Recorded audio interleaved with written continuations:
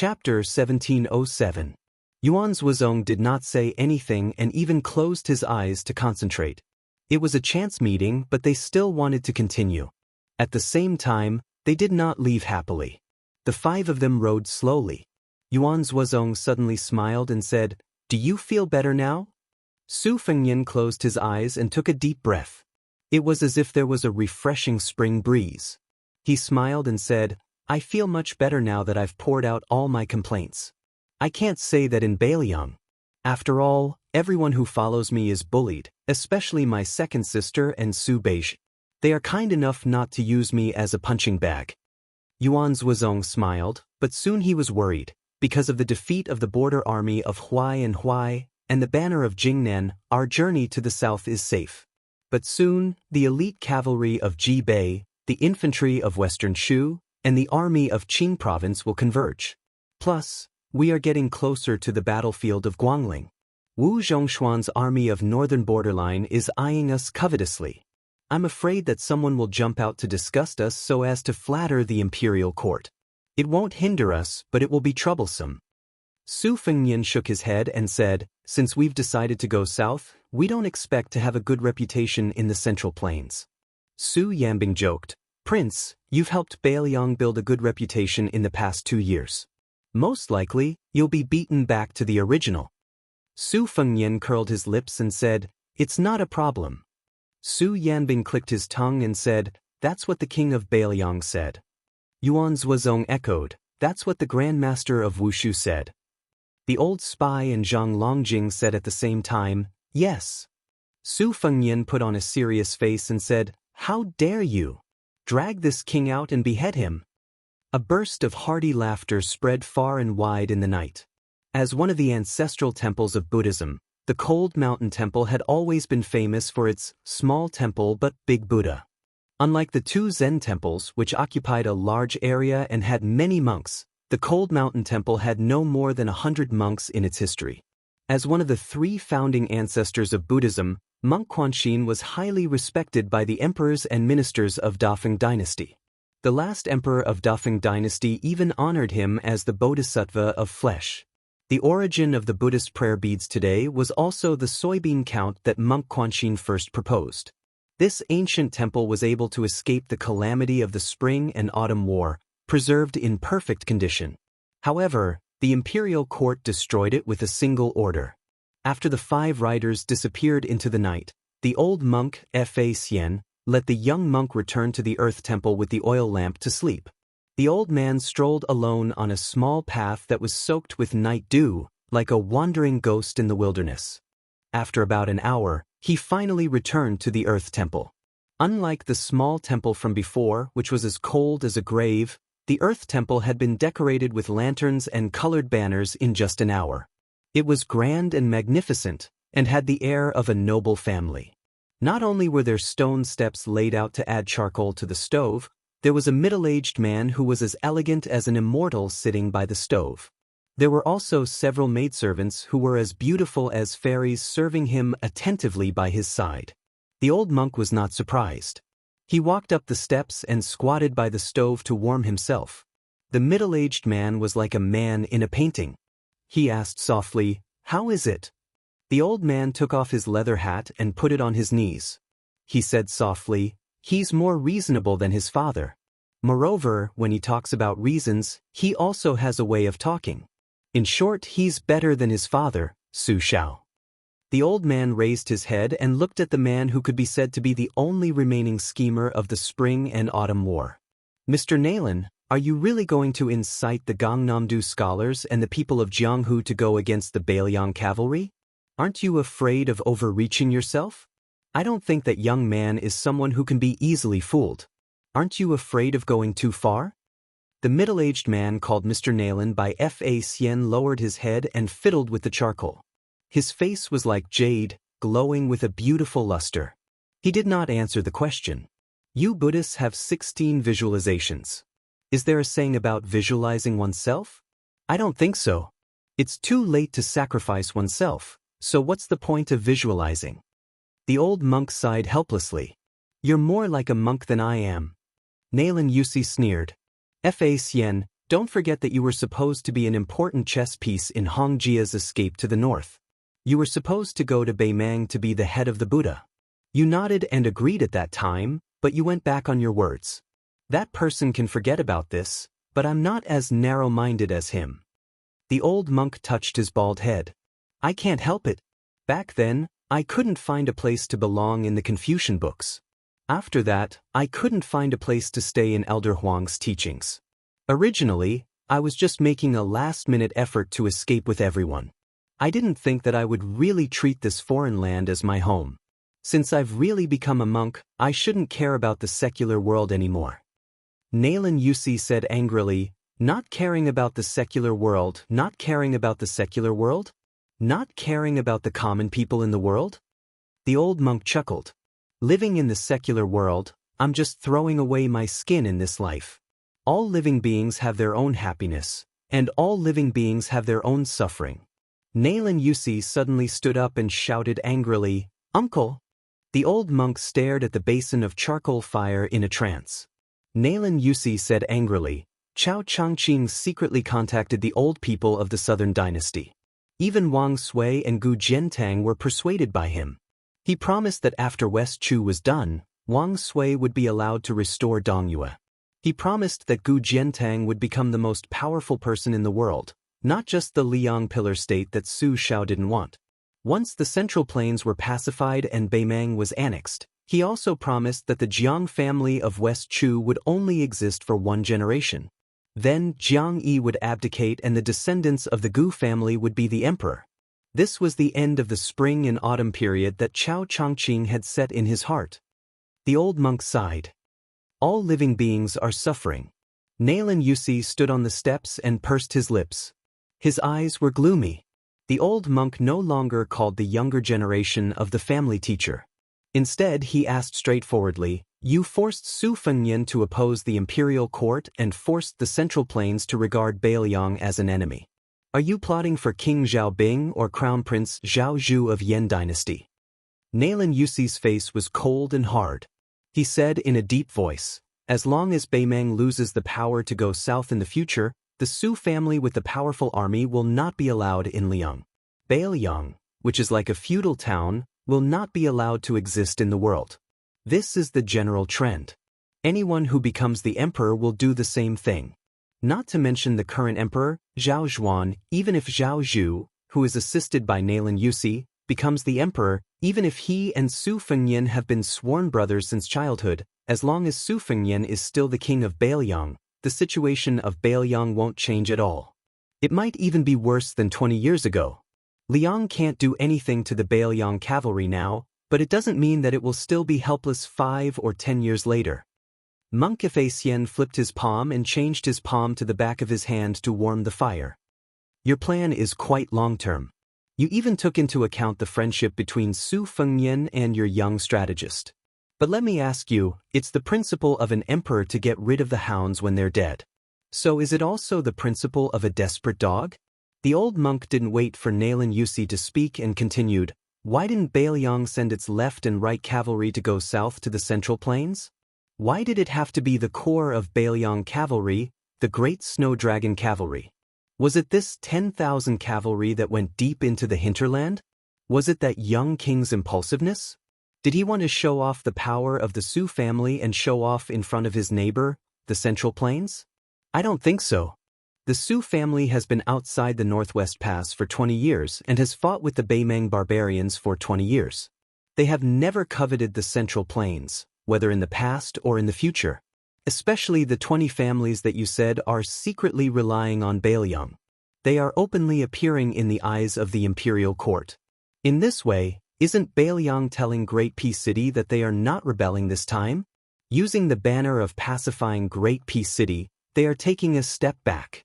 In this way, they are taking another step back. Beiliang's propriety is obvious. Now, you, Nailan Yusi, want to break the propriety of both sides. Aren't you afraid that your actions will reduce the relationship between Su Fengnian and Zhao Zhu? At that time, Zhao Zhu will reveal his dagger. Do you really think that Su Fengnian won't rebel in anger? At that time, Beimang will most likely be crippled. Who will win the Central Plains? Maybe Su Fengnian's Bailiang cavalry will be able to go all out.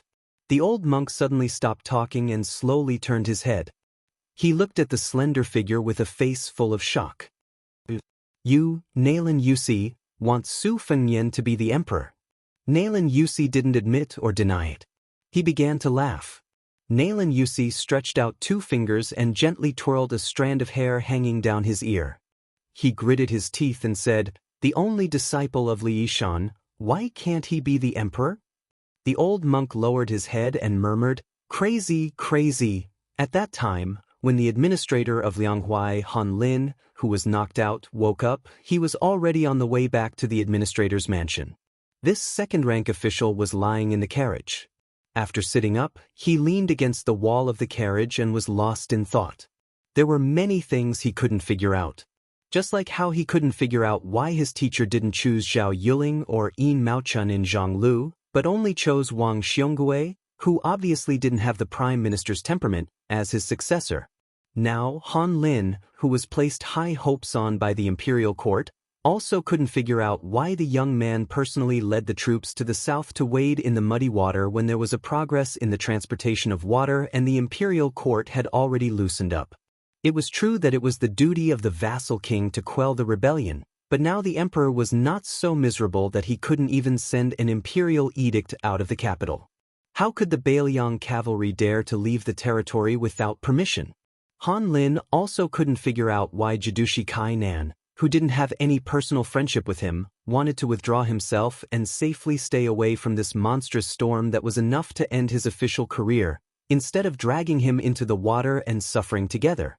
Only at this moment did Han Lin, who had been promoted step by step in the capital's officialdom, understand one thing.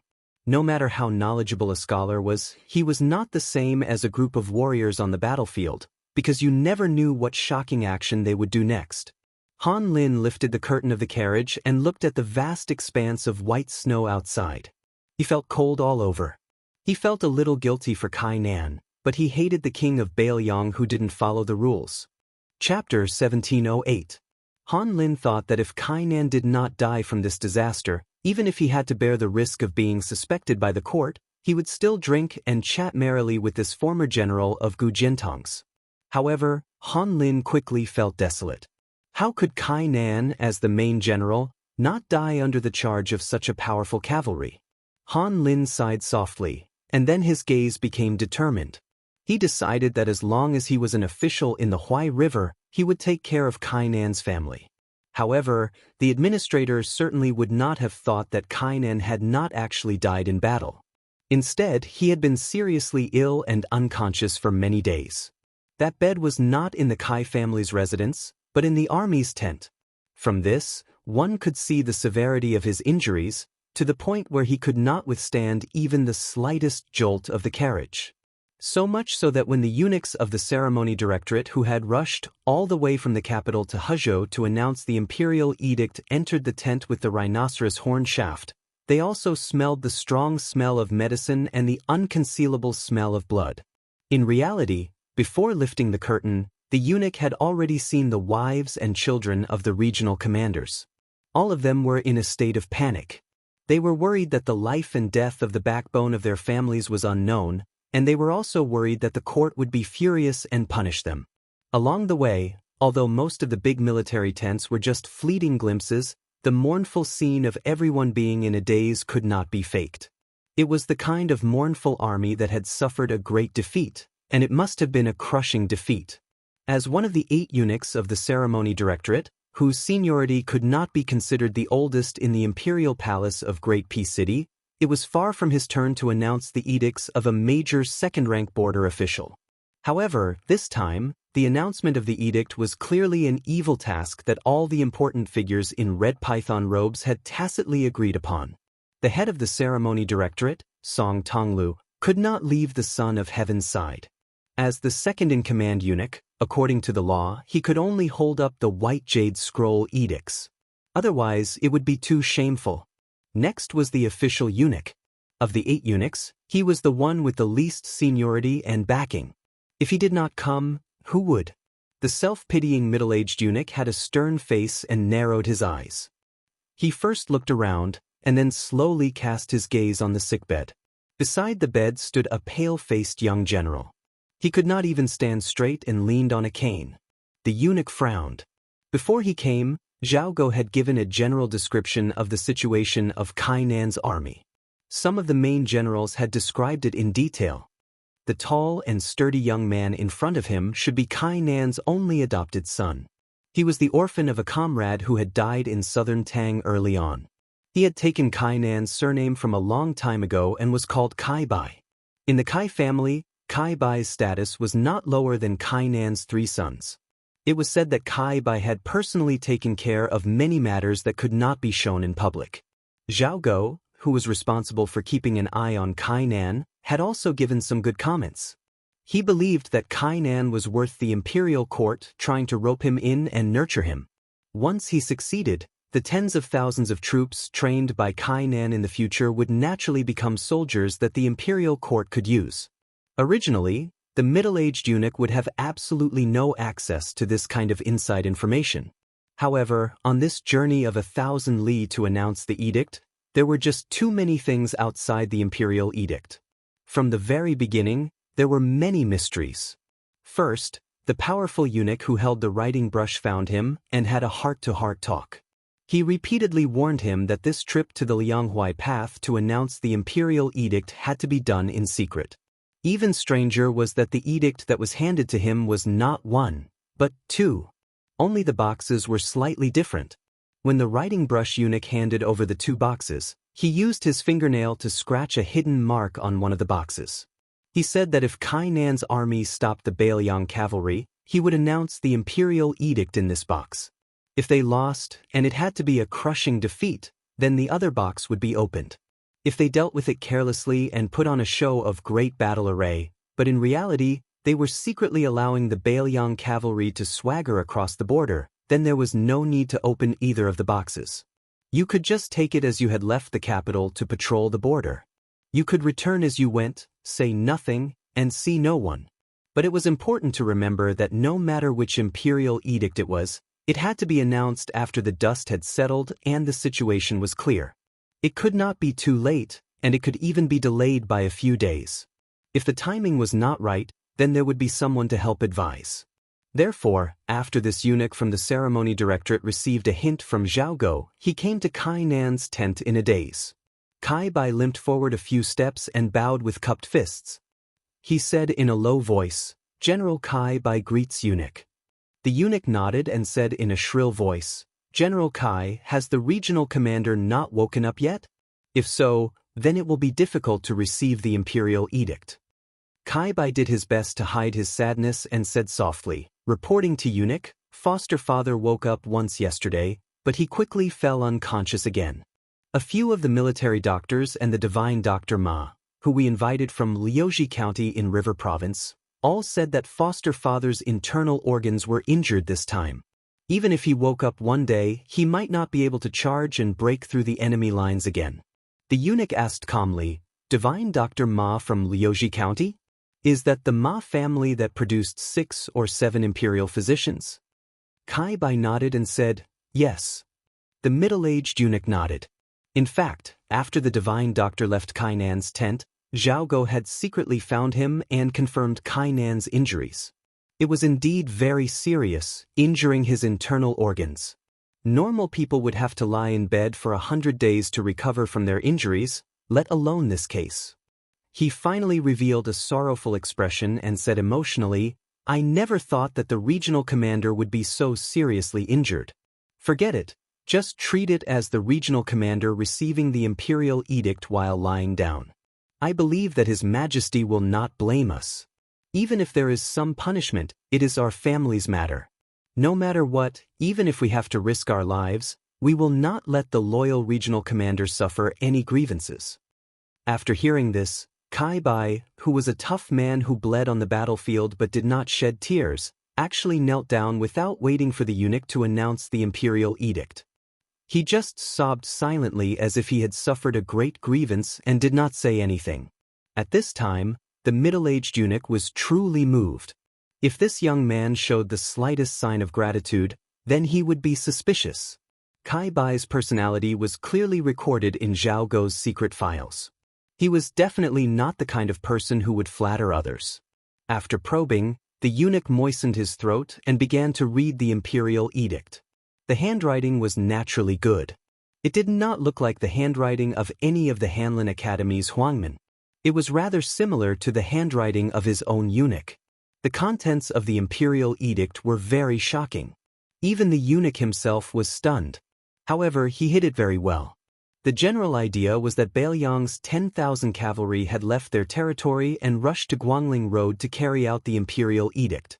The imperial court originally wanted the Bailiang cavalry to secretly leave the border at the end of spring and join forces with the general of the southern expedition, Lu Xianxia, and the minister of war, Wu Zhongshuan, to deal a heavy blow to the Guangling rebel army. Therefore, when they heard that Bailiang had sent out troops early for no reason, the imperial court had no time to inform the Huai and Huai, resulting in this disaster. Kai Bai suddenly raised his head. His face was full of tears. There was shock, bewilderment, unwillingness, and a resentment that should not be shown on his face as an official of Liang. The middle-aged eunuch was very satisfied with this young man's performance. This was the emotion of a normal person. The eunuch, who had received Zhao Guo's secret instructions, was not in a hurry to reveal the truth. Instead, he frowned and said gloomily, "What is it? Is the general dissatisfied?" Kai Bai's expression was pained. In the end, he slammed his fists on the hard ground. "I am not the least bit dissatisfied with the imperial court. I only hate that king of Bailiang. Why did he send out troops early? Taking 10,000 steps back, since you, Su Fengyan, have received the imperial edict, why didn't you talk to my adoptive father about the Huai and Huai border army? Could it be that he wants to use the Huai and Huai soldiers as stepping stones just so he can make a name for himself in the imperial court? It is clear that Su Fengyan has held a grudge against my adoptive father for many years. I, Kai Bai, refuse to accept this. If I can command an army alone in the future, I will definitely fight to the death for my adoptive father and my brothers." Having said this, Kai Bai suddenly closed his mouth and lowered his head even more. One was a half-dead man lying on the ground, and the other was a man kneeling and staring at the ground.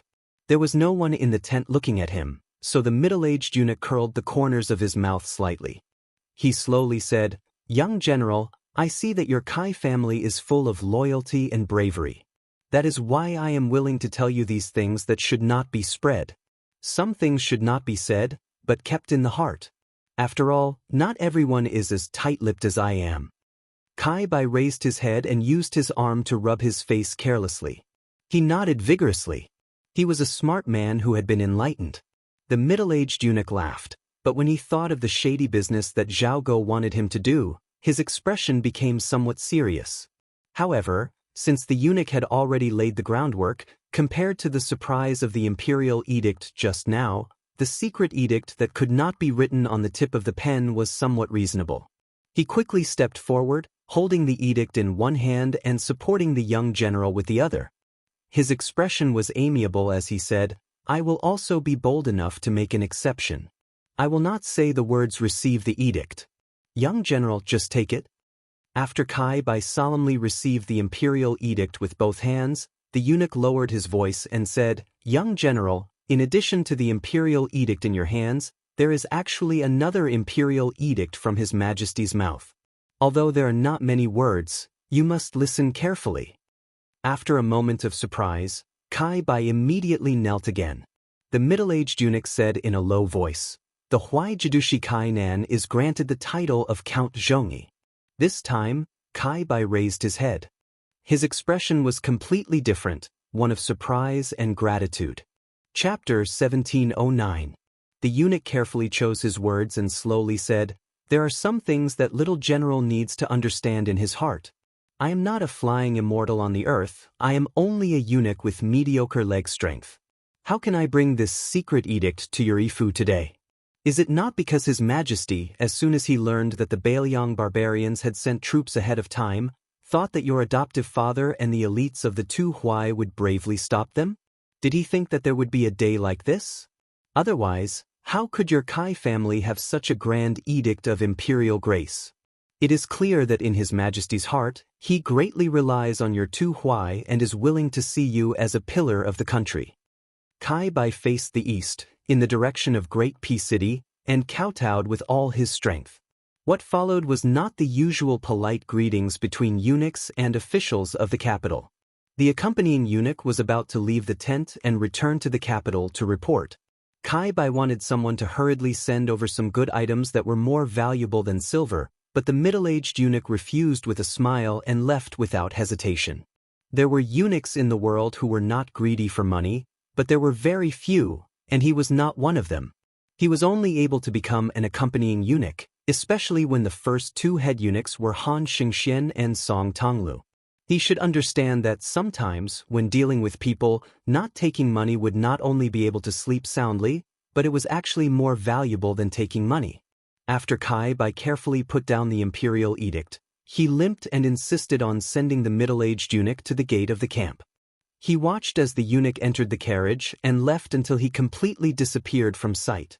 Only then did he return to the lifeless tent and sit on the little stool by the bed. He did not say a word, and his eyes were dark and gloomy. A hoarse voice that should not have appeared entered his ears. "Buyer, that eunuch has left?" Kai Bai was not shocked. He nodded and said, "Adoptive father has gone far." Kainan's body did not move at all, only his lips moved slightly. He originally wanted to laugh coldly, but it was too difficult. In the end, the root of the illness had been planted. It was absolutely true. However, that young king had acted with great propriety and care. Just like the actions of the 10,000 Bailiang cavalry. It was to open the formation. It was not to break the formation. Did anyone from the Huai border army die? Of course, those who died were mostly Kainan's direct subordinates. However, this situation was very interesting. It looked like there were heavy casualties, but in reality, there weren't many dead people. On the contrary, there were countless injured people. If one wasn't an old soldier who had experienced hundreds of battles, he wouldn't be able to understand the mystery behind it. But if one were to say that Kainan had a tacit understanding with the Bailiang cavalry from the very beginning, and that she had wronged him, the Jadushi, from the very beginning, Kainan did indeed have the heart to block the way, otherwise, she would not have placed the elite troops under her command at the front line. Her body was far from fully recovered, but Kainan, who had recovered quickly, said smoothly, "Bai, it's been hard for a rough person like you to act." Kai Bai smiled bitterly and said, "Foster father, this concerns the life and death of our Kai family. How can Kai Bai not be concerned? But to be honest, it's much more difficult than going into battle." Kainan asked, "After hearing the two imperial edicts, what are your thoughts?" Kai Bai said with mixed feelings, "If I didn't know beforehand that the Bailiang would not be allowed to go down south, and with the strange actions of the Bailiang cavalry, Kai Bai would really have believed that eunuch's nonsense today." Kainan, who was lying on the bed, stared straight at the top of the tent. It said that the fox grieves for the rabbit's death. Although I don't know what our great general is thinking, I do have such thoughts. For so many years, I've seen the methods Li Yang used to deal with the Bailiang, both on the surface and under the surface, one after another. It's inevitable that my heart is beating like a drum. Why do you think foster father was able to hold military power at the border all this time? Is it because I, Kainan, have great ability to lead troops into battle? From what I see, my ability isn't small, but it's really not that great. Compared to Lu Xingxiang, Su Gong, and the others, I'm still a little inferior. The reason why I was promoted all the way to become a provincial governor is actually because of two people. One is a great general, and the other is a great general. The last sentence sounded like nonsense, but Kai Bai knew that not only was it not nonsense, but the meaning behind it was rich. Not only could it make one's jaw drop, it could also make one's hair stand on end. The first great general was said to be foster father's benefactor, the second pillar of the Liang dynasty, Gu Zhenting. The second great general was the old Prince Liang, Su Shao, who was called the Butcher of the Spring and Autumn period. Kainan said in a low voice, "But even if I feel sorrow in my heart, I, Kainan, only have reverence for the old Emperor Zhao Li and the late Emperor Zhao Dun. I don't have the slightest bit of rebellious thoughts. But it's simple because they're powerful. Regardless of the internal reasons, they were still able to suppress the two great generals, suppress the civil and military officials of the imperial court. Zhao Li was able to make Su Xiao willingly help him conquer the world, and even helped Li Yang fight Bei Mang to defend the world until his death. After his death, he was able to make our great General Gu wear an official's robe instead of armor, and sit on a bench in that cramped Ministry of War's Yamen for no less than 20 years. Zhao Dun wasn't bad either. He wanted that Grand Secretary Zhang, who had the power to overturn the world, to die, and Bai Yan obediently died. After Zhao Dun died, he similarly left behind a large amount of property for the current emperor. It's just a pity that although Zhao Dun had his personal grudges, they were generally harmless to national affairs. In Zhao Zhuan's hands, he couldn't control the scale. However, you can't say that the young emperor is really wrong in this kind of matter. The affairs of the world are like this, we can only explain it as fate making fools of people. That being said, I also believe that if Zhao Li was the emperor, Beiliang might not even have the thought of sending troops to Guangling. As for Zhao Dun, he would have delivered the imperial edict to our hands much earlier, and definitely wouldn't be so hesitant. Kai Bai said hesitantly, although I don't have a good impression of the young emperor, if it were me, I'm afraid I would have done even worse. Kai Nan made a sound of agreement. Zhao Zhuan isn't bad. As long as he's given time, he might have done even better than his father and grandfather. However, in the end, he's still a bit inexperienced. In addition to the current imperial court, with Bai Yan's death and Tantanan's seemingly unchanged, I reckon he's more or less disheartened. Although there's still Qi Yanglong, who was left to our Liang by the previous emperor, compared to this Shangyin Academy Grand Chancellor who came out of seclusion halfway, especially Yuan Benxi's benefactor, Zhao Zhuan naturally trusts Chen Wang, who he personally promoted. Unfortunately, at the same time, he won't place too much importance on Chen Wang's opinion at crucial moments. This is because Chen Wang is young, and the emperor is also young. Without Su Xiao in the northwest, Bei Mang immediately attacked. Without Yuan Benxi and Zhang Julu in the imperial court, problems also arose. I'm guessing that if Zhao Zhuan could be more magnanimous in the matter of the water transport, then Su Fengyan would have at least done some superficial work for this inexplicable dispatch of troops, such as sending someone to Great Peace City to request an imperial edict. However, in the bottom of the young emperor's heart, he still hopes to use our Huai and Huai border armies to weigh the weight of the Beiliang cavalry, to see how much of an exaggeration there is. Now, it's a mess, and the imperial court doesn't have a tinker like Bai Yan. As long as I think of this in the past 2 days, the bit of anger in my heart will lessen. Then Kai Nan sighed and said, if Qi Yanglong and Huan Wen don't say a few words of justice at this time, Liang, which has a great situation, will probably really be in big trouble. Kai Bai didn't understand. Kai Nan didn't explain anything. His hoarse and deep voice became even more vague. This time, adoptive father barely escaped death. After thinking about it, there's something I should tell you, but adoptive father hasn't really thought it through. You can think about it yourself. Kai Bai leaned forward and said in a low voice, adoptive father, speak, I'm listening. Kai Nan's tone was calm. Openly guard against the Beiliang Su family, secretly guard against Chen Jibao. Be a good general on the border, great things can be expected. This is the only secret letter that the general has given me in all these years. It's a message not written on paper. Kai Bai's pale face became even paler, but it quickly turned a sickly red. Kai Nan closed his eyes and said tiredly, after dying once, I found that now, looking at it, that young man surnamed Su is still the most interesting, the others are just like that. That's right, when I really receive the imperial edict of being conferred the title of Count Zhongyi, you can lead the army. As for whether you can become a Jidushi, that will depend on your own ability. Adoptive father can't help much. Don't try to persuade me. Maybe I feel that there's no meaning in it. Kai Nan didn't say anything and just kept his eyes open. His ears could vaguely hear the drums of the war of the spring and autumn period, his eyes could vaguely see the smoke of the war of the spring and autumn period, and his heart could vaguely see the bravery of his youth. During the reign of Yonghui, the world only knew that there was a Zhang Lu in the imperial court, but they didn't know that there was a strategist who lived at the edge of the palace. Until now, in the year of the auspicious talisman, the civil and military officials still didn't know that there was a blind guest in a secluded house not far from Yuan Benxi's residence. His surname was Lu, and his name was Su. He only had a personal maid to serve him. On this day, a young man with a special identity came to Lu Su's residence. The former was both the guest and the host, because although the one surnamed Zhao was the guest of this small courtyard, he was the host of the entire Liang. The current emperor, Zhao Zhuan, didn't wear a dragon robe, but a jade belt and green robe. He sat opposite Lu Su, who had secretly become the imperial court's great spy. Chapter 1710.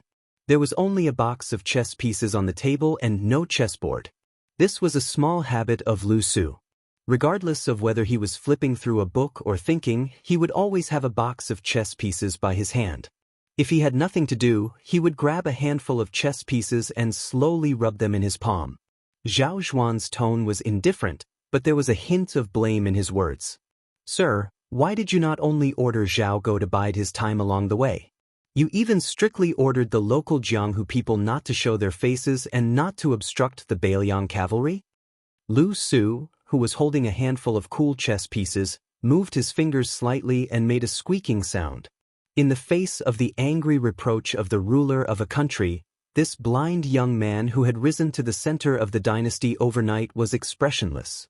He slowly said, "Liang's face is not on such trivial matters. His Majesty's face is on the border battles between the Liao, Beiliang, and the Huai River. If His Majesty felt that he could tolerate anyone in the world except for Su Fengnian, so he wanted Lu Su to act on impulse, then it's very simple. Although Zhaogo people have died, they are still a huge force that can call the wind and summon the rain. Not to mention stopping scholars and Jianghu people from causing trouble. When the Beiliang cavalry is on its way south, there will be people who will step forward bravely in every road, prefecture, county, and county.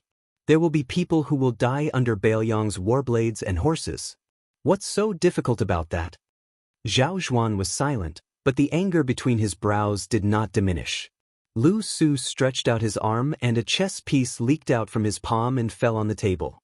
From a practical point of view, a family's wealth is a land's worth of soldiers and horses. From a hypocritical point of view, it's the people's hearts and the general trend of the world. Putting aside the future harvest, every bit used is a bit less. Although the Beiliang cavalry is marching south this time under the banner of pacifying the rebellion, in the eyes of the civil and military officials, it's the ambition of a wolf. In the eyes of the people of the Central Plains, it's the young king's domineering behavior. In the current situation, the worst situation is that Su Fengnian colluded with West Chu, ignoring the Beimang War, and reached an agreement with Chao Changqing to divide the Central Plains equally. For example, when Su Fengnian marries Empress Xianxia in the future, there will be a transition between the left hand and the right hand of the throne. Am I right? Zhao Zhuan nodded sullenly. "It is as you said." Lu Su smiled and said, "But then again, Your Majesty, ask yourself, will Northern Liang rebel?" Zhao Zhuan shook his head. "That won't happen. Beiliang frontier army's 100,000 soldiers died outside the pass, and only a little more than 10,000 soldiers went to Guangling. Beiliang won't rebel." Lu Su threw a few more chess pieces on the table. "If that's the case, then the imperial court shouldn't force Beiliang to rebel. At the very least, they shouldn't appear themselves. Let Beiliang and Beimang fight to the death. You want Guangling's grain? Then I'll give it to you." Su Fengnian can't lower his face to ask the imperial court for the martyrs who died in battle, but the imperial court will give it to you. In the second battle of Liangmeng, you might not have enough soldiers. The imperial court will lend you the army of Huai Jidushi Kainan. If Kainan isn't enough, Jizhou also has the soldiers of Han Fang and Yang Huchen. Zhao Zhuan's brows furrowed tightly. Lu Su calmly said, "The imperial court shouldn't be thinking about how to guard against Beiliang, but how to separate Beiliang from the Su family. Don't hope that the second generation of the Su family will still be disloyal to the imperial court. Instead, think about how to make the young and strong generals of Beiliang not have the slightest disloyalty. Make them and the entire Beiliang Taoism sincerely believe that Beiliang is a Beiliang within the territory of Liang, and that the Su family is only helping the imperial court manage and govern Beiliang. Even if one day Bailiang doesn't have the cavalry of the Su family, even if the Battle of Liangmeng isn't going well, everyone in Bailiang, from the officials to the common people, will have a way out. If Bailiang doesn't have a foothold, then the imperial court will let them retreat to Huaijianghu, to Shuzhou, and even all the way to Jiangnan. Zhao Zhuan's brows loosened slightly. If that's really the case, then it doesn't matter whether the Su family rebels or not. Lu Su laughed involuntarily. Your Majesty, you must remember that if you want the Bailiang Su family to become water without a source, it's still too early. First, you have to rely on the imperial court's careful operation. If you're willing, you have to give something to Bailiang first. Second, you have to rely on the following Battle of Liangmeng.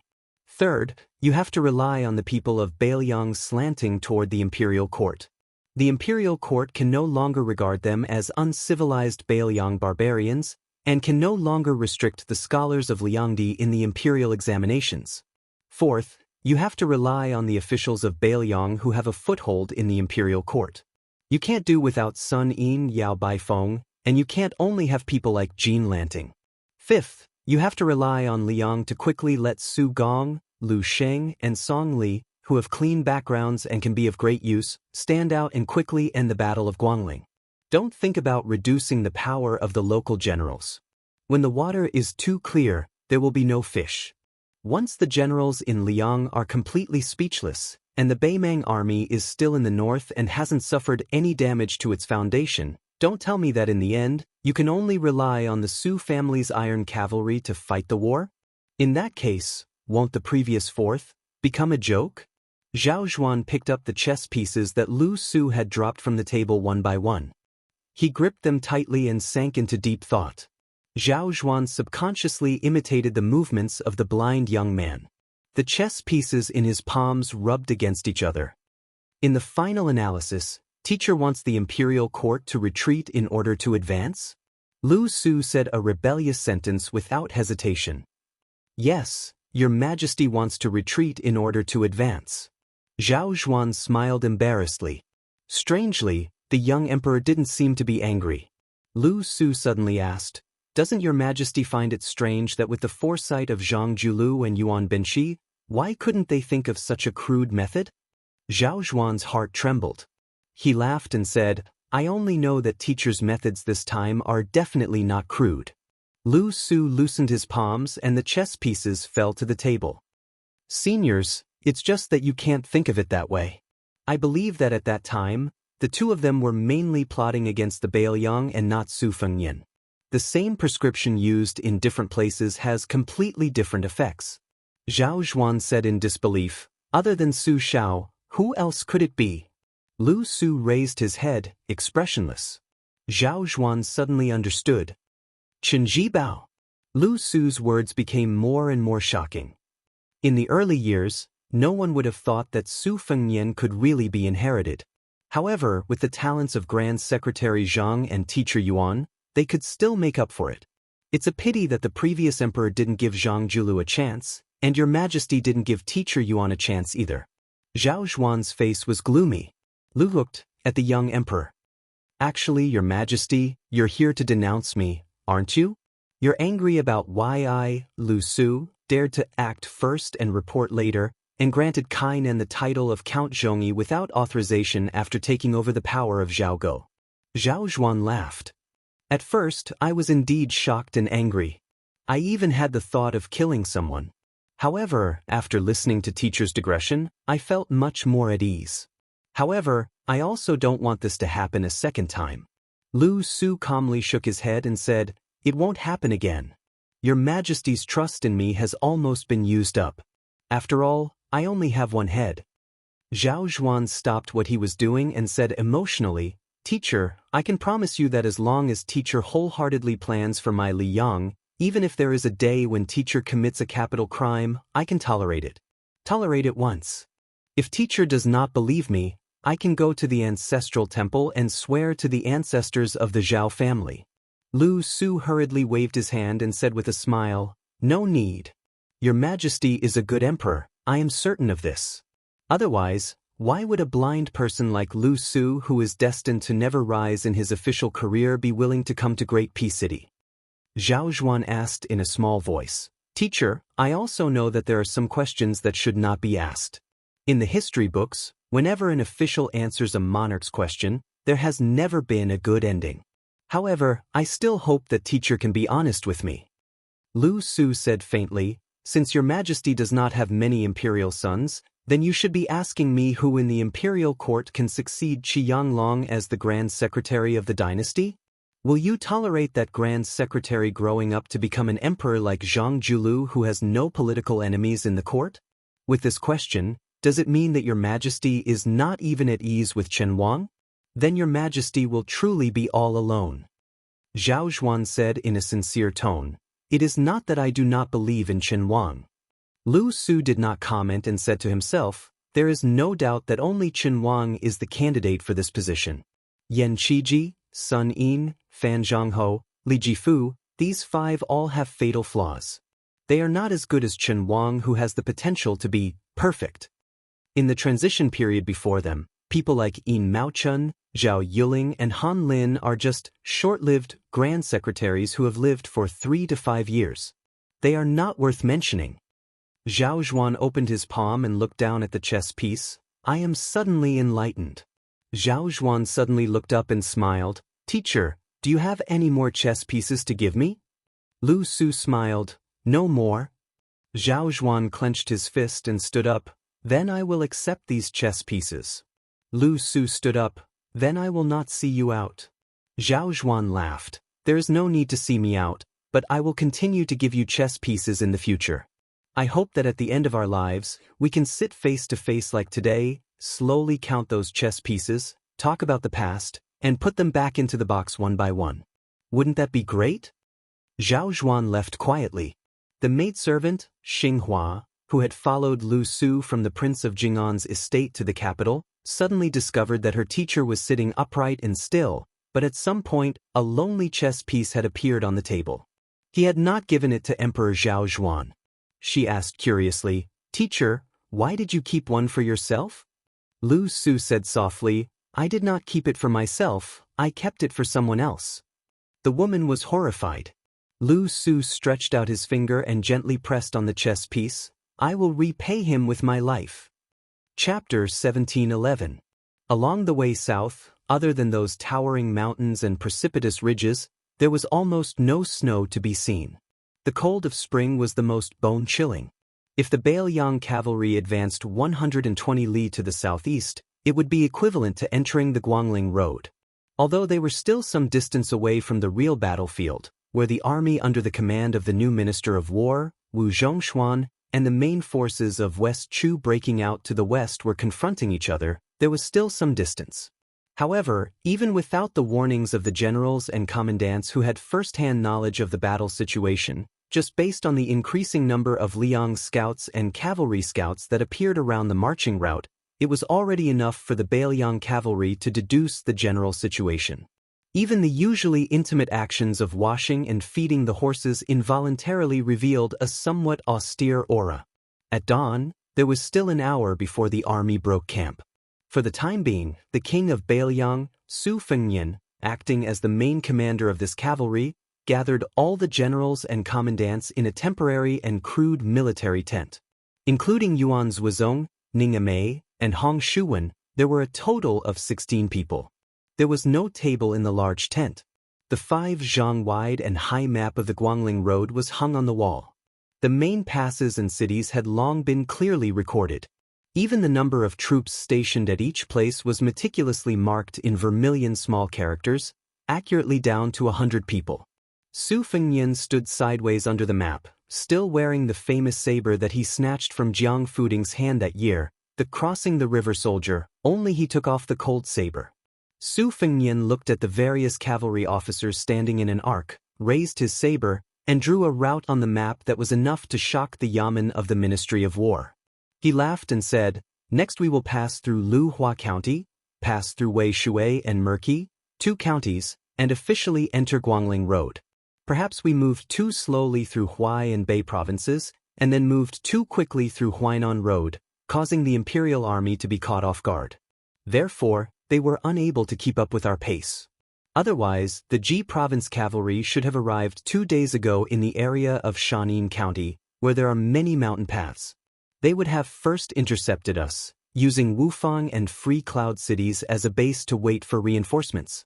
When Su Gong from the Ministry of War arrives, he would have allied with the local troops to defend this natural defensive line. This would have forced our army to advance more than 80 li to the south and take a detour to the east to enter Guangling. However, in this way, we would have to collide with the Qing province troops that are rushing north. As long as there is a slight delay, the 20,000-strong army from western Shu would arrive. Su Fengnian paused here, and the corners of his mouth curled up. It is a pity that the hairy son-in-law of the Gu family is still a bit too slow. Therefore, I estimate that Assistant Minister Su is already pointing at the Ji province general and spitting in his nose. However, if I have the chance to stand in front of Assistant Minister Su, I would definitely say a few words on behalf of the Ji province general. Motherf *Ker, Su Gong is hiding in the right wing of Ji province, slowly wandering about. Why should our tired Ji province cavalry rush up to the Bailiang cavalry and be beaten up? Who doesn't know that the great snow dragon can ride a horse and wear Bailiang armor, and when he dismounts his horse, he does not lose to the Yuzhou infantry in the slightest. This daddy came to the Central Plains to gain merits, not to be in a hurry to reincarnate. Apart from the serious Yuan Zuozong, the other generals in the tent roared with laughter. This was especially the case for the old cavalry generals who had fought in the Spring and Autumn War. Their grins were even wider. Even though most of these people had obtained their positions at the Bailiang border, when they were still small soldiers, most of them had heard the bragging of the old officers in their respective armies. They said that the great generals would always make fun of the enemy before the battle. It was rumored that even at the most difficult time of the Battle of the Western Wall, the West Chu Yi Baikue, who was known as the Spring and Autumn War Armor, could not escape this calamity. When the laughter stopped, Su Fengnian restrained his relaxed expression and said in a low voice, "Our great snow dragon cavalry still has more than 10,000 soldiers. However, as for our true strength, we all know our own matters. In the battle at the Calabash Mouth where we wiped out Yang Yuanzhan's army, our great snow dragon cavalry had the greatest merit, but our casualties were not small either. There were 3,400 people who died on the battlefield. As for the soldiers who had to withdraw from the border army because of their injuries, there were also 1,200 people. Out of 10,000 people, in the end, only half of them were old soldiers. I might as well say something to offend those two heavy cavalry armies. Their casualties were also disastrous, but comparatively speaking, I dared to have these two cavalry armies choose from Liangzhou's left and right cavalry armies, even from Yozhou's elite cavalry army and Lingzhou's few local garrisons. However, as for the great snow dragon cavalry, forget about Lingzhou, I did not even choose a single one from Yuzhou. All of them were chosen from outside Liangzhou's pass. I, Su Fengnian, can pat my chest and say that every single new soldier has passed through the double screening of Qingliang Mountain and the Protectorate Manor. Every single new officer, their experience on the battlefield, I, Su Fengnian, have even personally seen them.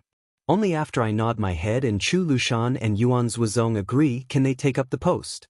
However, even if this is the case, compared to the great snow dragon cavalry that rushed to the mouth of the gourd, it is clear that the current great snow dragon cavalry, all of the military generals who had outstanding military achievements outside the pass, felt a heavy and suffocating feeling. It wasn't only because of the title of King of Bailiang on this youngster's body, nor was it because of some Jianghu master or Earth Immortal, it was also because of the prestige that Su Fengnian had slowly accumulated bit by bit over the past few years. In order to become a commander-in-chief, one didn't have to be that type of person who could charge and break through enemy lines to face 10,000 enemies. It wasn't just Su Shao who was like this. Even the great Grandmaster Gu Jiantang, in his early years in the Spring and Autumn War, actually didn't take the lead that often. Chen Zhibao was even more so. Being able to win battles and being able to afford to lose battles was actually enough. Meanwhile, this young vassal king in front of everyone seemed to have never lost on the battlefield, in the imperial court, or in Jianghu. Of course, it was rumored that on a certain battlefield, their king of Bailiang had suffered a great defeat. Even Yan Wenluan and Chen Yunshui, these meritorious great generals, when they occasionally heard their subordinates mention this matter, they would never berate them, instead revealing a knowing smile that only great men would understand. After Su Fengnian kept everyone in suspense, he said in deadly earnest, "It is clear that this current great snow dragon cavalry, if we want to talk about crushing those Ji province elite cavalry and capital region army, there still isn't much of a problem." This time, even Yuan Zhuozong couldn't help but laugh. Su Fengnian said, "This time, I brought you all to Guangling Circuit to wade through the muddy waters. Normal Bailiang commoners definitely don't know the truth, but everyone in this tent has more or less heard a bit. In reality, if it is as you all have guessed, it is true." Without waiting for everyone to express their opinion, Su Fengnian already said in a heavy voice, "No matter what, if anyone has any complaints, or even if anyone wants to curse me, wait until we return to Bailiang territory. This time, when we head south, other than Kainan's Huai border army, we have no choice but to fight. Before we face Wu Zhongshuan's northern frontier army, my objective is to not fight if we can.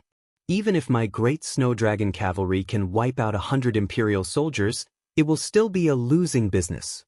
Of course, if Su Gong and Yuan Tingshan insist on blocking us to the end, then we will fight. We will beat them until they are scared. Before this, I still have something I want to make clear to everyone. The true vicious battle is still the contest with Wu Zhongshuan. Because on this trip to Guangling Road, apart from me needing to pick up a person, you all also need to take in a certain amount of West Chu's routed army. The initial estimate is between 200 to 300, most of them young and strong. On the battlefield, they will appear as small groups of fleeing cavalry. When the time comes, we will provide them with Bailiang warhorses and light armor. Of course, there will also be cold blades, quickly breaking up these troops and merging them into our army. Afterwards, Yuan Tong will lead you all away from the western battlefield. I will at most meet up with you all a day later." Su Fengnian's cold blade pointed heavily on the map. If nothing unexpected happens, Su Gong's Jingji troops and Yuan Tingshan's Jizhou cavalry will meet up here. Su Gong will use the Chaisang County town, which has a higher city wall, as a stronghold. Che Ye's Western Shu infantry and Qingzhou army will respectively be behind and to the south of our army, each with a city pass to rely on. The enemy's entire battle line presents a semicircle. Although the terrain on both sides of the Chaisang County town is flat, the net of water is crisscrossing, making it unsuitable for large cavalry to gallop through. This is because the only wide official road has already been destroyed by the Chaisang County magistrate under the command of the common people. Every 200 paces, a gully more than a zhang wide is dug out. If there is also a rather large spring rain, it will be even more disadvantageous for our advance. Reportedly, Su Gong's army is carrying a large amount of heavy crossbows from the Ministry of War's stockpile, as well as 1,700 sets of heavy armor. Among them, there are a total of 4,000 archers and divine arms. Naturally, they want to force us to dismount and fight while defending the Chaisang County town to the death. If we choose to go around the Chaisang County town and stagnate on that official road, it is very likely that we will completely lose our original initiative as a cavalry. In that case, we will be surrounded and have no place to advance or retreat. Against more than 60,000 soldiers who can freely retract their battle line, and the enemy's commander-in-chief is one of the few famous generals in Liang, Su Gong. Therefore, to us, whether or not we attack the Chaisang County town is just a bad plan. Chapter 1712. Hong Shuwen said cautiously, "Your Highness, based on the geographical situation near Chaisang, if we take a detour to the north, we will have to take a big detour. Also, there is a city similar to Chaisang, Beigu City. However, if we change our route and go south quickly, we can kill the Qingzhou troops that have not yet arrived at Chaisang, and then pretend that we are at Jinggan Road. It will be more interesting. Now, everyone knows that Jinggan Road, from the King of Jing and Zhao Sun to the Minister of Economy, all three of them have a big gap with us in Bailiang. Even if Su Gong knows that our original intention is to change the battlefield, he can't bear the risk of chaos in Jinggan Road. He can only be led by the nose by us. As long as they leave Chaisang, Especially when the Jizhou cavalry and the capital army are separated, then our chance will come. The only thing we need to pay attention to is the crossbowmen behind us. We need to kill more of the enemy's scouts that are hanging on the tail. Su Fengnian said innocently, "Do I look like the kind of person who will not hesitate to go to war for revenge?" Hong Shuwen did not say anything. Yuan Zuozong was the first to laugh strangely. "You don't?" The generals looked at each other in dismay, and then burst into laughter without giving any face. Su Fengnian had expected this, so he quickly smiled and said, "If so, then we will do it to the end. Niu Qianzhu, you lead 1,000 cavalry to intercept the Western Shu army. Along the way, you can spread the news under the banner of reminiscing. After all, no one in the army believes that we are here to quell the rebellion. This will confirm their wild imagination." A tanned and burly man asked in a muffled voice, "Your Highness, is 1,000 cavalry too little?" Su Fengnian thought for a moment and nodded. "Then let Pang Jianrui lead another 1,000 cavalry to support them and strengthen their momentum." The charcoal-like man hurriedly waved his hand and said, "Your Highness, that's not what I meant. I'm just a lowly lieutenant. I've never led more than 2,000 soldiers in my entire life. I'm just using this opportunity to follow your Highness around the Central Plains to pretend to be a general. I don't dare to compare myself with your Highness. 2,000 is enough. If that doesn't work, I can ask old Pang to lend me 500. The more the man spoke, the lower his voice became. It was obvious that he was feeling guilty. Su Fengnian lifted his foot and was about to kick. The captain of the great snow dragon cavalry, Niu Qianzhu, hurriedly hid behind Pang Jianrui. Su Fengnian pointed his scabbard at Lieutenant Niu and said angrily, "Fine, I'll give you 2,000 cavalry, and I'll also lend you my Phoenix battalion. How about it? If you're still not satisfied, I can lend you Commander Yuan as well." Niu Qianzhu smiled awkwardly. "Forget about Commander Yuan. He only knows how to steal my limelight. 2,000 cavalry and your Highness Phoenix battalion is enough. It's enough." Niu Qianzhu was kicked by Yuan Zuozong, who was standing not far away. The short and sturdy Lieutenant Pang Jianrui asked, "Your Highness, the Qingzhou cavalry has already been wiped out when Zhao Sun went to help Zhao Ying, the Duke of Huainan. Now the 8,000 infantry is really not worth mentioning. I'm willing to lead 1,000 cavalry as the vanguard to open the way for the army."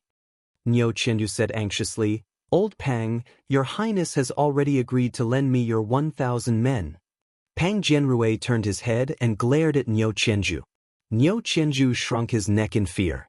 Niu Qianzhu's body looked like two Pang Jianrui. But in the great snow dragon cavalry, he was also a captain of 1,000 cavalry. In front of Pang Jianrui, Niu Qianzhu was like a little wife meeting an evil mother-in-law. At this time, Yuan Zuozong suddenly said, "I'll be the vanguard. 500 cavalry is enough." Pang Jianrui scratched his head. Even if he had 10 times the courage, he wouldn't dare to compete with the commander. Moreover, as long as one was a veteran of the great snow dragon cavalry, they all knew about the 10-year siege of Xianxia City in Qingzhou. Yuan Zuozong was the second commander of the Su family's cavalry after Wu Qi and Su Pu. That year, under Xianxia City, the battle was so bitter that his cavalry had to be used as infantry. In the end, only 3 out of 10 remained. This was how Chu Lushan managed to conquer Shu. It wasn't that the Su family didn't want to transfer more cavalry, but that they had no cavalry available, whether it was cavalry or horses. Su Fengnian nodded. Then, he raised his cold blade and pointed at the 2 battlefields of Guangling Road where the 2 armies were in a deadlock. After passing Su Gong's troops, the West Chu cavalry that we are going to support will break through here. It is located 30 li south of Guazi Island. The Wu general in charge of this battlefield is called Zhou Ran. His total strength reaches 20,000 and cannot be underestimated.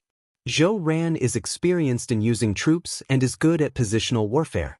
He has 2,000 cavalry under his command. At that time, our main force will be about 20 li northwest of Guazi Island. Here, near Xiangwei River, we will temporarily stop and station our troops. Zhou Ran will definitely send a large number of scouts to keep an eye on our movements. Not only that, because of our arrival, Wu Zhongshuan will definitely order the northern Lai County battle line to be moderately tilted to the south. Although the main general Yuan Jiada has less than 10,000 troops, his cavalry accounts for almost half of the total, more than 4,500 cavalry. This unit was once the vanguard of the southern Jiang army going north to quell the rebellion. Their combat power is obviously not weak. Yuan Zhuozong, you lead the main force to Guazi Island and push 30 li east along Xiangwei River until you reach Zhou Ran Station. Wang Buyuan, you will lead 2,000 cavalry directly between Lai County and Xiangwei River to cut off Yuan Jiada's main force's reinforcement route to the south. Cooperate with the main force and show that we are going to swallow Zhou Ran's 20,000 troops in one go. Song Jinshan, you will lead 1,000 cavalry and maintain a distance of 3 to 4 li from the middle army's right wing. Your main duty is to keep an eye on Zhou Ran's 2,000 cavalry and clean up Zhou Ran's scouts in the south. Once the Phoenix Battalion's whereabouts are leaked, or there are Wu troops chasing after them in the front line, if Zhou Ran's 2,000 cavalry get the news and go south to intercept them, you will bite them. Yuan Zhuozong and the 2 cavalry generals cupped their fists and accepted the order. Suddenly, a crossbowman came to report the military situation. Then Su Fengnian and the generals did not know whether to laugh or cry. They intercepted the military order that Su Gong's scouts passed to Qingzhou. They were ordered to follow the original route back to the big town of Huangwei City at the northern border of Jinggan Road. They were not allowed to go north without permission. Su Fengnian said helplessly, "If there is no accident, Shishu's side is almost the same. It seems that Su Gong is not willing to give us a chance to bluff." Su Fengnian did not think that he had succeeded just because he intercepted a secret letter. This kind of military order was not afraid of being leaked. Naturally, he would not send a single cavalry to deliver it. It was not too much to say that the more the better. However, Su Fengnian quickly ridiculed, "It is hard to say for Shishu. They may listen to the order and retreat. Then, they will retreat and wait for an opportunity. However, the words of the great king of Jing and should be more effective than the words of a vice minister. The Qingzhou troops may not listen to Su Gong's unreasonable orders. When Zhao Sun uses troops on the battlefield, he does not care about winning or losing. He only wants to show his loyalty." The commander of this troop was a trusted aide of the Prince of Jing An's estate. Before they set out, they must have received Zhao Sun's secret order. Even if they were to be suspected of being greedy and advancing prematurely, they absolutely couldn't leave behind the impression that they were afraid of death in the imperial court. This young king of Jing and deserves to be the most praised and virtuous vassal king in the imperial court. Niu Qianzhu and the other generals were a little confused. After all, the situation in the Central Plains did not concern these Bailiang generals who had been fighting outside the Great Wall for a long time. Only Yuan Zhuozong nodded and sneered. It is very likely that the Qingzhou troops will insist on going north. In the future, Zhao Sun's nickname of Vassal King of Death will live up to his name. Song Jinshan, a veteran general who had experienced the Battle of Xiangfan City, sighed and said, "I heard that the current Qingzhou navy is very unreasonable. However, from the short-lived appearance of the Qingzhou cavalry in the Guangling battlefield last year, regardless of their combat power, their bravery is quite similar to the past. No matter how much we hated Qingzhou and Xiangfan City, we still had to give a thumbs up to the Qingzhou troops. Such an opponent deserves our respect. In the end, we have such a wastrel vassal king. What a pity, what a pity." There was a moment of silence in the tent. Su Fengnian suddenly joked, "General Song, you are not insinuating anything, right?" Song Jinshan suddenly tilted his head and spat on the ground. This bold action of offending the superior frightened Niu Qianzhu, Pang Jianrui and the others. Soon Song Jinshan smiled brightly. "Zhao Sun, that little bastard, is not even worthy to carry the king's shoes."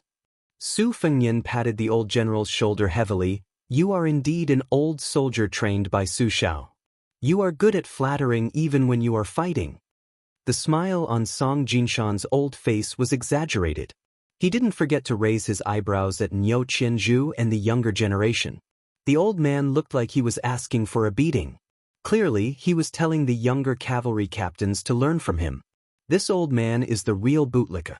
You guys are still too inexperienced. Su Yanbing opened the tent curtain. Su Fengnian nodded to him.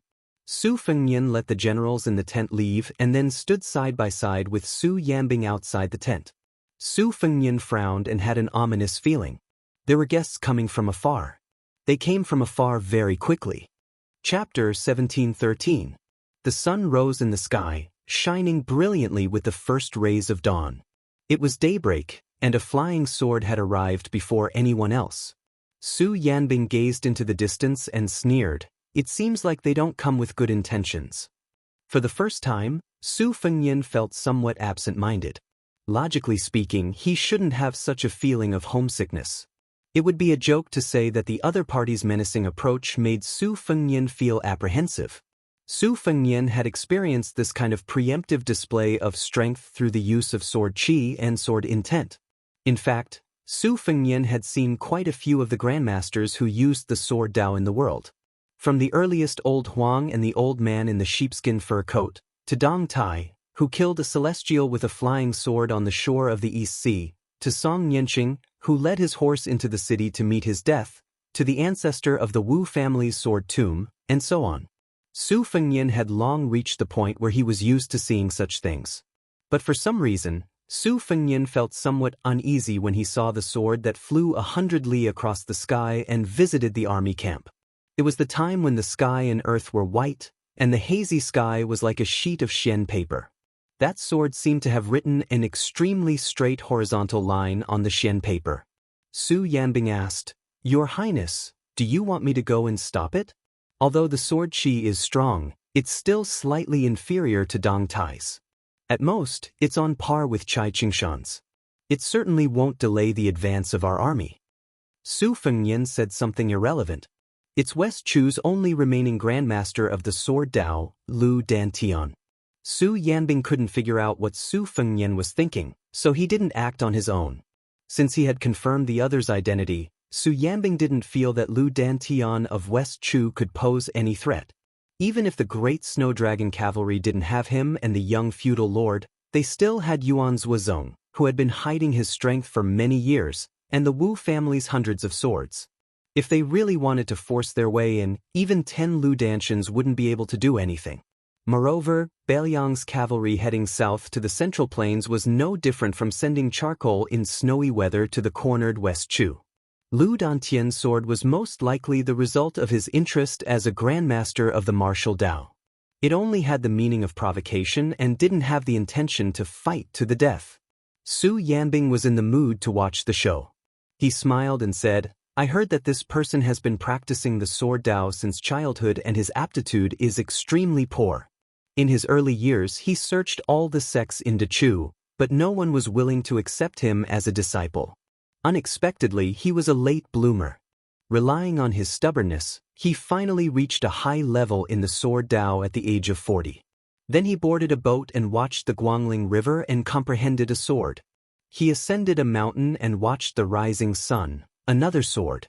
But I heard that after West Chu was destroyed, he retreated into the mountains. This time, West Chu re-established the country, and most of the disciples of the family joined the army. He himself also left the mountain to serve as the commander of the imperial guards in the capital city of West Chu. This sword comes with the wind, and purple clouds rise. Presumably, this is the sun-watching sword technique that Lu Dantian coincidentally obtained at the age of 60.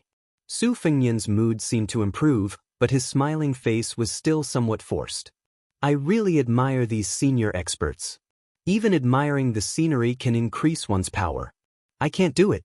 I was beaten up by others."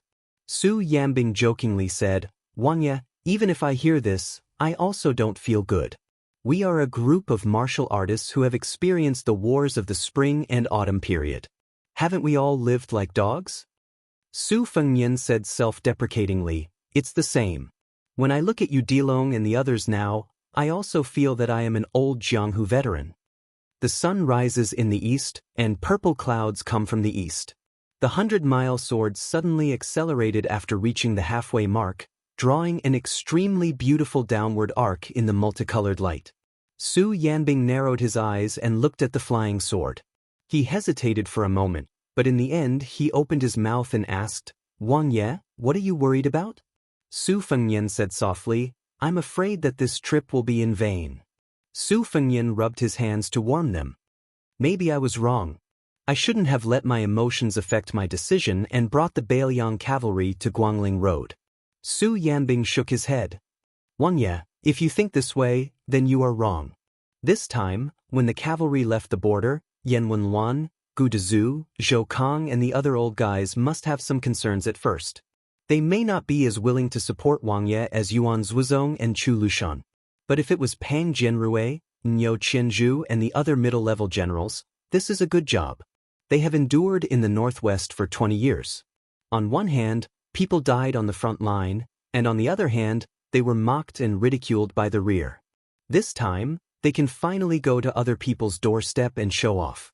In any case, they can vent their anger. Even if they die outside the pass in the future, they won't be too aggrieved. This is human nature. Wang Ye, the flying sword is only 30 li away from here. Why don't you make a move? Su Fengnian no longer had his previous melancholy. He smiled and said, "What harm is there in waiting a little longer?" Yuan Zhuzong appeared in the distance. Su Fengnian waved his hand.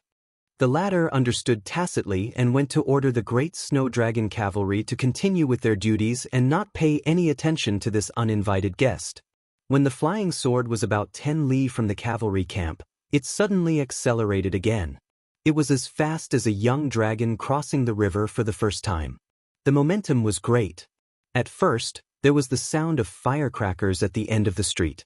It was only faintly audible, but very quickly, the sound became more and more ear-piercing. In the end, it was like thunder beside one's ear.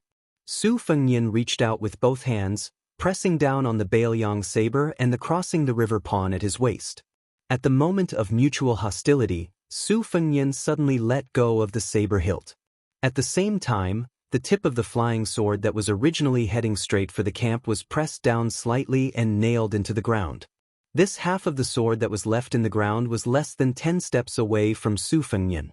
The sword did not move at all, but there was still a purple sword chi lingering around the sword, flowing with brilliant colors. After a while, a tall old man in cotton clothes strode into the camp. The old man carried a long object wrapped in cotton cloth on his back. He stopped 50 steps away from Su Fengnian and Su Yanbing and looked around. The old man was clearly somewhat surprised. There was not a single soldier coming to entertain him. This made the old man, who originally wanted to fight, feel somewhat disappointed and resentful. The old man had white hair, white eyebrows, and white beard. His appearance had the elegance of a southerner, and his figure was like that of a northern athlete. He had the demeanor of a grandmaster. He glanced at the young vassal king whom he had heard so many times in the past 2 years and then snorted coldly. With a wave of his hand, the long sword that was nailed into the ground was immediately pulled out of the ground and returned to the black scabbard hanging at his waist. From the beginning to the end, Su Fengnian's gaze had been fixed on the object on the old man's back. This grandmaster of swordsmanship in West Chu had a status in Jianghu in Dechu.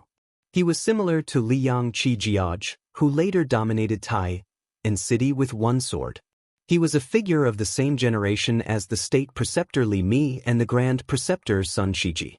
When Chao Changqing met this old man, he should also show some respect as a junior. Lu Dantian was full of qi. He asked in a deep voice even though he already knew the answer, "You are Su Fengnian, the king of Bailiang?" Su Fengnian slightly retracted his gaze and looked at the old man who seemed to be a bit questioning. He said in a gentle tone, "I am." Lu Dantian untied the rope and took off the object covered with cotton cloth. He erected it in front of him and sneered, "Surnamed Su, you don't even dare to take one sword from this old man. How can you be one of the 4 martial arts judges? What? Is it because you have 100 lackeys of the Wu family behind you, plus the 10,000 that Su Shao left for you?" Chapter 17:14. Liang Qi, how dare you come to our central plains to show off? Su Fengnian asked back, "Where is she?" Lv Dantian, who did not get an answer, was furious. He suppressed his anger and said loudly, "It's none of your business, coward." After the old man's words, There were only occasional neighs of horses in the barracks. It was particularly quiet here. But the sword on LV Dantian's waist was trembling. The old man stared at the middle-aged man next to the young king as if he was facing a great enemy. Su Fengnian stretched out his arm in front of Su Yanbing and continued to ask, "If she wants to return the things, let her come by herself. Please take the things back." Lu Dantian very rudely interrupted him and sneered, "You little brat, are you even qualified to give orders to this old man? Are you qualified to give orders to His Majesty?" Su Fengnian said in all seriousness, "Senior, please return home." He emphasized the word, please. LV Dantian seemed to have heard a big joke. He gently rubbed the sword hilt with his thumb. "Do you know this old man's sword? It's the Mountain Sea Sword Furnace, originally named Dejiang. After the Battle of West Fortress, this old man changed its name to Sha Su. It's a pity that His Majesty personally went to war this time. My Dachu's millions of soldiers were stationed at West Fortress. I heard that your Bailiang cavalry was about to enter Guangling. His Majesty didn't want to see you. He asked this old man to take the old things back to Bailiang. This old man is not allowed to kill. If not, the sword just now would have moved 5 steps forward." Su Fengnian frowned. "Are you done?" LV Dantian continued to provoke. "So what if I'm done? Do you dare to fight with this old man? If not, this old man will say 10 or 100 words. What can you, Su Fengnian, do?" Su Yanbing said expressionlessly, "In the Battle of the Western Fortress, 16 direct descendants of the Lu family died in the battle. More than 100 people from the Ma family died in the battle." LV Dantian's eyebrows and hair stood on end as the scar in his heart was exposed.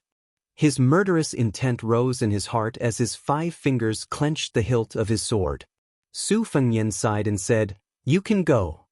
LV Dantian bellowed, "Su Fengnian, as the king of Bailiang and one of the few great grandmasters in the world, why should he be afraid of a fight?" The next moment, LV Dantian was dumbfounded. He didn't dare to move or say a word. In front of his eyes, he was indeed right in front of the old man. His 2 fingers were like swords, and they were only an inch away from the old man's forehead.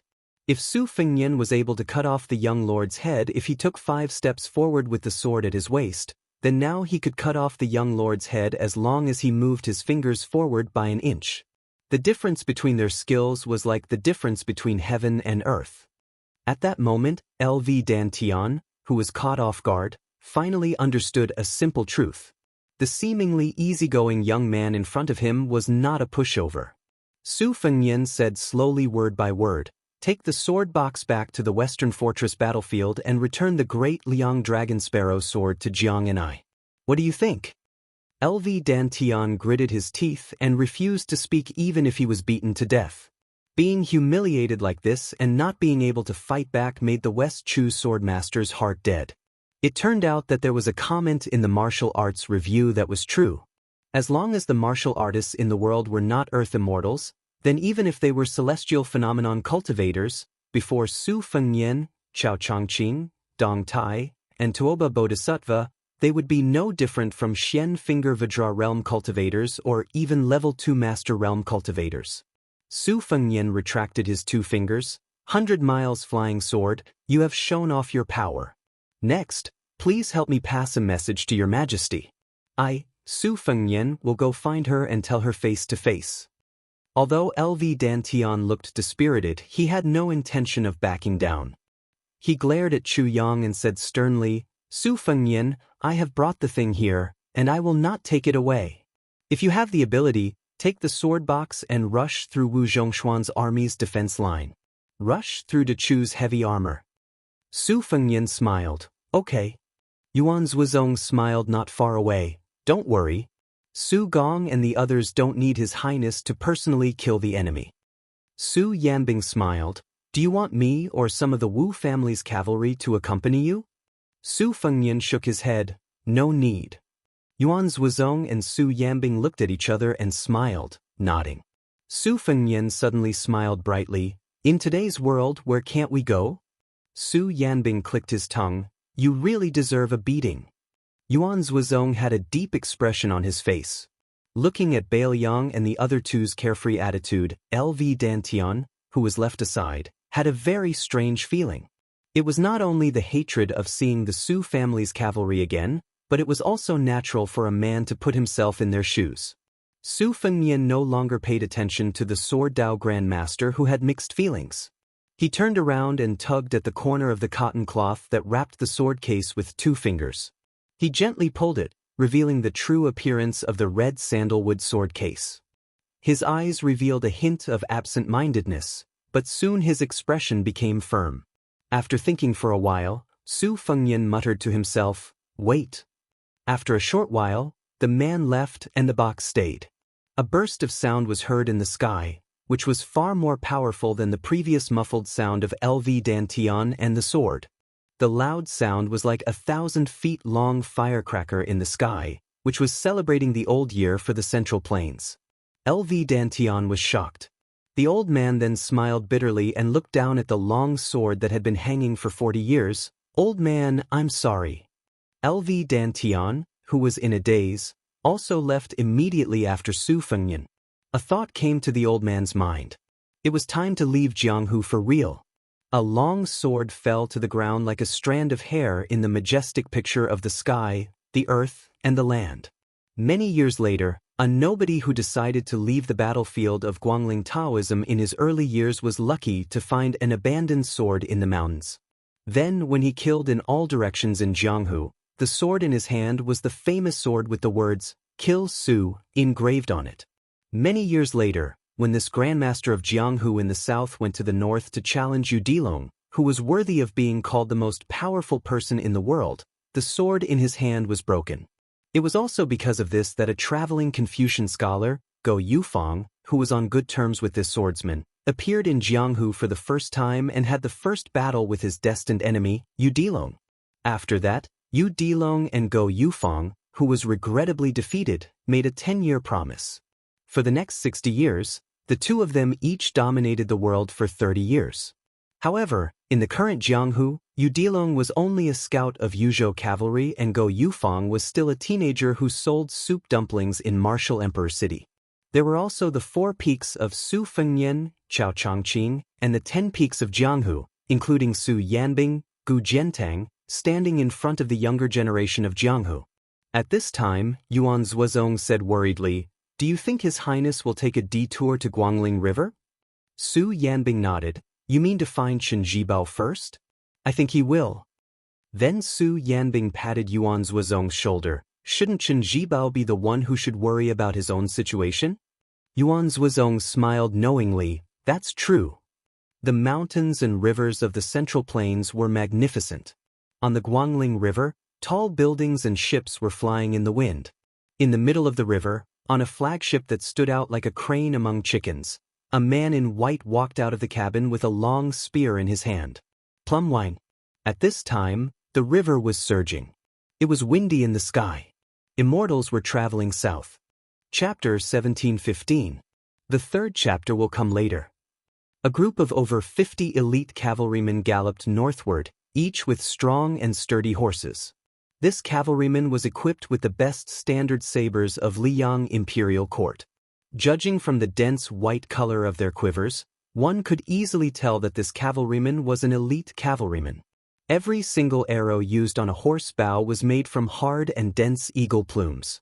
It was widely acknowledged by military experts that using eagle plumes as arrow plumes could provide the arrows with better wind resistance, thus making them more accurate. At the same time, in order to make up for the loss of shooting range, the archers were required to have a stronger pulling force. Therefore, only the best soldiers in the army were allowed to draw the bow with eagle plumes.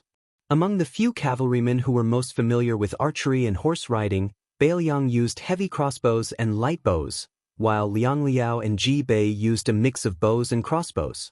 Among them, Ji Bei cavalry, who was famous for producing a lot of archers, used bows more than crossbows. This cavalryman who was advancing northward was the disciple of Ji Bei border army. Half of the cavalrymen were born outside of Ji Bei border army. General Yang Xianxia, who had been the local tyrant in Ji province for more than 10 years, had always placed more emphasis on infantry. As a result, Many of these cavalrymen who were good at archery had left their hometown through connections, and were now working in the army of Central Plains. When he left the border with his father, he was still a teenager. Now, he had already gotten used to the local customs of Qing province. Because his father had been promoted to a lieutenant in the Qing province army, he had never lacked wine, delicacies, rouge, and beauties. However, compared to the soldiers who were born and raised in Qing province, he had a father who was constantly watching over him. Due to his father's illness, he was able to escape from the calamity. This time, when the Qing province cavalry rushed to the battlefield to assist the Duke of Huainan, Zhaoying, they suffered heavy casualties. Because of that, he had to stay by his father's side because his father was seriously ill, thus he was able to escape from the calamity. This time, when the Qing province cavalry left the border, the commanding general was a good friend of his father. Because of that, he had purposely asked him to gather a group of elite soldiers who were good at riding and archery.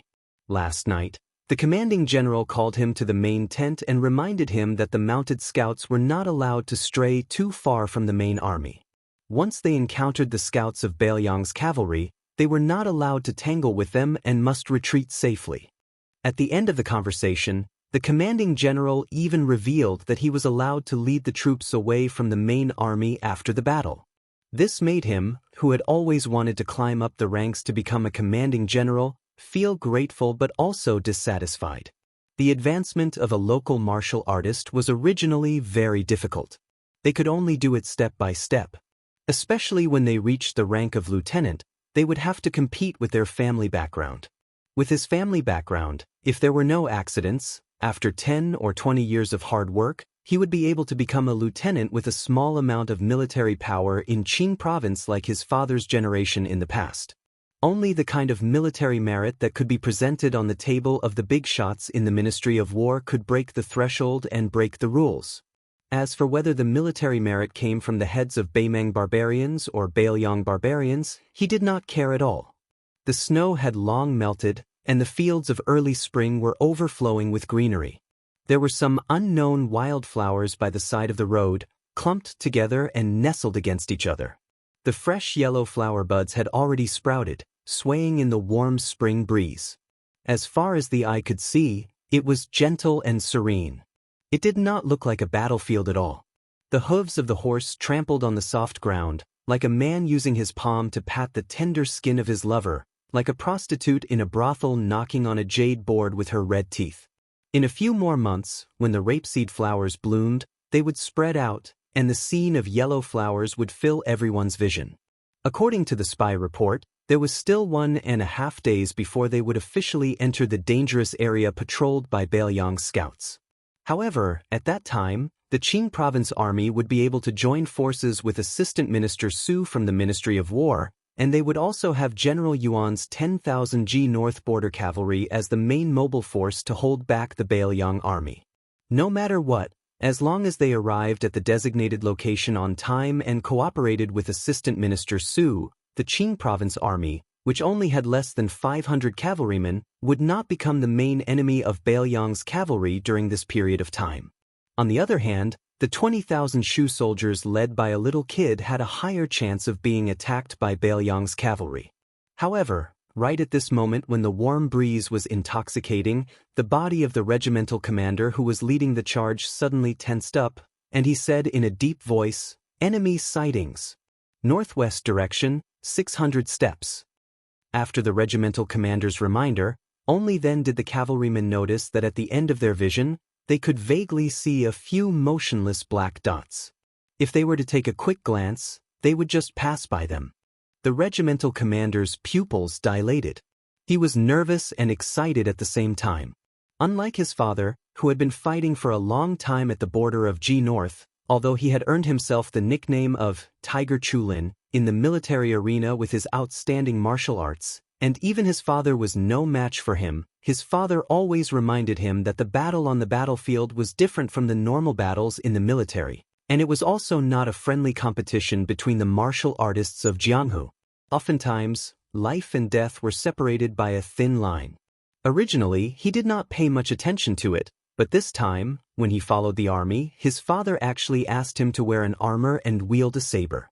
For the first time, his father also wore the old chainmail that he had stolen from G North's army years ago. On the training field at home, the father and son had a duel.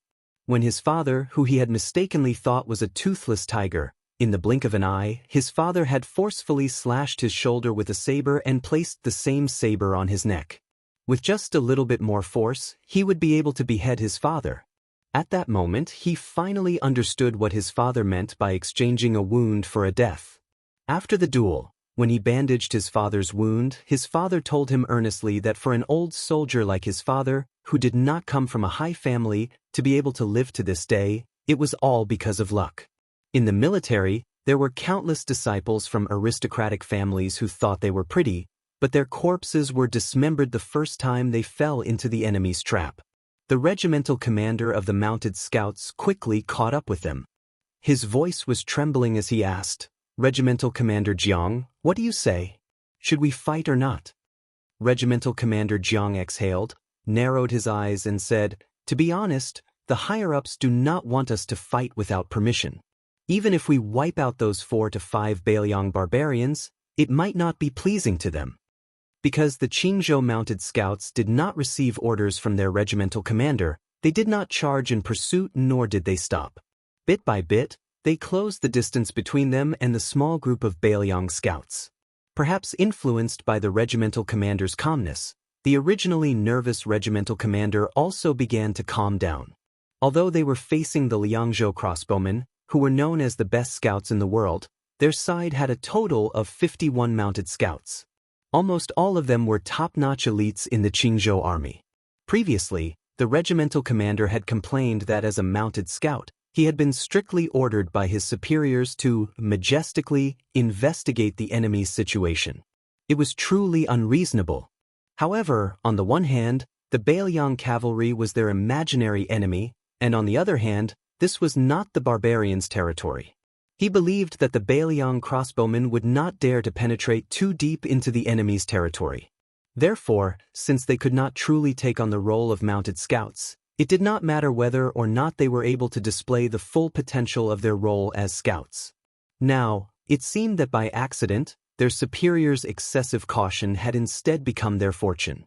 4 to 5 enemy heads, if divided up, would still be a considerable amount of merit, especially since the enemy was the Bailiang cavalry that had been boasting about being invincible for 20 years.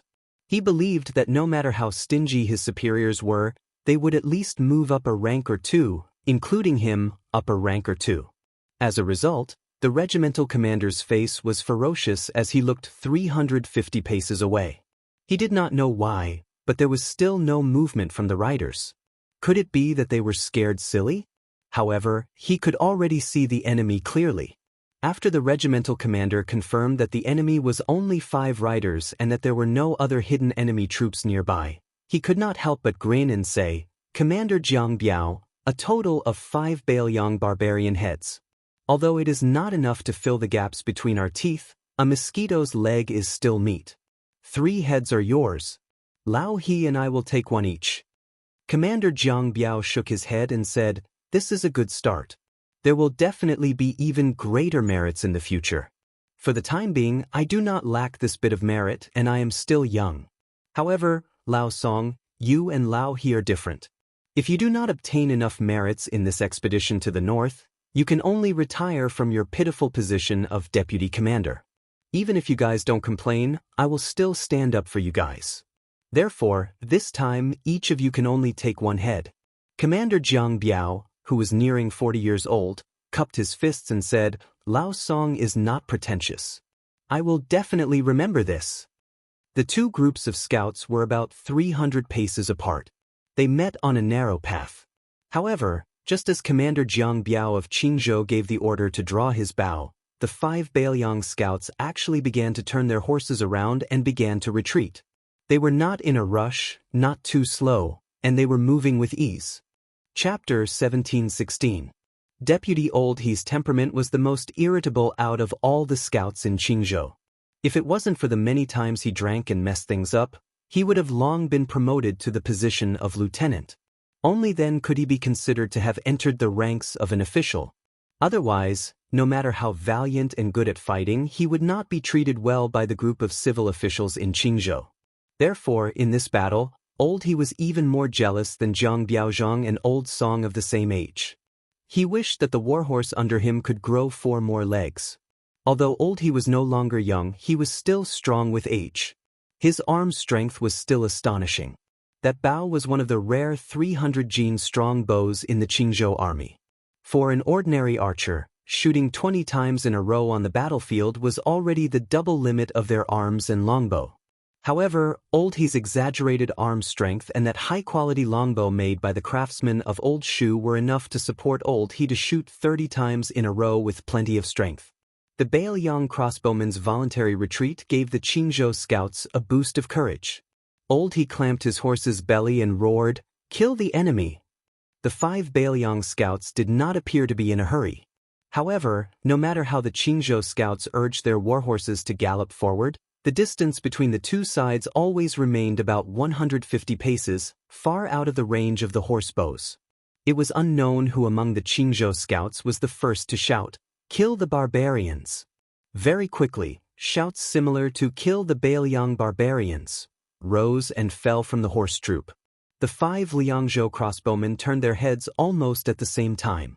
Jiang Biaozhang felt an inexplicable sense of unease. The following scene quickly made this Biaozhang, who had been attacked by mounted archers on the border, feel both worried and relieved. He was worried that this battle would break out at any moment. He was relieved that the enemy, who was already at an absolute disadvantage in terms of military strength, had sped up and left, leaving behind only 4 riders to delay their pursuit. The 4 Liangzhou crossbowmen began to turn their horses around. It was a fact that the range of a horse bow was not as long as a foot bow. It was not that the Qingzhou army did not have light crossbows, it was just that there were not many of them. The hinterland of the Central Plains had been peaceful for more than a decade. With the Qing party, who was famous for their unity, controlling the military and politics of Jinggan Road, and with Wentai and the others speaking in court, Jinggan Road, especially Qingzhou and Xiangfan City, had always had comfortable days. Outside powers did not enter, and the entire Qingzhou was generally living a comfortable life behind closed doors. For a long time, in Qingzhou, where there were no wars and Qingzhou relied more heavily on naval battle power, the few good crossbows in the military inventory had gradually become the toys of the children of officials. To the Qingzhou cavalry who had come into contact with light crossbows, those things were not bad and were valuable items. However, they were too rare and troublesome to maintain. Furthermore, in terms of range, they were slightly inferior to a horse bow. When the Qingzhou mounted scouts were about 100 paces away, they drew their bows. They were shocked to find that the 4 riders had raised their arms and raised their crossbows at about the same time as them.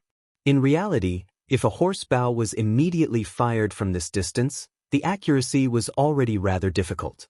If one wanted to break through the armor and injure the enemy, it would be even more difficult. Unless the arrow hit the face of the enemy, the effect would be very small.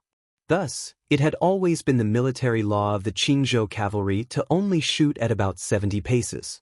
Deputy Lao He, who had the greatest strength among the mounted scouts, became the first powerful figure to shoot an arrow.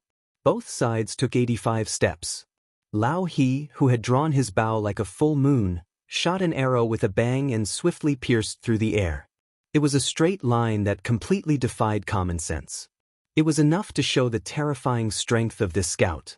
The Liangzhou crossbowman unconsciously bent his waist and moved his shoulder. The carving feather arrow that had shot through his chest almost brushed past his metal armor. Lao He, who had been full of confidence, was shocked. At 80 paces, the 4 Bailiang riders had not only raised their arms and raised their crossbows, they had already begun to shoot at the enemy riders. With a muffled pu sound, a Qingzhou mounted scout who had been preparing his bow suddenly fell backwards. A crossbow arrow nailed into his forehead, piercing through his skull. A young mounted scout who had hurriedly released a soft arrow because he was too nervous only saw a grain-sized black dot suddenly appear before his eyes. In the next moment his throat was pierced. He threw away his horse bow, his hands covering his neck as he fell off the back of his horse. Deputy Jiang tilted his head slightly. A Bailiang arrow drew a line of blood on his cheek. However, the hands of this well-known member of the Qingzhou cavalry didn't tremble in the slightest. Even though a Bailiang barbarian in the distance made a dodging stance, his entire shoulder was still pierced through the armor and into the flesh.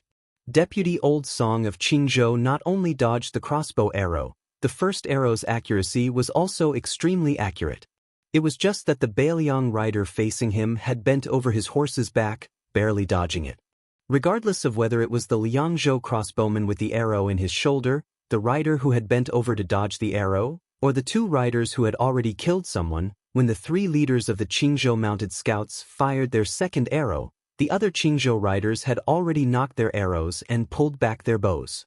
Their crossbow arrows had already been shot out. None of these four riders continued to target Deputy Jiang Biaozhang. As a result, four Qingzhou riders responded and fell off their horses. Without exception, they all fell from their faces and throats, enough to take their lives. However, most of the Qingzhou mounted scouts had already lost their heads out of fear. Not only did their accuracy greatly decrease, the opposing Bailiang barbarians were clearly extremely adept at dodging. As a result, apart from the master archer Lao He who succeeded in shooting a Liangzhou scout off his horse, even Deputy Old Song and Deputy Old Song's two arrows didn't succeed in killing the enemy. Deputy Jiang Biaozhang's arrow could be said to be exquisite. Not only did he not deliberately seek to kill with one shot, he even gave up on shooting at the person and directly chose to shoot at the warhorse's head.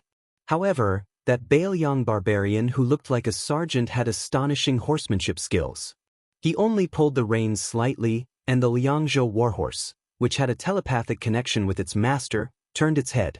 As a result, that arrow only shaved off a large piece of flesh from the sergeant's thigh, temporarily reducing his combat strength.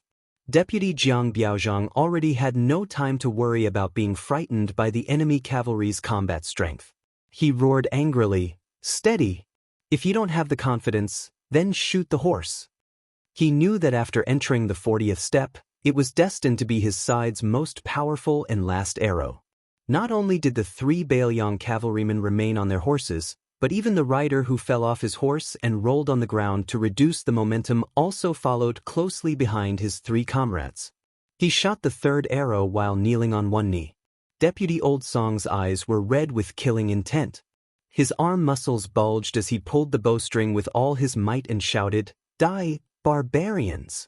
However, a scene that made all the Qingzhou scouts feel awkward and suffocated happened.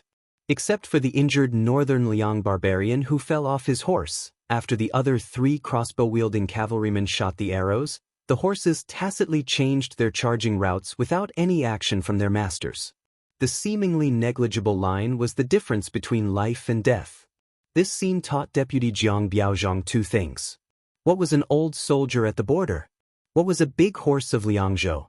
All the Qingzhou mounted scouts who had already lowered their bows didn't have time to think.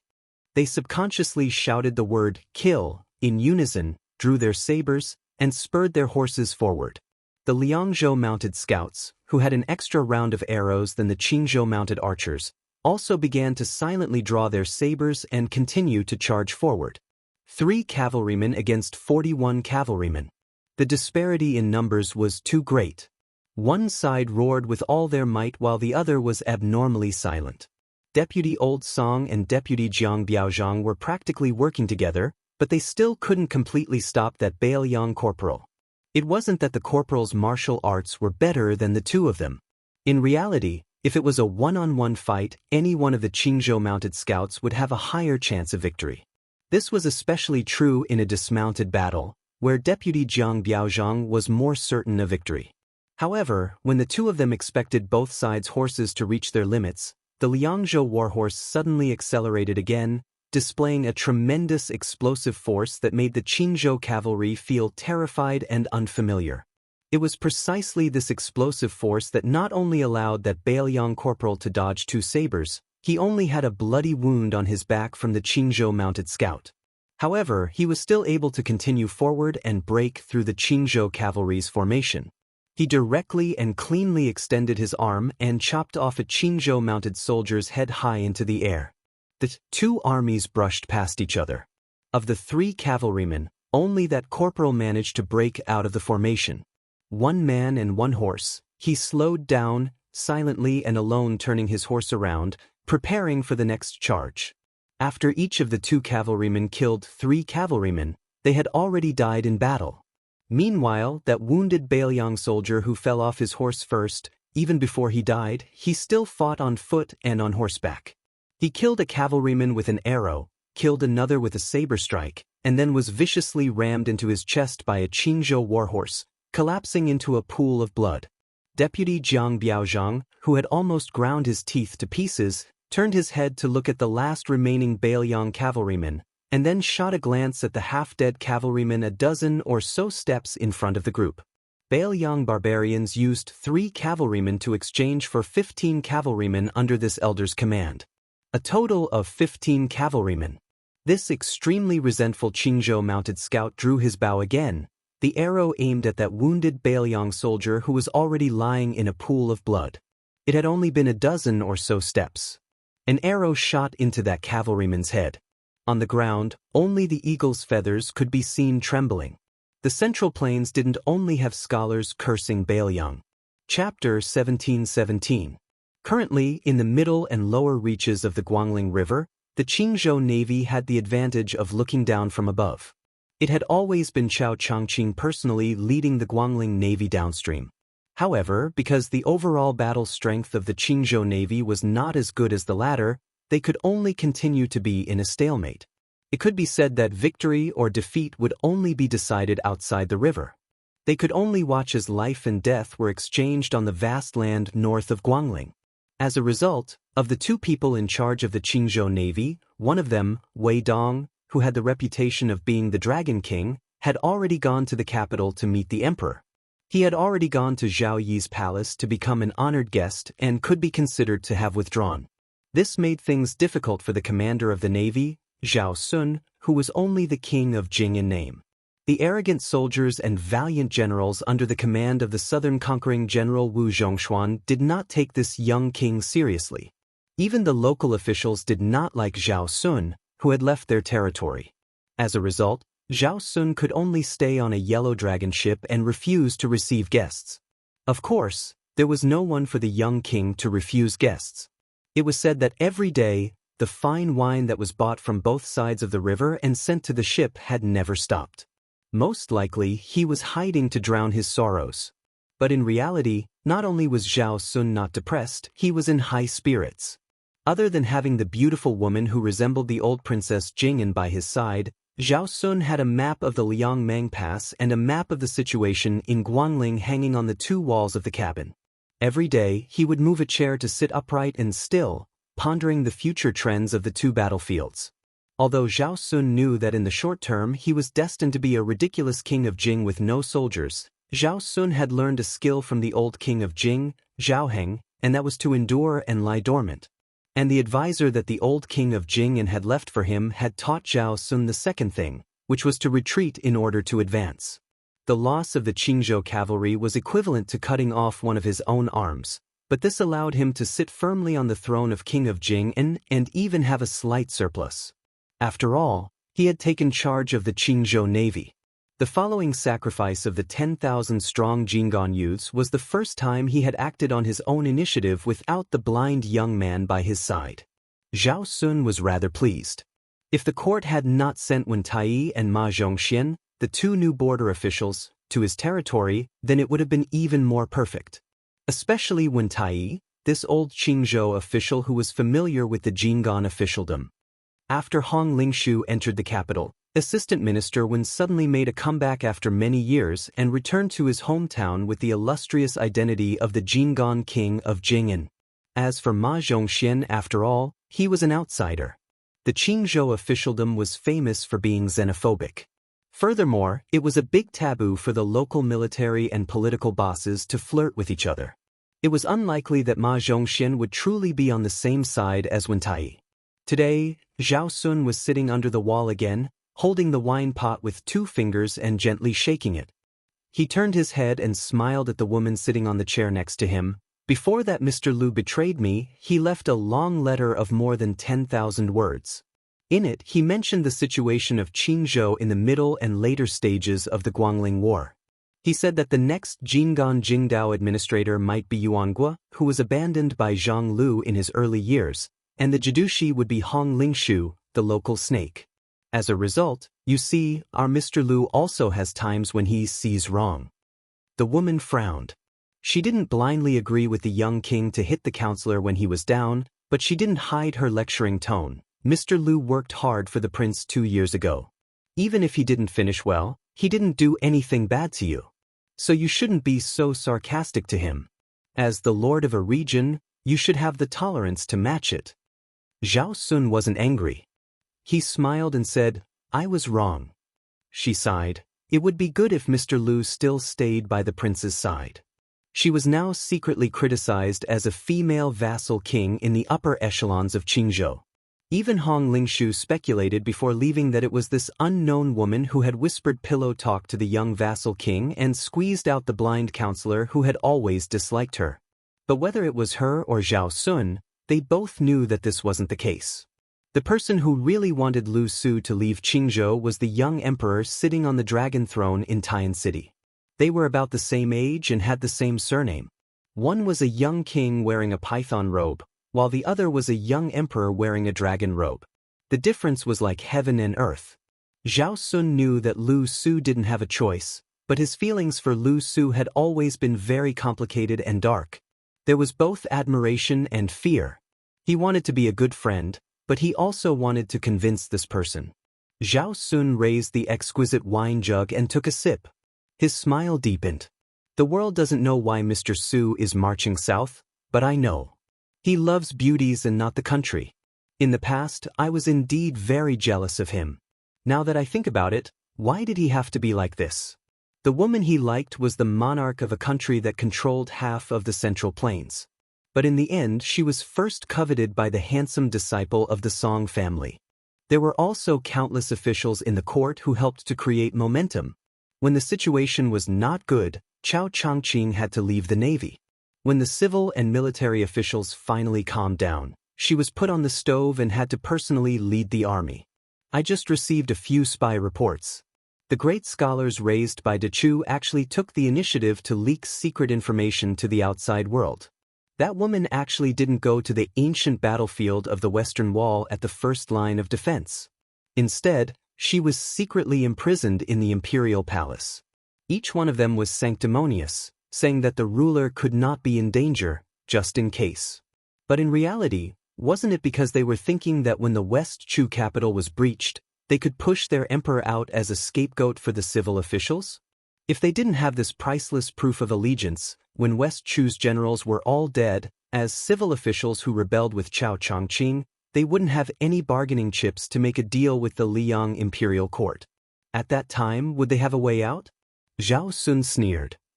I heard that a few of Wu Zhongshuan's valiant generals had all made a military pledge. Wu Zhongshuan also promised his confidants that whoever breached West Chu's capital city first, he, Wu Zhongshuan, would be able to ask His Majesty to punish the fallen Empress Xianxia on her own. The one who breached the city would get the beauty. What a great bonus! No wonder almost everyone in the Nanjiang army on the Western Front is fighting like crazy. They don't care about the consequences. Other than the pitiful He Mao, who was beaten half to death by Su Yanbing in Tai and City, no one else has such luck. From the #1 halberd user in the world, Wang Tongshan, to Tang He and Li Chunyu, all of them have spent all their money on their subordinates. There were even some who didn't hesitate to take risks and secretly borrow large amounts of money from local officials. Wu Zhongshuan naturally turned a blind eye to this. Zhao Sun rubbed his chin and gloated. Wang Tongshan, who was heavily relied on by King Xiaobing in the past, actually left the old Du Mountain battlefield that he was in charge of when he heard that Jiang Si was personally leading the troops to the front line of the Western Wall. He only led 18 elite cavalrymen and charged 300 li to the north. He even broke through the formation of the two armies by himself and unexpectedly broke through the formation by 200 steps. There were no less than 100 West Chu generals who died under his halberd, and all of them died miserably.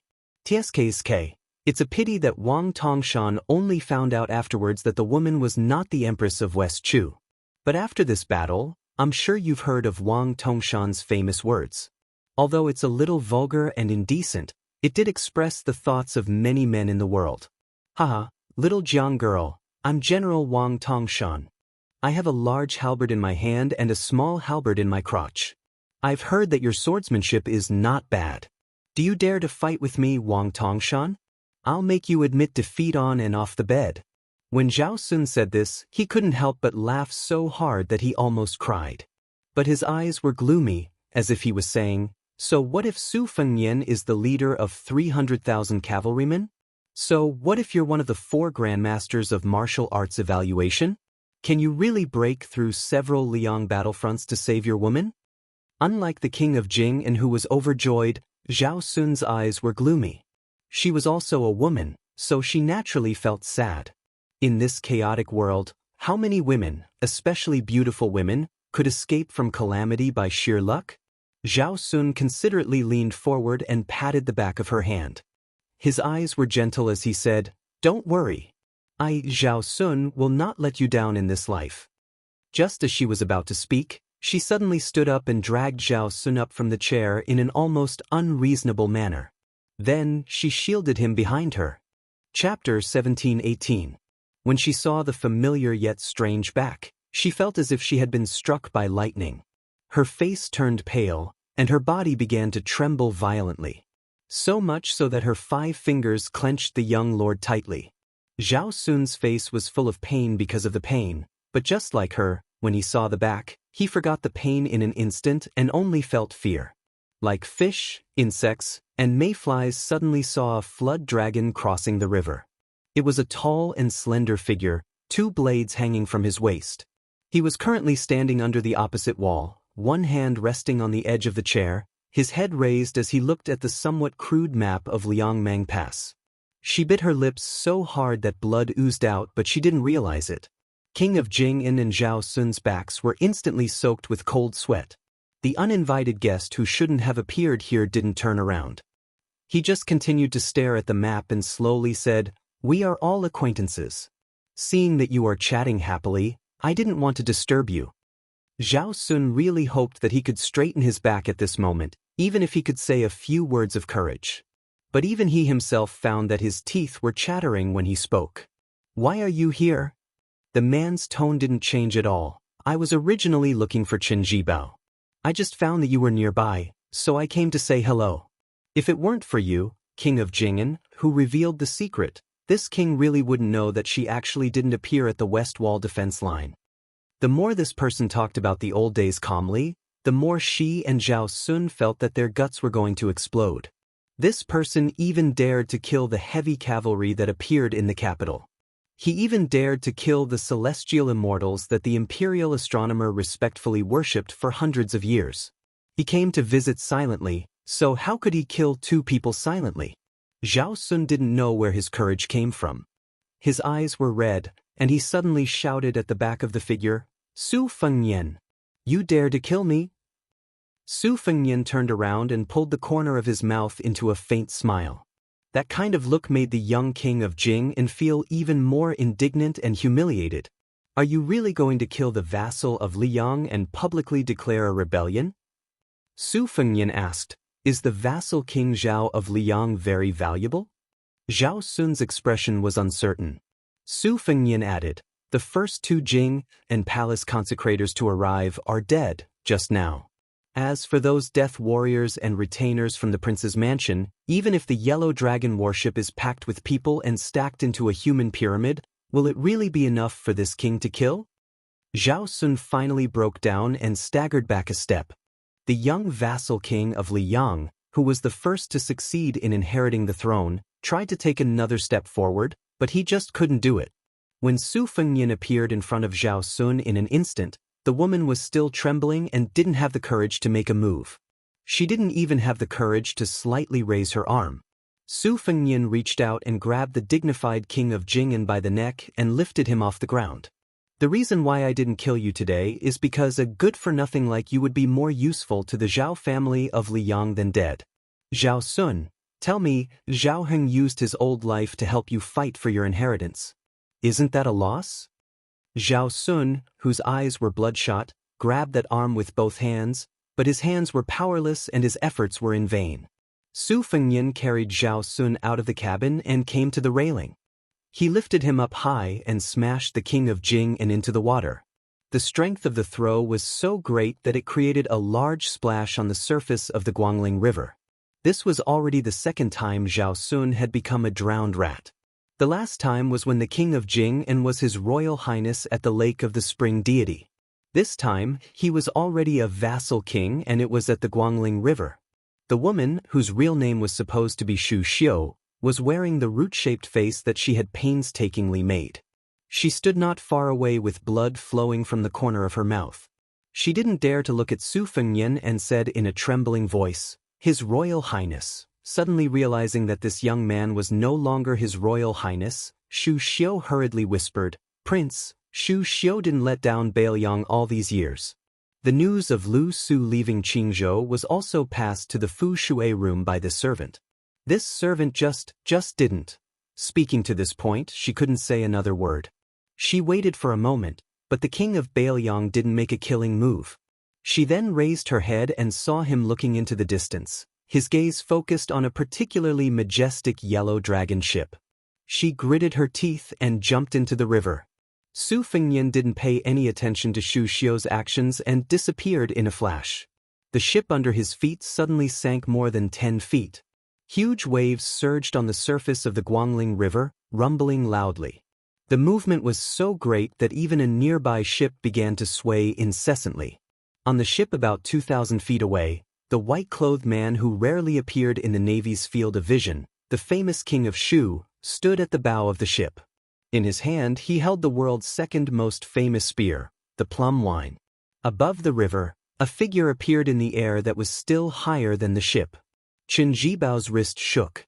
Although the plum wine spear used the end of the spear as the spearhead to stab into the air, the spearhead that was temporarily held in Qin Jibao's hand had already turned from green to purple. With the ship as the center, the river surface within 100 feet was like hundreds of flood dragons rolling together. Today's Guangling River, which didn't have much wind, suddenly had giant waves that reached the heavens appear out of nowhere.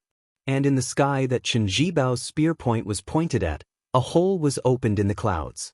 Sunlight spilled through and fell on the earth, forming a giant pillar of light visible to the naked eye.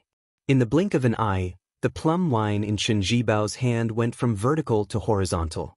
Not only that, the spear in the middle was pressed against his arm.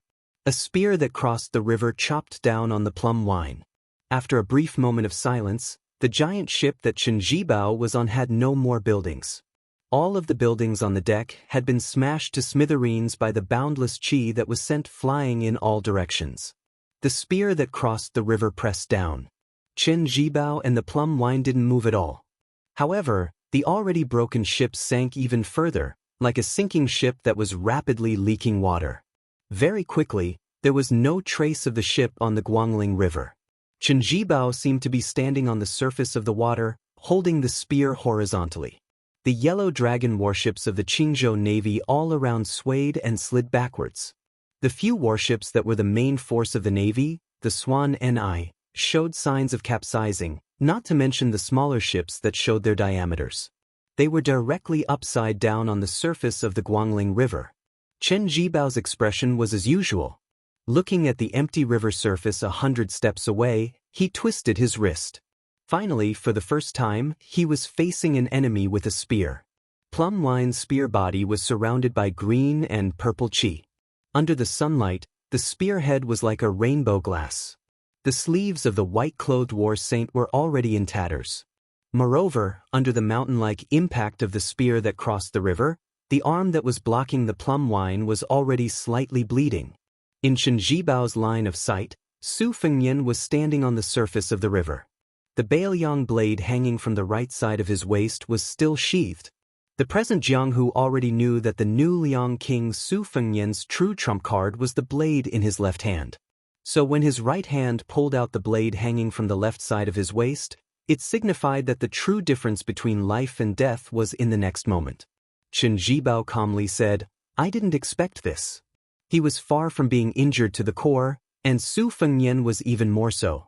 But even so, in the first exchange of blows between the two martial grandmasters, that yellow dragon ship had been easily pressed into the water by Su Fengnian with a single strike. Just how much power did it take to completely push a giant ship floating on the river surface into the water? To watch the battle from the side? To watch the fire from across the river? To clap and cheer a few times and give some pointers? The battered and exhausted Qingzhou Navy did not lose their minds. They scattered in all directions, not even caring about saving people. Chen Jibao, his white robes fluttering, laughed. When you return to your peak, when I become a saint, it won't be too late to fight. Of course, if you can get there first, I won't run. If I am faster than you, you won't be able to escape either. Su Fengnian did not speak. This new Liang king only used the unsheathed blade in his left hand to tell the white-clothed war saint that there were some things that you, Chen Jibao, could not decide.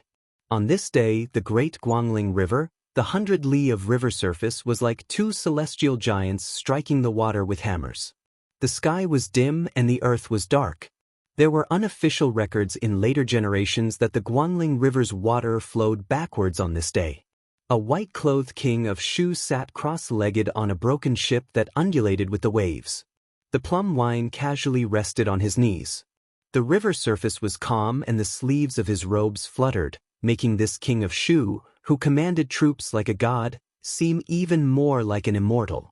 His heart was slightly shifted to the left, dripping with blood. Chen Jibao gently placed his hands on the plum wine, neither sad nor happy. He looked up at the sky in silence. He withdrew his gaze and lowered his head to look at the river. Occasionally, a river carp swam quickly near the deck of the ship. This white-clothed war saint, who seemed to have never had any friends, and who had never met with anyone honestly, suddenly thought of a story he had heard when he was young. You are not a fish. You are not me. On the distant northern shore, there was a young man with two blades again. After crossing the south, he returned to the north. He headed north to see her. It would be good to see her. But before seeing her, he had to kill someone first. Wang Tongshan. Chapter 1719.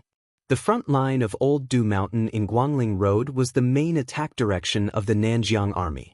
It was also the key defense area of one of the main forces of West Chu, the 40,000 troops. Therefore, Wu Zhongshuan sent Wang Tongshan, the first person in the Nanjiang army, to be in charge of the battle here, to prevent the West Chu rebels led by Pei Sui from causing trouble. Although Wang Tongshan did not have an advantage in terms of military strength, he only had 20,000 infantry. However, the mountainous Nanjiang Road did not have a large-scale cavalry. Although Wu Zhongshuan had a cavalry army built with a lot of money, it was previously cheated by Zhao Zhu, the crown prince of Yanqi. It was equivalent to not returning alone. Wu Zhongshuan, who had betrayed Nanjiang and surrendered to the imperial court, did not fuss over every ounce. Wang Tongshan's 20,000 infantry were the most elite infantry under Wu Zhongshuan's command except for the 6,000 personal troops. They absorbed many southern tribes and were the most valiant and fearless. It was because of Wang Tongshan's bravery and his subordinates' willingness to die in battle that Wu Zhongshuan, who valued military discipline the most, did not directly punish Wang Tongshan, who ignored military law. Instead, he let this valiant general redeem himself on the battlefield of Old Du Mountain. In the main general's tent, a burly middle-aged man was bare-chested. He raised his head and poured wine into his mouth. Drinking wine was not enough to describe this person's heroism. The wine splashed everywhere and flowed all over his body. Under his feet was the back of a naked woman. There was a scarlet halberd on the ground beside him. Drinking wine and women were forbidden in the army. In any army of the Liang dynasty, these were two ironclad rules. However, it was obvious that this person did not take it seriously. He drank wine and played with women as usual. However, as long as there was a battle, he would take the lead. It was not that he wanted to win people's hearts. The reason was simple. He liked to kill people. So much so that he, who was originally the general of the south, had to be personally sent to the northern border by the crown prince of Yanqi to be Wu Zhongshuan's subordinate. In Nailan Yuxi's words, if he continued to kill, the southern tribes would be wiped out in less than 3 years. He was undoubtedly a legendary figure with an extremely notorious reputation in the southern border. He was illiterate and extremely vulgar, but he liked to pretend to be cultured. He invited, or more accurately said, kidnapped, several scholars to be his dog-head military counselors. He even gave himself the absurd nickname of General Joy, because he was not happy without women, he was not happy without wine and meat, and he was even more unhappy without people dying. The two catchphrases that he often said were, Fatty Chu in Bailiang is only half a villain compared to me, and Cheng Baishuang Ji Lu, and is only half a master compared to me. The first sentence was hard to say. After all, one of them was in northern Liang while the other was in southern Jiang. The second sentence was without a doubt. He was not boasting. He once ran directly to the gate of the Dragon Palace, one of the top 10 sects in the world, with his halberd and clamored for Palace Master Ji Lu, and to obediently hand over Lin Hongyuan and serve him for 3 nights. Otherwise, he would massacre the entire Dragon Palace.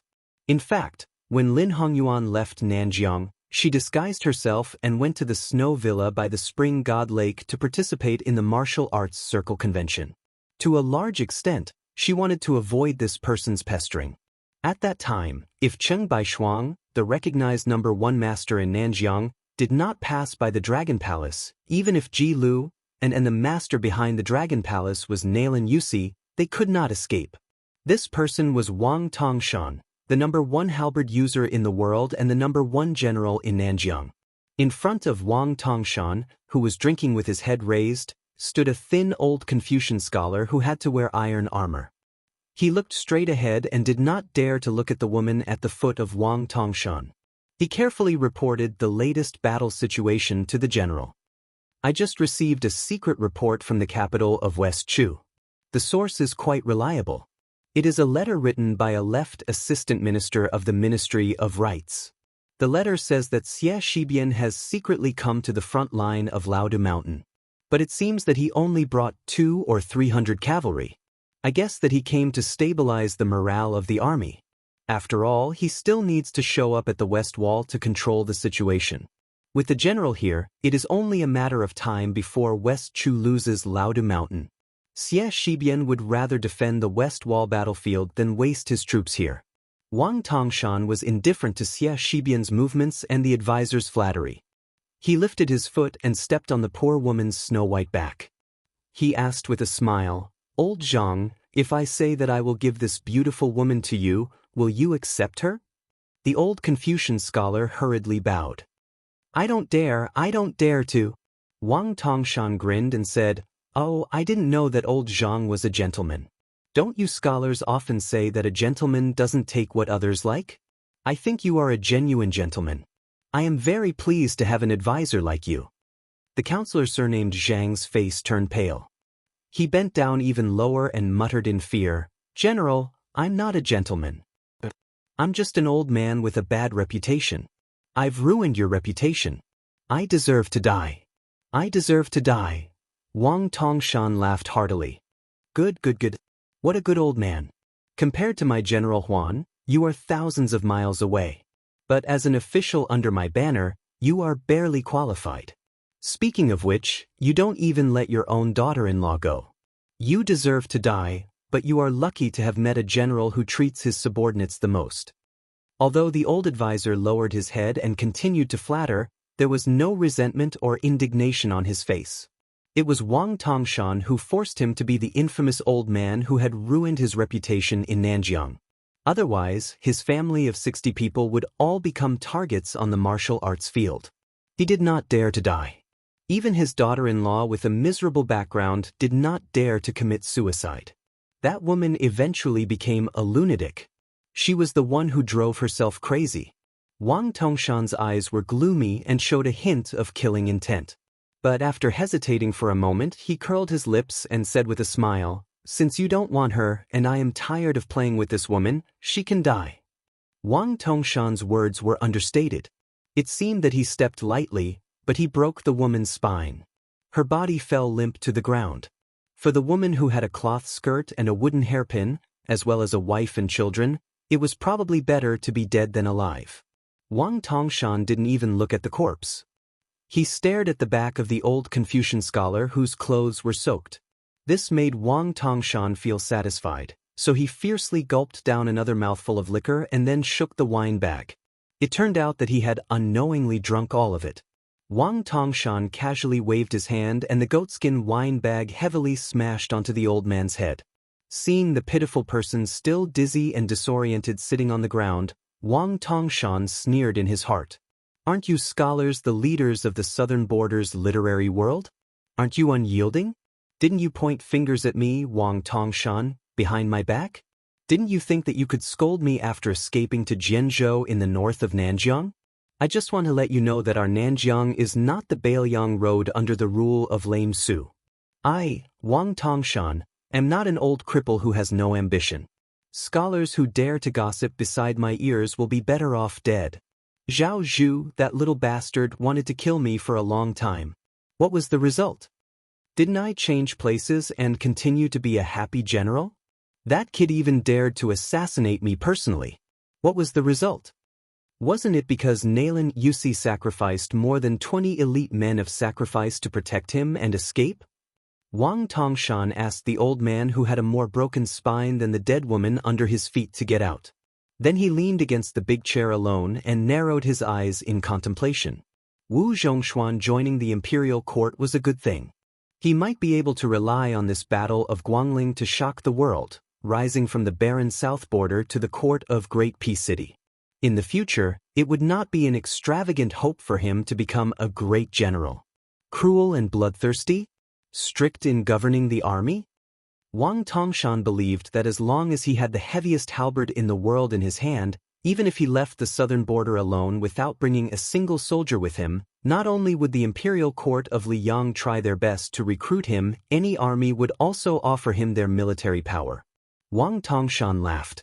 But the most important thing now was to break through the defense line at Old Du Mountain, drive straight into the hinterland of Guangling Road, and reach the capital of West Chu in one go. I don't care if you, Wu Zhongshuan, will intercede with the son of Zhao family. I, Wang Tongshan, will eat that beauty surnamed Jiang first.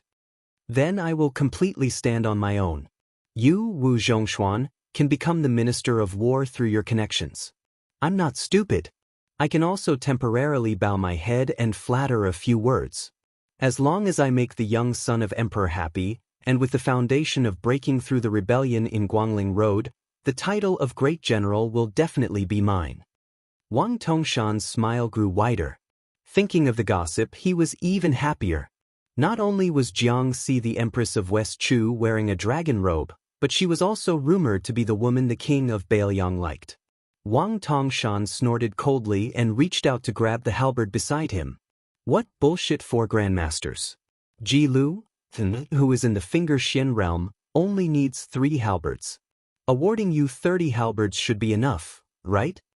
At this moment, an armored lieutenant strode into the tent.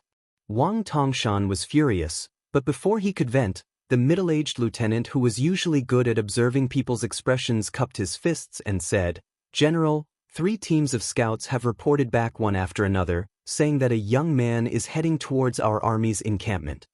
Wang Tongshan lazily squinted and said, Oh? How many soldiers and horses did he bring? Is there 5,000?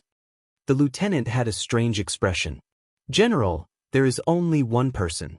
Our scouts have already carefully checked the surroundings. There are no ambushes.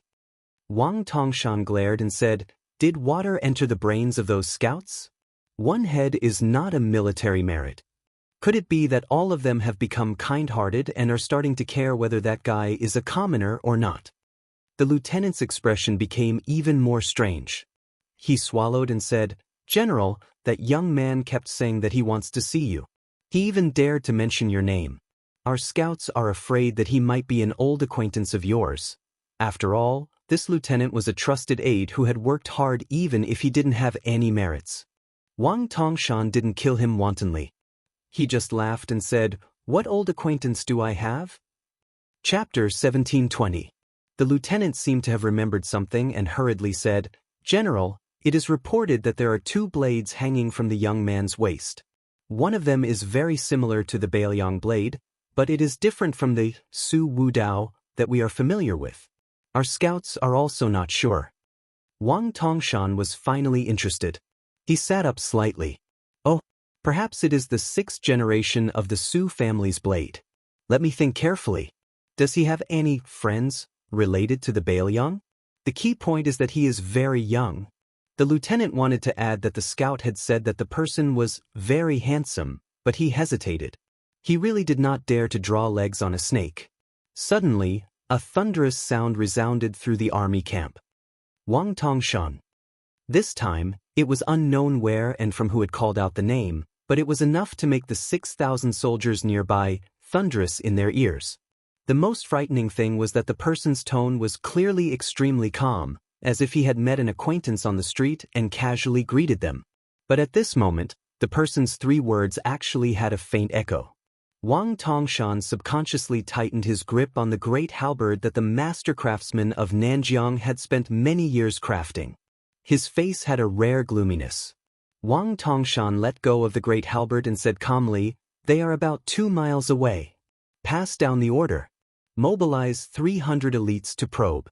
The one who beheads them will be rewarded 10,000 taels of silver and promoted by 3 ranks."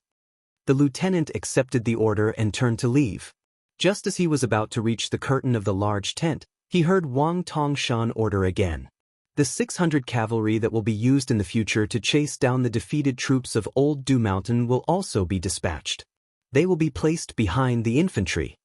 The lieutenant cautiously asked, "General, how should we arrange the camp?" Wang Tongshan sneered and asked, "Is there a need?" The lieutenant, who knew that he had provoked a great misfortune, hurriedly left the tent. Wang Tongshan slowly stood up. When he stood up, he was even more like a small mountain. This unparalleled Nanjiang general said to himself, "Those who do not have good intentions do not come." But who is the young man related to Bailiang? Su Yanbing? His age does not seem like it.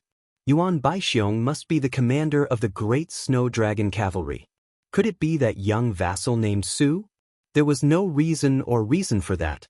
Why did they ignore Su Gong and Yuan Tingshan's armies? Could it be that this guy is really related to the Empress of West Chu? Was that little girl really brought to Bailiang by the old cripple? Wang Tongshan's face was full of disbelief, and he laughed involuntarily. "Or, you, Su Fengnian, have come to make trouble for me alone just because of what I said before the battle?" Wang Tongshan sneered.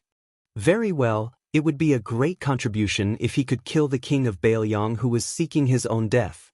He believed that in the heart of the young emperor of Great Peace City, he would feel better than killing 100,000 West Chu rebels. Wang Tongshan pulled out his halberd and strode towards the door. However, he suddenly stopped and turned around to put on the armor. This invincible enemy of 10,000 men on the battlefield told himself that this was nothing more than being careful. About 1.5 miles south of the camp, a young man with 2 sabers on his back was walking unhurriedly from south to north. He was coming in a straight line. 300 strong infantrymen were in a formation and blocked the path. At the gate of the camp, Wang Tongshan was riding on a tall horse. He held his halberd and his face was dark. Half an hour later, a scout captain came back on his horse. His face was pale like he had seen a ghost in broad daylight. He dismounted and knelt on the ground. "General, that person is a martial arts expert, it is true. He just slowly walked towards our infantry formation. He did not pull out his saber or attack. All the sabers and spears that approached him were automatically repelled. The more they used, the stronger the rebound. There were even a dozen iron spears that broke on the spot. General, our infantry cannot even get close to that person." "Trash!" Wang Tongshan roared and stabbed the scout in the chest with his halberd. The halberd lifted the scout's dead body high into the air and then threw it to the ground. About half an hour later, the scouts retreated from the front line in a hurry. A man who looked like a captain was at least 20 steps away from Wang Tongshan. He said in a trembling voice, "General, the 600 cavalrymen couldn't get close to him either. 7 or 8 cavalrymen tried their best to ram into him, but they were all smashed into pieces. After that, the cavalry opened up a distance from 80 to 30 steps away. Arrows rained down, but those arrows seemed to have hit a wall and broke with a bang." Without waiting for this commandant to finish speaking, Wang Tongshan urged his horse forward. That commandant tried to roll and crawl away, But Wang Tongshan just happened to tighten the reins and raise his horse's hooves high before stomping down on that commandant's chest. Wang Tongshan was as strong as a mountain. Coupled with the weight of the horse, the two heavy hooves of Wang Tongshan penetrated the captain's chest. Wang Tongshan was enraged. He was ready to fight. A demonstration. This was a demonstration to Wang Tongshan. The clearest and most efficient method, but it was also the most shocking. Raising his halberd, Wang Tongshan turned his head and pointed at a lieutenant. Let the 2,000-foot soldiers form a formation in front. If you have the ability, let him walk all the way here. I'd like to see how powerful this bastard is. When Wang Tongshan's personal infantry got into formation to resist the enemy was only half a li away from them. The young man had already clearly seen the face of the tall general. Wang Tongshan also clearly saw the appearance of the young man. Almost immediately, Wang Tongshan confirmed his identity. The king of Bailiang, Su Fengyan. Wang Tongshan's breathing began to quicken. The 2,000 southern border armors had deliberately decreased the width and increased the thickness. Su Fengyan, who had been walking slowly, began to walk faster and faster. Many years ago, Great Peace City's Master Lu Hao had used this unique method to break into the city. He had almost seriously injured Luo Yang, who was at the peak of martial arts at that time. In the blink of an eye, Wang Tongshan saw the young king standing less than 10 steps away. Behind him was a ghastly and bloody path. The infantry formation had been split in half, creating a path that was 6 meters wide. It was like an immortal had cut open a mountain. Alone, in a straight line, he had cut open a large formation. There was not even a trace of blood on his body. The young man did not hold the hilt of his sword at this time. He just asked indifferently, "Scared?" Wang Tongshan held his breath and was not in a hurry to attack.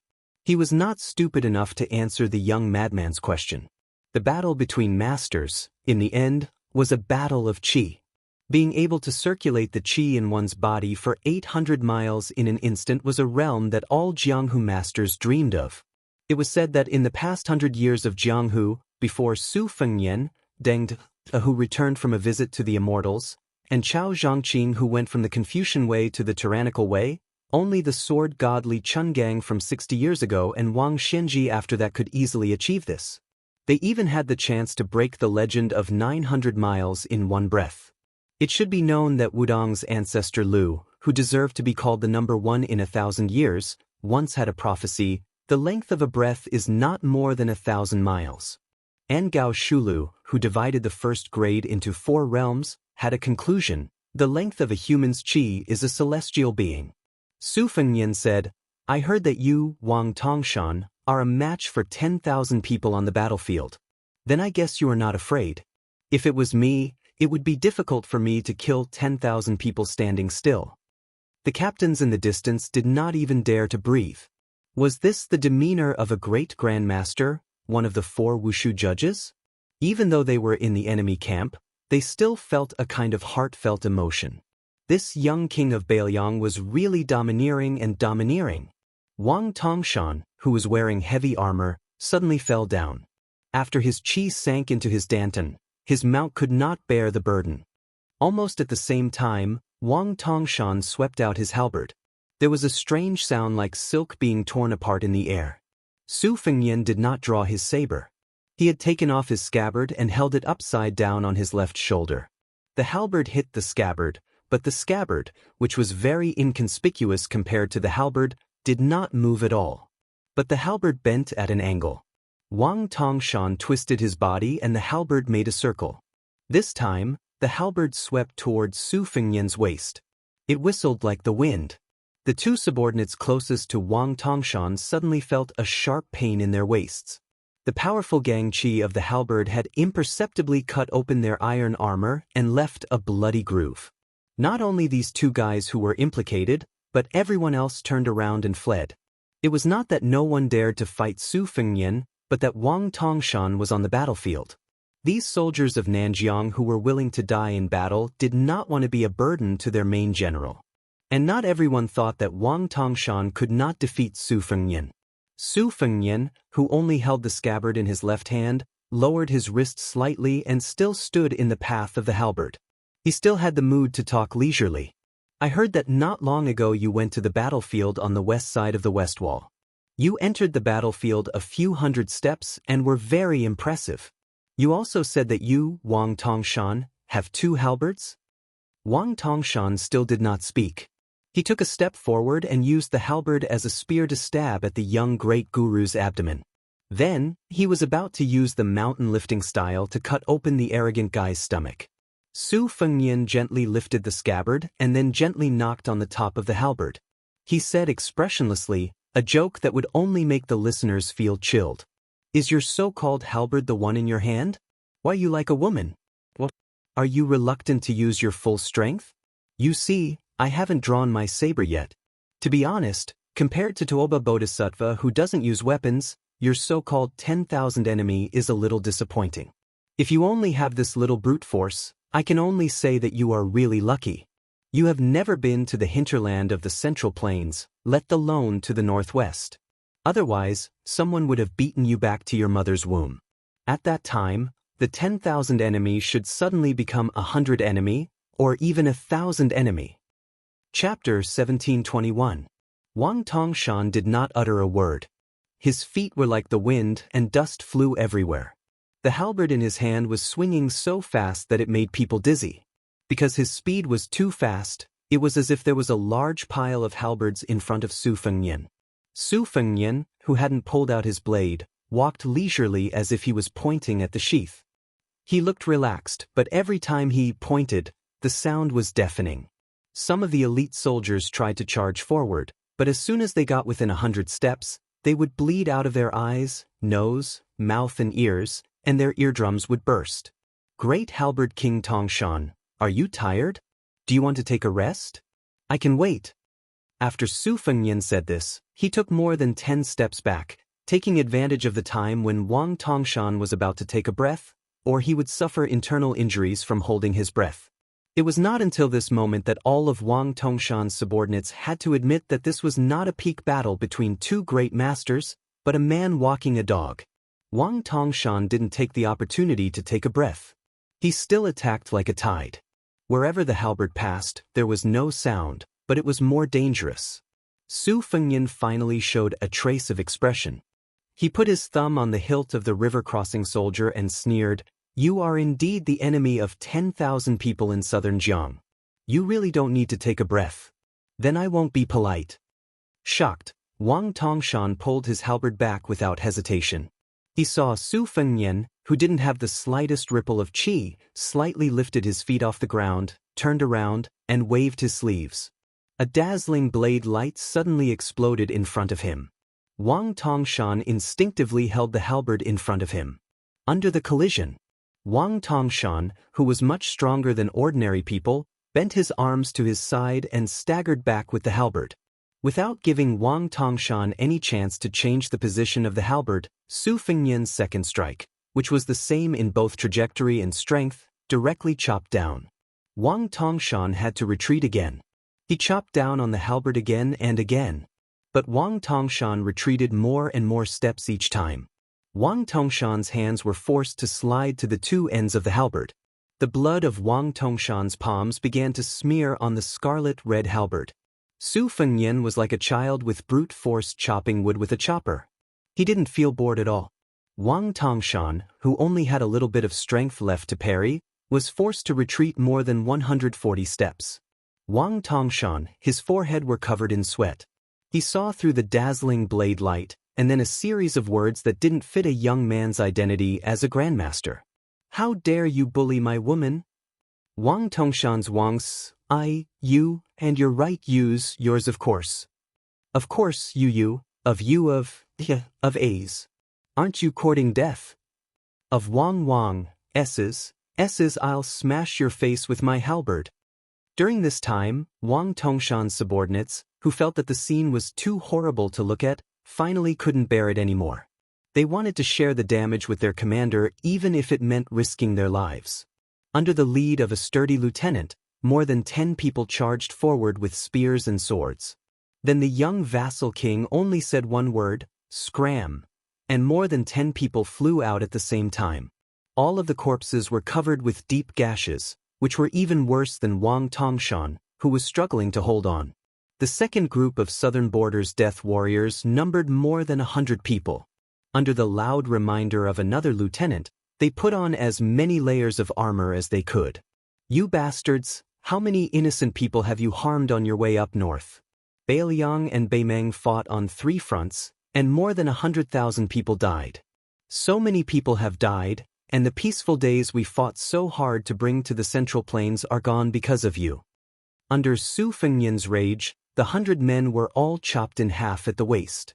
The moment Su Fengnian used the soldier crossing the river to kill others, Wang Tongshan tried to seize this fleeting opportunity. Su Fengnian sneered, "You have 2 halberds, right? Today I'll make you 3 halberds." Just when Wang Tongshan thought that he could breathe again, a saber strike that was countless times fiercer and fiercer than the previous one came crashing down. Wang Tongshan spat out a mouthful of blood as the halberd in his hand was cut in half. Wang Tongshan knelt on one knee, holding a broken halberd in each hand. The Southern Border's #1 fierce general had blood flowing from the corner of his mouth. He didn't even dare to reach out to wipe it away. Do you guys think that having a strong fist is all that matters? If this is true, then I, Su Fengnian, will explain it to you today. Su Fengnian leaped forward and kicked Wang Tongshan's forehead. The brawny warrior fell to the ground and slid backward for 200 feet. Wang Tongshan gritted his teeth and endured the kick. Although his body was severely injured, he was lucky enough to get a breath of fresh air. Wang Tongshan's spirit was lifted, and he held the halberd in his hands tightly. The corners of his mouth were still bleeding. Chapter 1722. He bent his elbow and smashed it on the ground, trying to get up again. Unexpectedly, at this moment, Wang Tongshan, who had just received a new lease of life, was kicked back to the ground. The armor on his body was immediately broken, and many of the armor fragments even cut through his skin. A sarcastic voice sounded above his head. "Do you think you have a chance to fight again? Are you stupid? I did it on purpose." Wang Tongshan was at a critical moment when a breath of fresh energy was circulating through his body. Not only did this stomp shatter the armor, it even scattered the energy flow within Wang Tongshan's body, causing the energy flow and blood in Wang Tongshan's body to surge like a flood. If it wasn't for the fact that Wang Tongshan's Vajra physique was closer to the Buddhist school's invincible Vajra physique than ordinary martial artists, and was somewhat similar to the northern Mang Murong Baoding's Aquarius physique, he might have exploded from the inside out. Wang Tongshan roared in a hoarse voice, "Kill me if you want." Su Fengnian asked, "If I don't kill you, do you think I'll come here and call you my grandson?" Wang Tongshan roared with all his might, "Son of AB*T, then kill me." Su Fengnian suddenly squinted his eyes and smiled, "I'm waiting patiently for you to use the broken halberd to cut my hamstring." Although his motive was seen through, Wang Tongshan still did not hesitate to use the halberd to cut Su Fengnian's ankle horizontally. At the same time, Wang Tongshan's soldiers also shot out more than 20 crossbows at the same time. But those powerful arrows, which were supposed to be aimed at the young lord's body, inexplicably flew towards Wang Tongshan's body and nailed into his limbs one by one. Su Fengnian stood near Wang Tongshan's head, put the soldiers back into the scabbard, and then slowly pulled out the Beiliang blade that was still in the scabbard, and bent down to look at the southern Jiang general who was glaring at him. After Su Fengnian pulled out the cold blade, he put the tip of the blade to Wang Tongshan's ear and said indifferently, "When Su Xiao was in the Central Plains, he used the Su family's blade to kill a lot of people like you." Wang Tongshan's face was already covered in blood, and the corners of his mouth twitched with difficulty. His face seemed even more savage and terrifying as he muttered, "A damned cripple." Su Fengnian's cold knife slid across Wang Tongshan's neck inch by inch until the whole head was cut off. Then he said calmly, "I forgot to tell you that when you called my father a cripple, I didn't say anything. He was a cripple and died in the north of the Central Plains. However, the only person in the world who can call him a dead cripple is me, this unfilial son."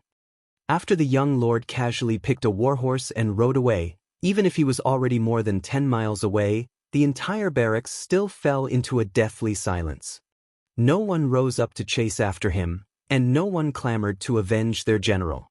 However, there was an old Confucian scholar who was scolded by the scholars of Nanjiang as an accomplice to the evildoer.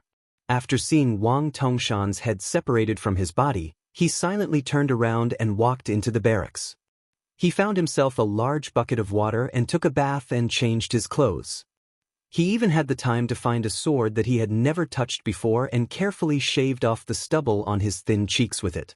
The old man sat behind a small table in his small tent and trembled as he placed the sword horizontally on the table. After thinking for a while, he stood up and picked up a yellowed ancient book of Confucian sages from the corner of his bag. After sitting down, he casually opened a page of the book without reading the content. The old man suddenly laughed and said, "In the past, the Su family's cavalry caused my Zhang family to lose 12 official titles, 4,000 mu of fertile land, and 46 precious books. Therefore, my Zhang family, from the old to the young, scolded your Bailiang and Su family for more than 20 years. I didn't expect that in the end, my Zhang family owes your Su family more." The old man glanced at the book that he had collected for many years and smiled. "What did you read after reading the books of the sages for a lifetime?" The old man asked himself and answered, "I don't know. I'm a little curious. What books did the sages who wrote the books of the sages read? I still don't know." The old man stretched out his withered hand. His wrist trembled when he put down the sword, but this time, when he picked up the sword, it didn't shake at all. Since he couldn't live a clean life, he should try to die a clean death. Finally, he could die. When a horse appeared and could finally see the city wall of West Chu, the horse finally stopped. After the young man got off the horse, he patted the back of the warhorse, indicating that it should leave on its own. This young man named Su Fengyan squatted by the side of the road and grabbed a handful of soil. From north to south and from south to north. He had been to many places and seen many sights. The young man called Xianxia grew up little by little. In the process of his growth, many people around him left. He couldn't keep them.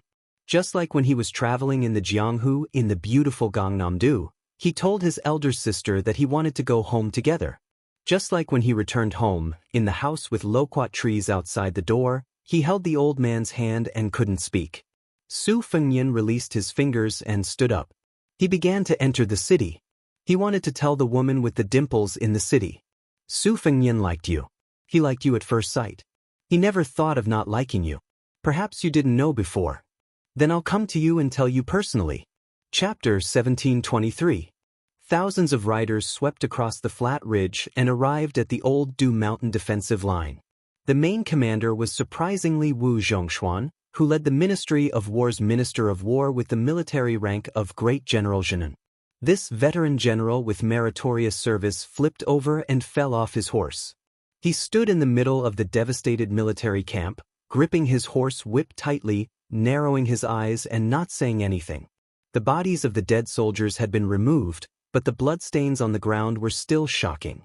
It was enough to see the tragedy of the previous battle.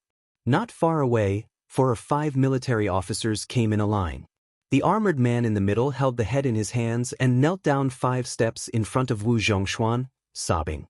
Wu Zhongshuan saw this scene and his face darkened. Wang Tongshan was a key person that the king of Yen used to control the northern troops. In the end, it was because Zhao Bing and Zhao Zhu did not trust him, Wu Zhongshuan, in the northern border. Wu Zhongshuan was recruited by the imperial court. It seemed glorious, but in reality, a tall tree attracts the wind.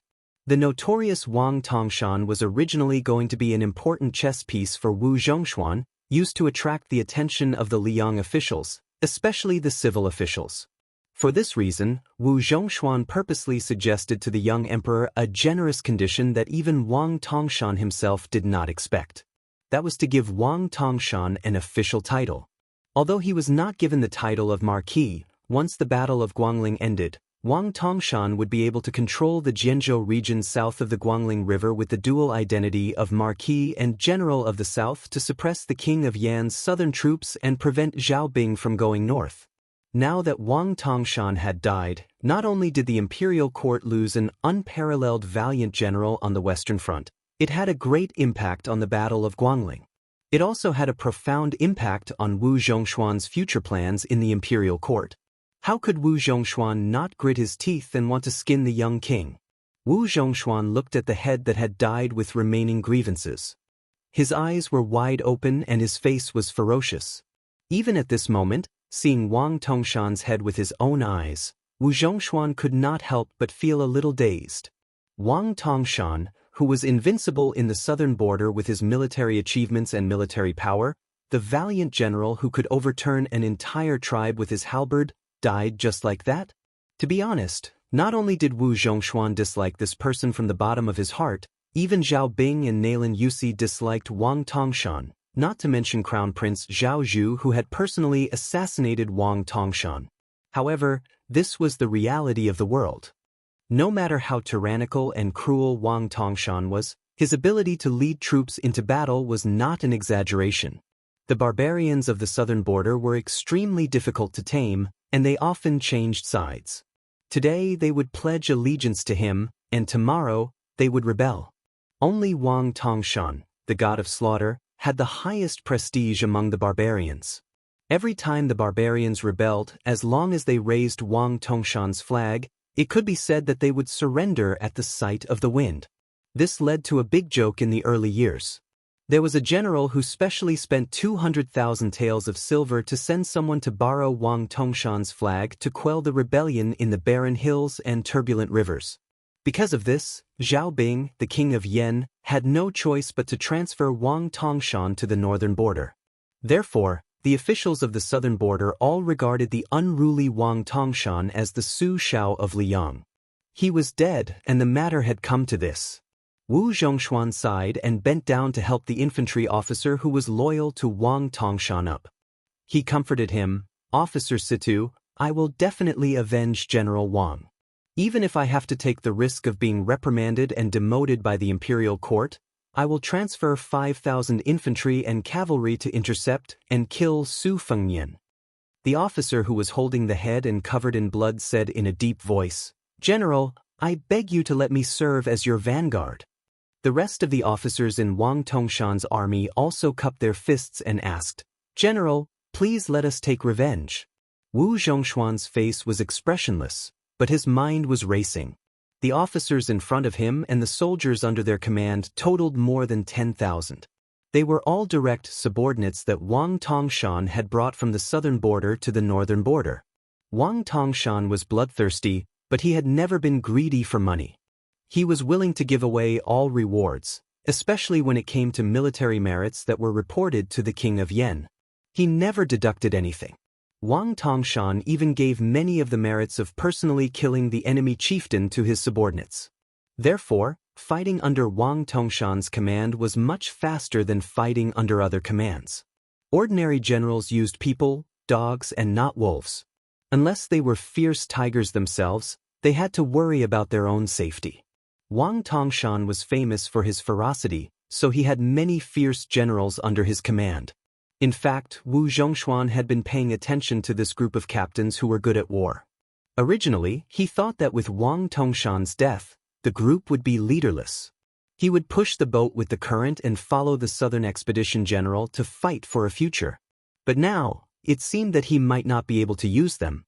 Wu Zhongshuan patted the shoulder of the infantry officer and pointed his horsewhip at the front line of Laodu Mountain. "As long as you take Laodu Mountain, you can do as you please in Guangling.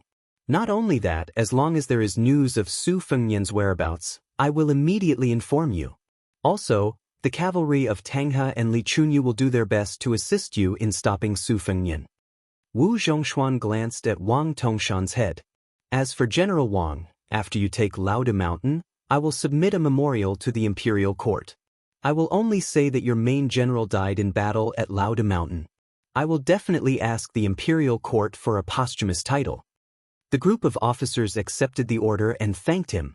When Wu Zhongshuan left with his troops, he turned his head back to take a look at that military camp, and then said to the personal army commander beside him indifferently, "Pass on a secret order to Li Chunyu. When Old Du Mountain celebrates their victory, let him lead the troops in a night attack. None of the captains with real authority, including Sidi Yushan, will be left alive." As for how many soldiers he can gather, it will depend on his own ability. At the same time, tell Li Chunyu that if he does not do his job well, and there is any rebellion among Wang Tongshan's old subordinates, Tang He will take over. The personal guard commander led a group of elite cavalry and left quickly. At this time, Wu Zhongshuan deliberately slowed down the speed of his horse.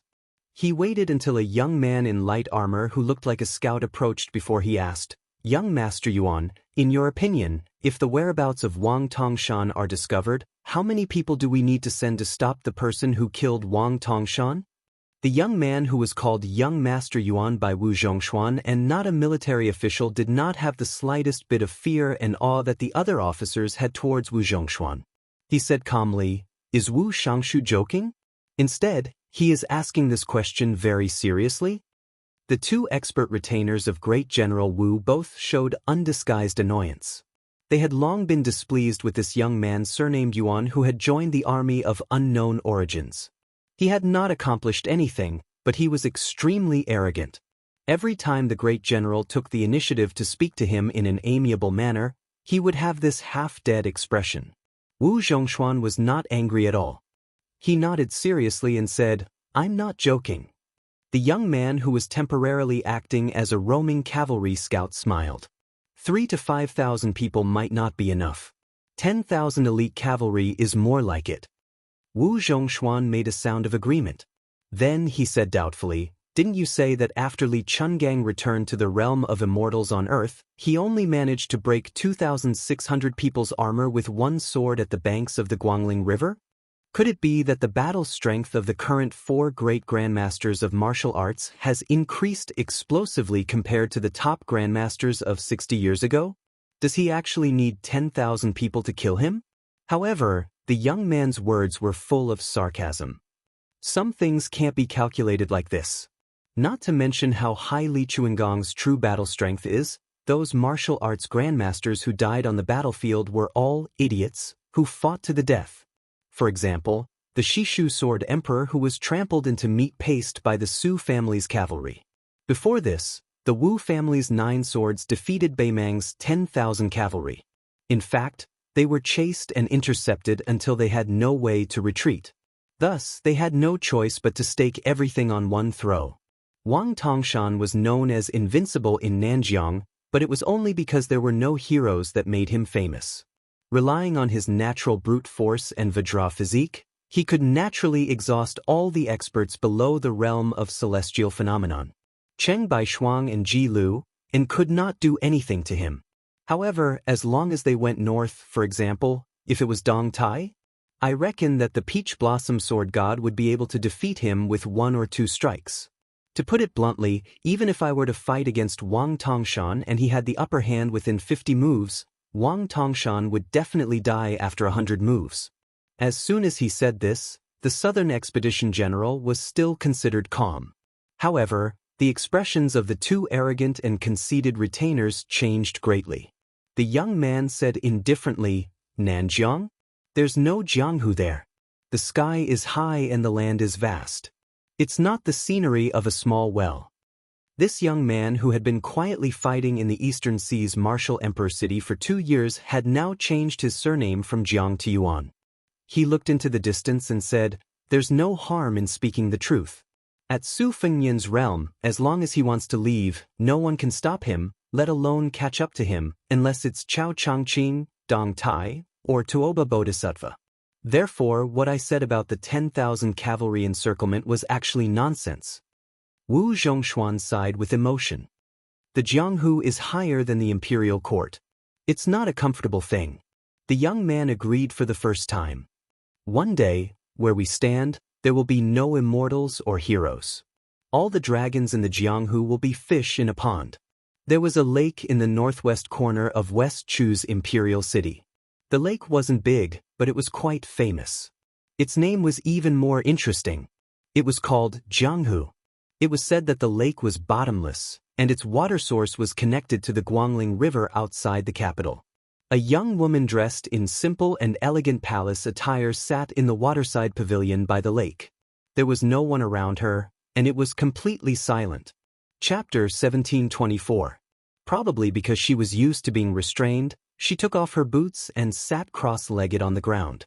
She did not enjoy the beautiful scenery of the lake at the beginning of spring. Instead, she bent forward and lowered her head. In front of her were stacks of copper coins of different denominations, different sizes, old and new, and different heights. She looked at the copper coins in a daze, her mind wandering thousands of miles.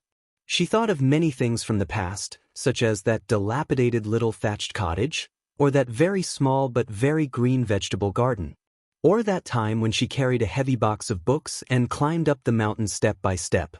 At that time, she only felt that moving books was like moving a mountain. Or that time when she studied to earn money, the feeling of every word being money was much better. Although the current court in West Chu was much quieter than before, when she sat on that chair every day, she would find that the originally pure eyes were no longer there. Instead, they were replaced by a gloomy aura, like pieces of rotten wood. She only found out much later that the court had changed quite a few groups of people. There were quite a few groups of new faces, and there was an endless stream of disciples from noble families. Thus, father and son sat in the court together, and even 3 generations of officials who were all purple and yellow officials began to appear. She sat in the magnificent hall. There were frequent quarrels in the hall. Scholars quarreled with martial artists, scholars quarreled with scholars, and martial artists who were attached to the wings of the scholars quarreled with other martial artists. Almost everyone seemed to be doing their best for the country. Everyone's words were just and honorable, so everyone seemed to be so impassioned. There was nothing wrong with that. She did not understand. The Grand Preceptor, Sun Shiji, was getting older and older. In the last few court sessions, he even had to sit on that royal chair. There were fewer and fewer people wearing the robes of military officials in the hall. One after another, they rushed to the battlefield. One after another, many people died in battle, were posthumously conferred titles, and were posthumously awarded titles. She still did not understand why those people were willing to die so resolutely. Just like how she did not understand why the first time she sat on that chair, those white-haired old people cried so sorrowfully, gratified and grateful. There were many things she did not understand, but Uncle waiting for the imperial decree said that it was enough for her to just sit there every day. She felt that she could do this, and she told herself that she must do it well. Today, she was sitting here in a carefree manner. At this moment, a flock of orioles flew across the sky above the imperial palace. For some unknown reason, an oriole instantly fell down, and it lightly fell onto the roof of a pavilion with a plop, dripping with blood. At the same time, there was a lake in the Jianghu beside her. There was clearly nothing on the surface of the water, but a string of extremely thin water pillars splashed up, and then it quickly returned to normal. In the past half a month, the eunuchs and palace maids in the palace would occasionally find 1 or 2 dead birds on the road. Some had been pierced through by arrows, some had had their wings cut off by sharp weapons, and even more had been smashed into a bloody mess. What was even stranger was that their emperor had spent most of this half a month sitting quietly by the lake in a daze. At the beginning, there would be elite imperial guards standing guard in the distance, but soon, everyone would inexplicably feel a chill. At first, they mistakenly thought that it was because of the late spring cold. However, every time they left the palace after the night curfew, every time they left the small lake, they would feel much warmer, even though it was already night without the sun. Over time, that small lake, which was always as calm as a mirror, appeared particularly strange, especially when the entire capital began to spread rumors of countless birds falling. Songs began to spread through the streets and alleys, saying that this was the disaster of a woman ruling the country. There were also strange stories with ulterior motives that insinuated that the current emperor was actually a wild fox spirit that had walked out of the depths of the mountains. She had lived for 1,000 years, but she was only wearing human skin. What caused the older generation of West Chu survivors the most grief and indignation was the rumor in the marketplace that Empress Xianxia was actually an orphan girl that Chao Changqing had casually found on the side of the road. She was only a puppet that was raised to satisfy Chao Changqing's selfish desire to be the emperor's preceptor. The group of 3, led by the head eunuch of the ceremony directorate, arrived outside the waterside pavilion. The 3 were surnamed Song, 3 generations of the Song family: Song Wenfeng, Song Qingshan, and Song Maolin. Song Wenfeng, Grand Preceptor Sun Shiji, and the state preceptor of the previous dynasty, Li Mi, could all be considered old men of the same generation. Currently, they were in charge of Dechu's subordinate provinces. Song Qingshan was the current minister of rites. The father and son could be considered the leaders of the current Dechu literary scene. They were very similar to the 2 masters of the Song family who had previously dominated the literary scene of the Li Yang dynasty. As for Song Maolin, his reputation had spread far and wide. This was especially true when the 2 simple sayings, Northern Su and Southern Song, and Su Zi and Song Zhang, spread like the spring wind throughout the great river. For a moment, Song Maolin had the impression that there was no one in the world who did not know of him. This was why last year, in the imperial court, there had been a marriage between the Song family's Yushu and the emperor. Even Grand Preceptor Sun Shiji, who had not been too enthusiastic about this matter at the beginning, had changed his stance in the end. He had personally persuaded Chao Changqing, who was in charge of the navy at Guangling River. The head eunuch was just about to make a report when Song Wenfeng smiled and waved her hand. Her eyes indicated for her son and grandson to stay at the bottom of the steps. She walked up the steps alone and stood in the waterside pavilion that was surrounded by willow trees. Unexpectedly, she did not have the slightest intention of bowing. It was not that Song Wenfeng's eyes were blurred by old age, but rather that she understood a principle. Kneeling and doing business with others would not earn money. Song Wenfeng did not know this principle 20 years ago. Song Wenfeng softly opened her mouth and said, "Your Majesty, there are some words that I do not know if I should say." The beautiful young woman was indifferent. Song Wenfeng had to admit that even if this woman's status was disregarded, her appearance alone was enough to make her eldest grandson fall head over heels for her. Even the old woman, who had lived a pure and simple life for many years, had some small thoughts of regretting being born 50 years earlier. The old woman frowned and slightly raised her voice. "Your Majesty, forgive me for speaking bluntly, but the current situation is no longer in Dechu's hands. If the Jiang family wants to survive, they have to rely on external forces." When she turned her head and looked away from the strange copper coins, Song Wenfeng met her eyes and actually felt a little guilty. Song Wenfeng gritted her teeth and said in a low voice, "I won't hide it from your Majesty. There are currently many officials who do not want to be subjects.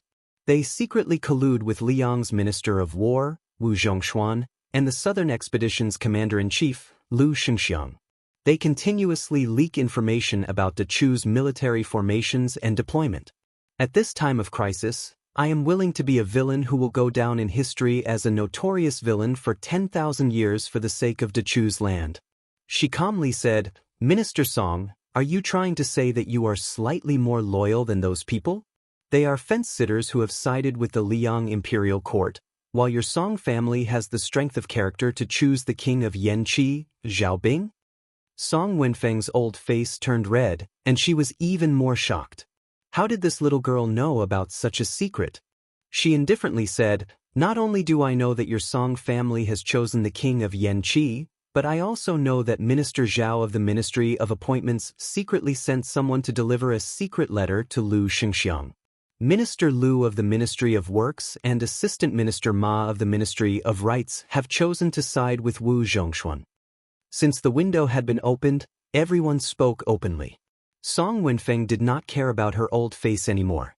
She straightened her back, stroked her beard, and smiled. "As long as your Majesty agrees with me." Without waiting for Song Wenfeng to finish, Empress Xianxia waved her hand and said, "You may leave." Song Wenfeng did not move at all. She sneered and said, "Your Majesty, do you still think that West Chu is the same as last year's West Chu? May I ask where Ko Jianghua is? Where is Chao Changqing? Your Majesty, if you are willing to take a step back now, then the king of Yanqi, Xiaobing, will promise you that you can still be the emperor for 10 years. In the future, you can abdicate the throne to him or his son." She lowered her head and looked at the copper coins. "You can live your lives as long as you are happy. However, if you think that Chao Changqing and LV Dantian are not in the capital, you can do whatever you want and force me to do anything. Song Wenfeng smiled playfully. I wouldn't dare. Who doesn't know that your majesty is an expert like a sword immortal? She suddenly frowned and her face turned pale.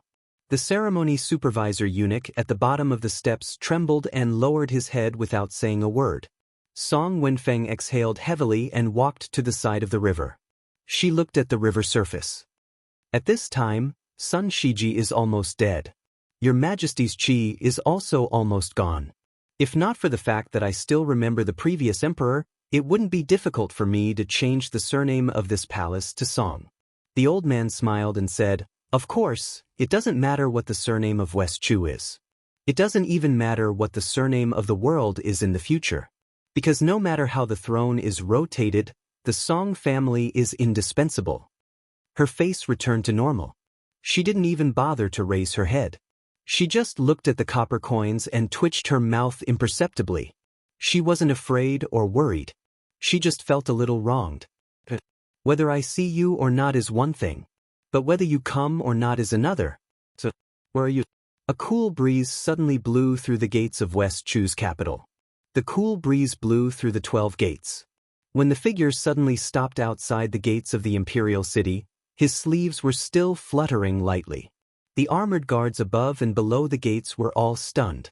The extremely handsome young man folded his hands in his sleeves and had 2 blades at his waist. The young man did something. He cupped his hands to his mouth and said, Hey! It seemed like he was telling someone, but also like he was telling the entire capital, telling the entire Dechu. I'm here. I've come from the northwest to the southeast. Chapter 1725. When the breeze passed from the gate of West Chu's capital to the gate of the imperial city, almost no passers-by took it seriously. Only an old madman with disheveled hair stood there in a daze. This old man was even treated as a joke by the officials far away in Great Peace City. At that time, the old man in ragged clothes walked through the alleys as usual to ring the night. Normal night watchmen would appear at night, but he was different. He only rang the night watch during the day and said to everyone he met, They are all dead people. In the first few years, there were still some old people in luxurious clothes who stopped in the distance to look at this crazy old night watchman and cry tears of sorrow. As time passed, there would be a large group of idle children following behind the night watchman, shouting, Dead people, dead people, dead people. Most of them would be pulled by the ears and dragged back by their parents. After a few more years, almost the entire city began to become accustomed to this sight. When West Chu was restored during the Xianxia era, for some reason, the night watchman, whose voice had almost gone hoarse from shouting, suddenly began to cry heart-wrenchingly again. The sorrow and bitterness in his voice was even greater than in the past. Before the restoration of the country, the Grand Preceptor Sun Shiji, Chao Changqing, and Jiang Si, who had not yet ascended the throne, had once met this old madman on the street. The night watchman had once called Sun Shiji a dead person and Chao Changqing a dying person with a night watch mallet. Only he had stared blankly at the fallen princess Jiang Si and cried out in grief, crying for the only living person left to quickly leave. At that time, after the night watchman had run far away, Sun Shiji revealed the mystery. Only then did Jiang Si learn that the night watchman's real name was Jiang Shuiling. He had once been in charge of Dechu's Chongwen Guan at the age of 39. Under his command were no less than 3 academies of West Chu and 600 editors. He was a scholar who had been praised by the late emperor of West Chu as Jiang Shuilang in literature and Chao Boyi in chess. Unlike many of the remaining old people of West Chu who worshipped the peace of Old Huang or who directly fled to Zen Wild Forest, Jiang Shuilang had gone mad. He had gone mad for more than 20 years and had been the night watchman of the #1 city of the Central Plains for more than 20 years. At this time, the old man's turbid eyes gradually regained their clarity, and the gong and gavel in his hands unknowingly fell to the street. The old man suddenly turned around and started running. Even after falling down a few times, he didn't care about the pain and continued running. When the old man finally ran back to the lonely, dilapidated cottage, the old man's eyes began to look blank again.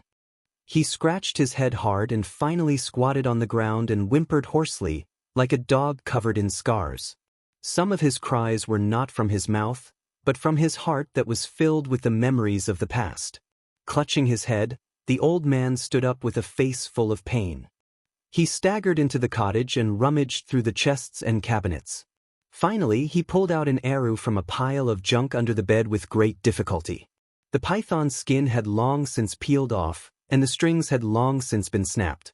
The old man held the arrow in his hands, lost in thought. After an unknown amount of time, the old man slowly exhaled a mouthful of turbid air. After standing up, he moved a small broken stool and sat down in front of the cottage that had no stairs. The old man straightened his clothes and closed his eyes. Then he extended a finger and dipped it in his saliva. There seemed to be a zither score placed in front of him, but it also seemed to have been flipped open by the old man. Only then did he begin to play the arrow. The song in the old man's heart was called Spring and Autumn. The great rivers of West Chu, the majestic mountains of East Yu, the frontier of northern Han, the lychees of southern Tang, the silk of western Shu, the giant trees of later Sui, when the old man was still called Jiang Shuilang, the people of West Chu were called De Chu. Mai De Chu had the world's #1 national chess player, Li Mi.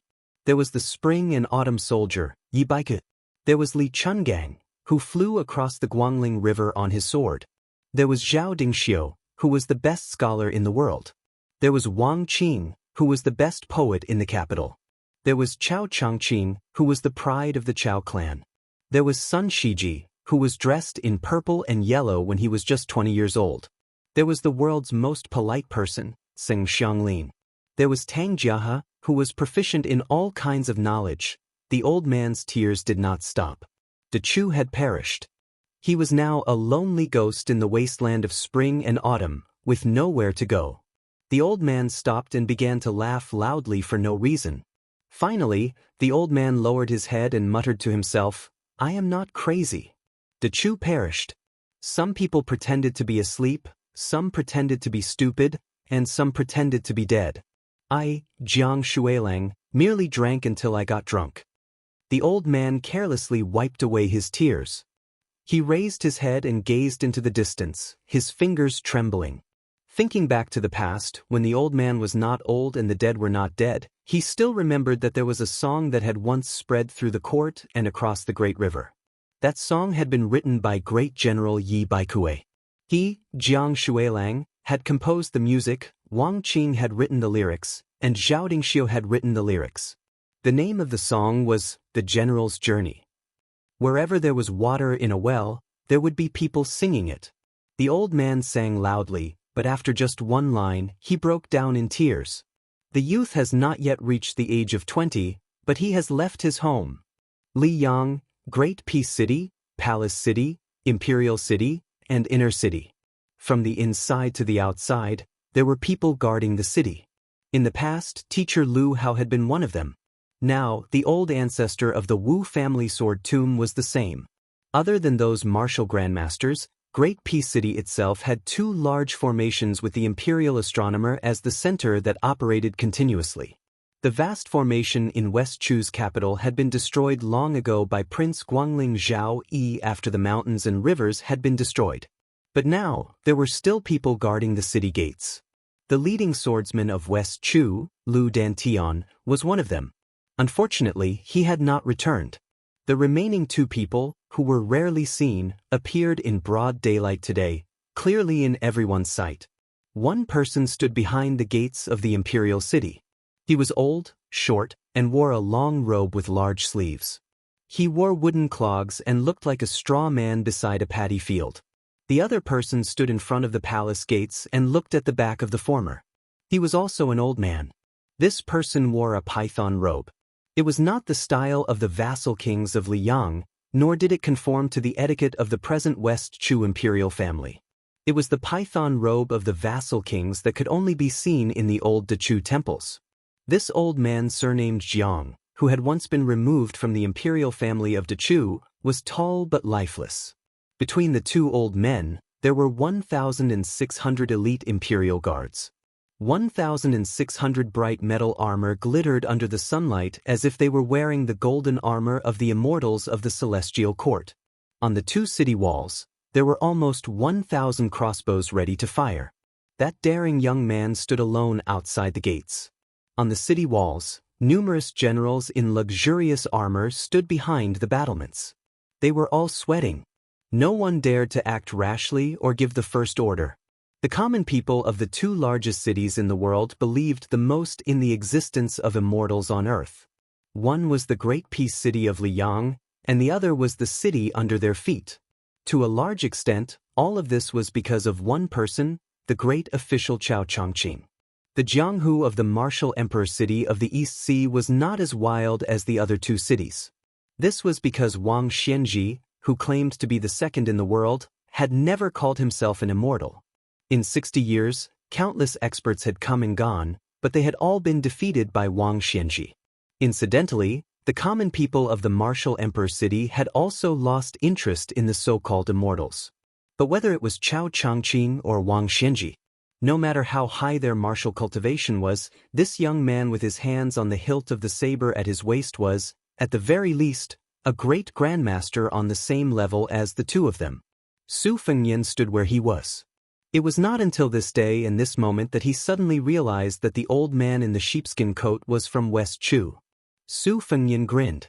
He remembered that after the Battle of the Three in Great Peace City had ended, the top grandmasters like Chao Changqing and Dong Tai had all asked him the same question. Had that old man who had broken through 2,600 armor with a single breath by the Guangling River reached the threshold of celestial being? At the time, Su Fengnian had not directly given an answer. He had only smiled and extended a finger, and then let the two guess. The length of a breath could travel 1,000 li, and then 100 li. A breath of sword energy could cause thunder to roll 1,000 li. As long as one had a clear conscience, such as the green-clothed sword god 60 years ago, or the old man in the sheepskin coat who had resolved the knot in his heart 60 years later, one could easily become the number one in the world. Because one was Li Chungang. The Jianghu was so vast, but only one was 3 feet away from the sword in one's hand. The title of being invincible in the world was so important, but only one, Li Chungang, could let it go as he wished, and take it as he wished. Su Fengnian suddenly felt slightly angry. Unfortunately, the person he wanted to vent his anger on was not in this city. At this time, they were probably far away from Great Peace City.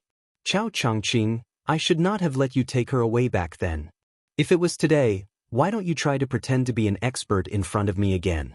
Su Fengnian put his palms on the hilts of the Bailiang blade and the soldiers of crossing the river, and took a deep breath.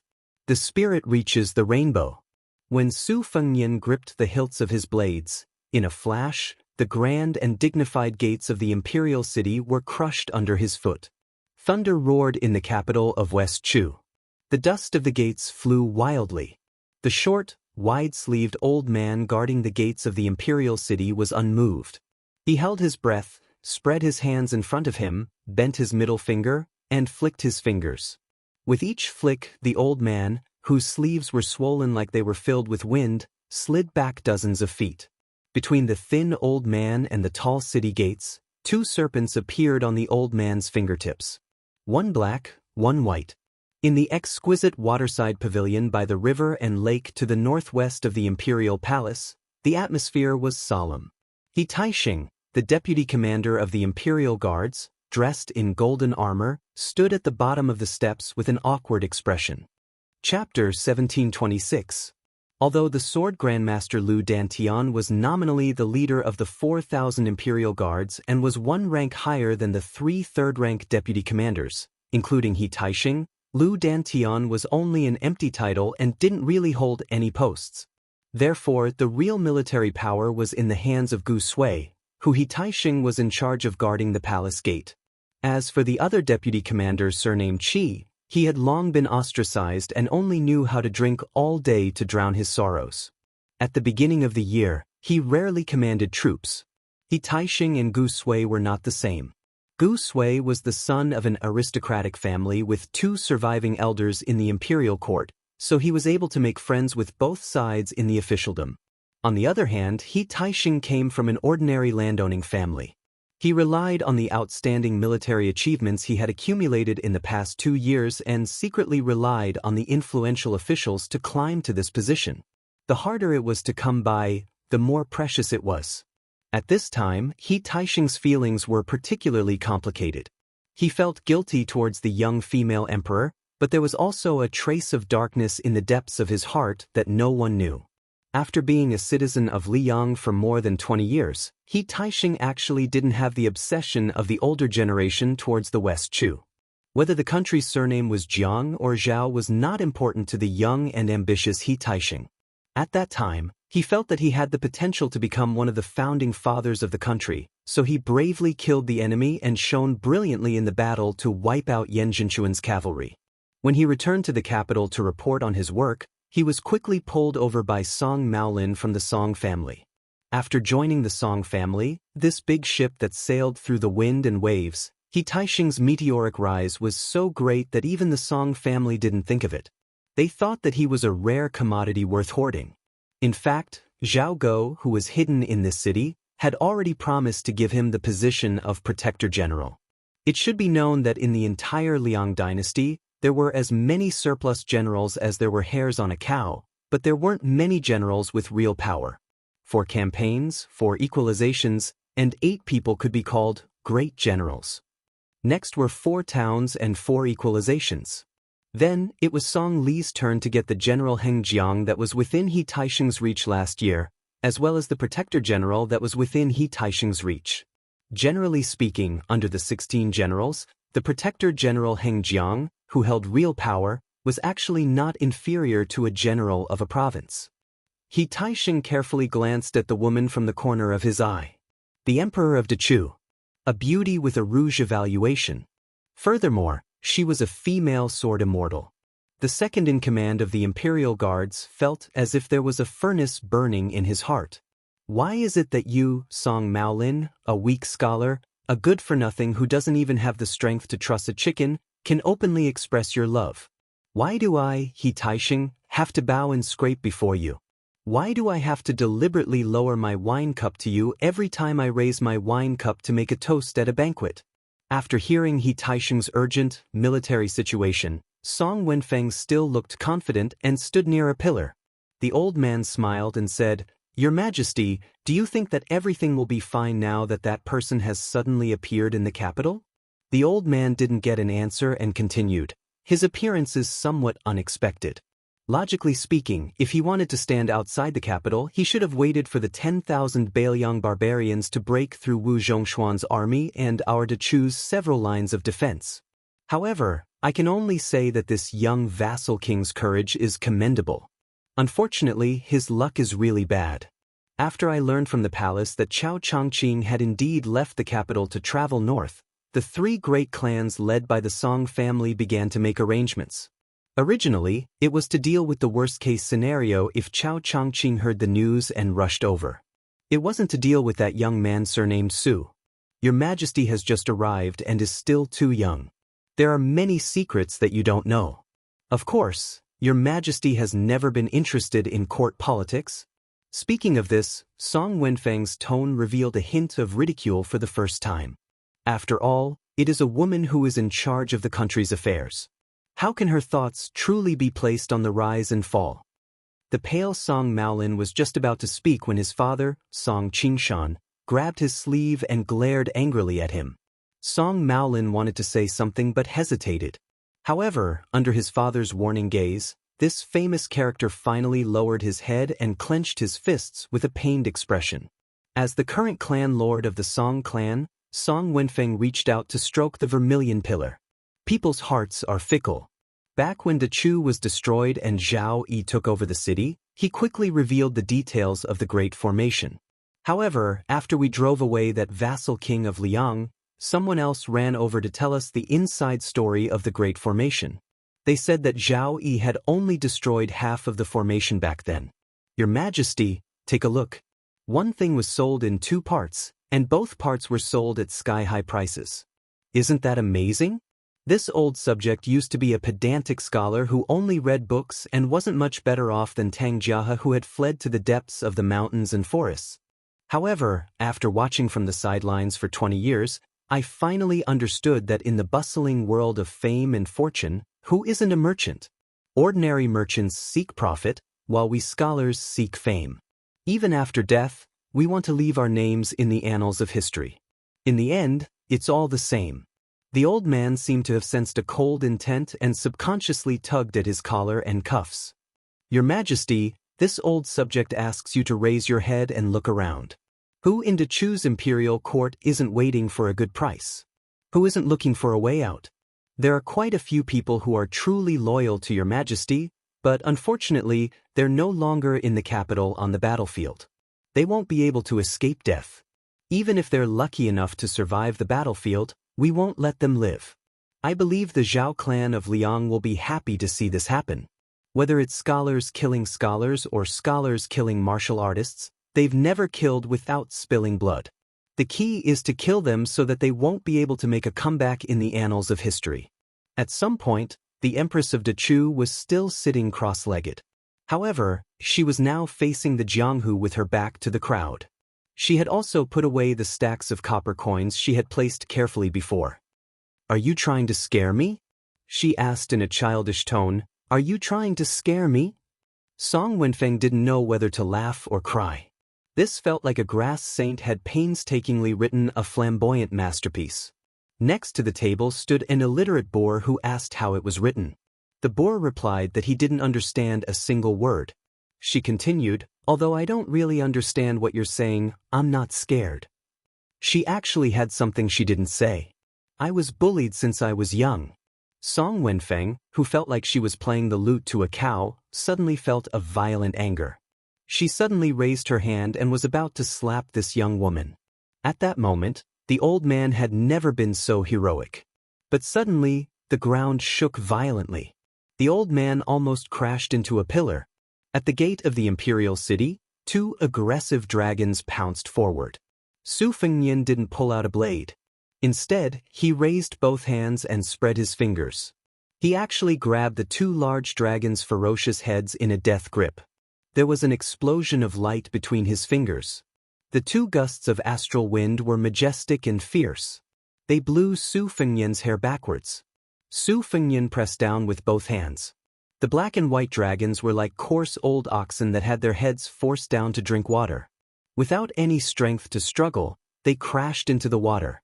Two enormous holes appeared on the left and right sides of Su Fengnian. The holes were as deep as the dragons were long. Su Fengnian looked at the expressionless short old man. "I didn't come to kill people, but don't push your luck." The old man 20 zhang away smiled coldly. He crossed his hands and drew a large circle in front of him. His chi rotated and rippled. In the end, it formed a wide and thick mirror. It was like lifting a basin of water and then removing the basin, but the basin of water was suspended in the air. The old man stared at the young king who seemed to be the leader of Jianghu and said with a fake smile, "This old man is just a ghost in a withered grave. But he still has a knot in his heart. He hasn't had a chance to compete with Cat Han Xianxia, so he still doesn't know who is the real number one in the finger-profound realm." In the mirror, the tall buildings were vivid and lifelike. They were like pavilions in the sky, like a mirage, like a fairyland. If one looked carefully, they would see that it was the scene of the entire capital of West Chu. It was exactly the same. The old man stretched out a finger and tapped it gently. He tapped it again and again. A total of 5 times. In the sky above the capital of West Chu, it was like a thunder from the 9th heaven. It broke through the clouds and hit the young king's head. When the immortal was angry, 5 thunders would strike.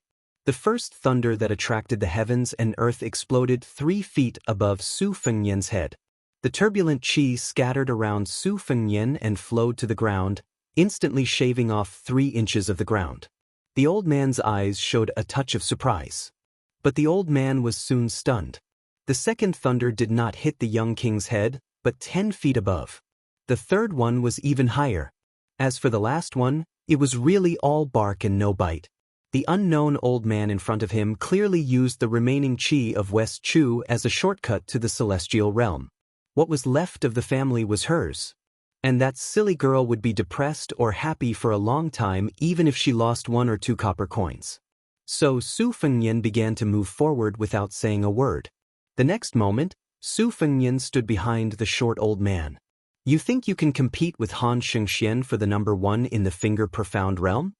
It turned out that the old man's head was no longer in the hands of the young king. The old man surnamed Dechu, who had retired for many years, suddenly opened his eyes, and his aura soared. Su Fengnian casually threw the head to the ground in front of the 1600 iron armors.